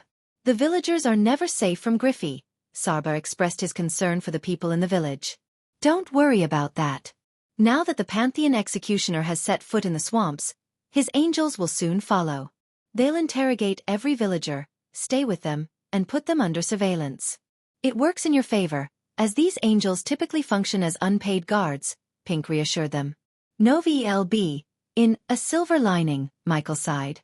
Shall we begin? All these preparations will lead to our ultimate goal, killing Raynar. Once we do that, we'll be on the Pantheon's top list. Are you ready for this, Pink? Michael asked. Come on, Ghost. I was born ready, and I've been waiting for this moment. We're really back, aren't we? Ghost and Pink, back in the assassination business. Pink couldn't contain her excitement and began to laugh. Assassinating gods.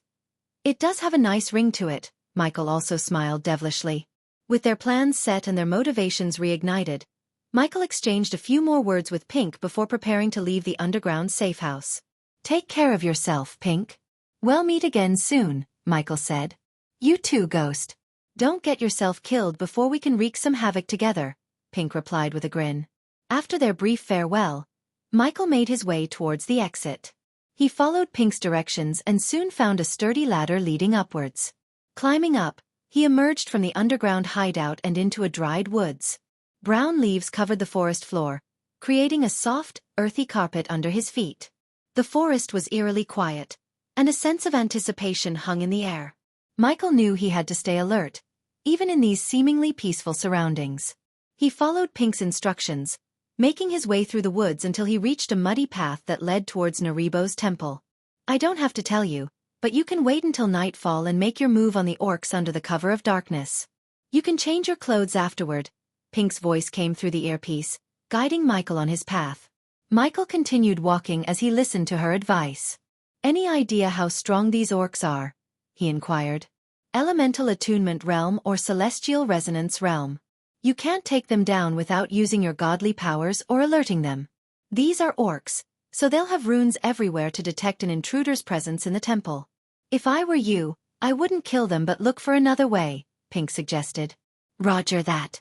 We're back in business," Michael replied with a determined smile and excitement in his voice. He was ready to embark on this new journey, one that would cement his status as the deadliest assassin in the entire universe. You're tuning in to the Wisdom Diary YouTube channel. Don't forget to subscribe and join us on this journey to catch the most captivating stories.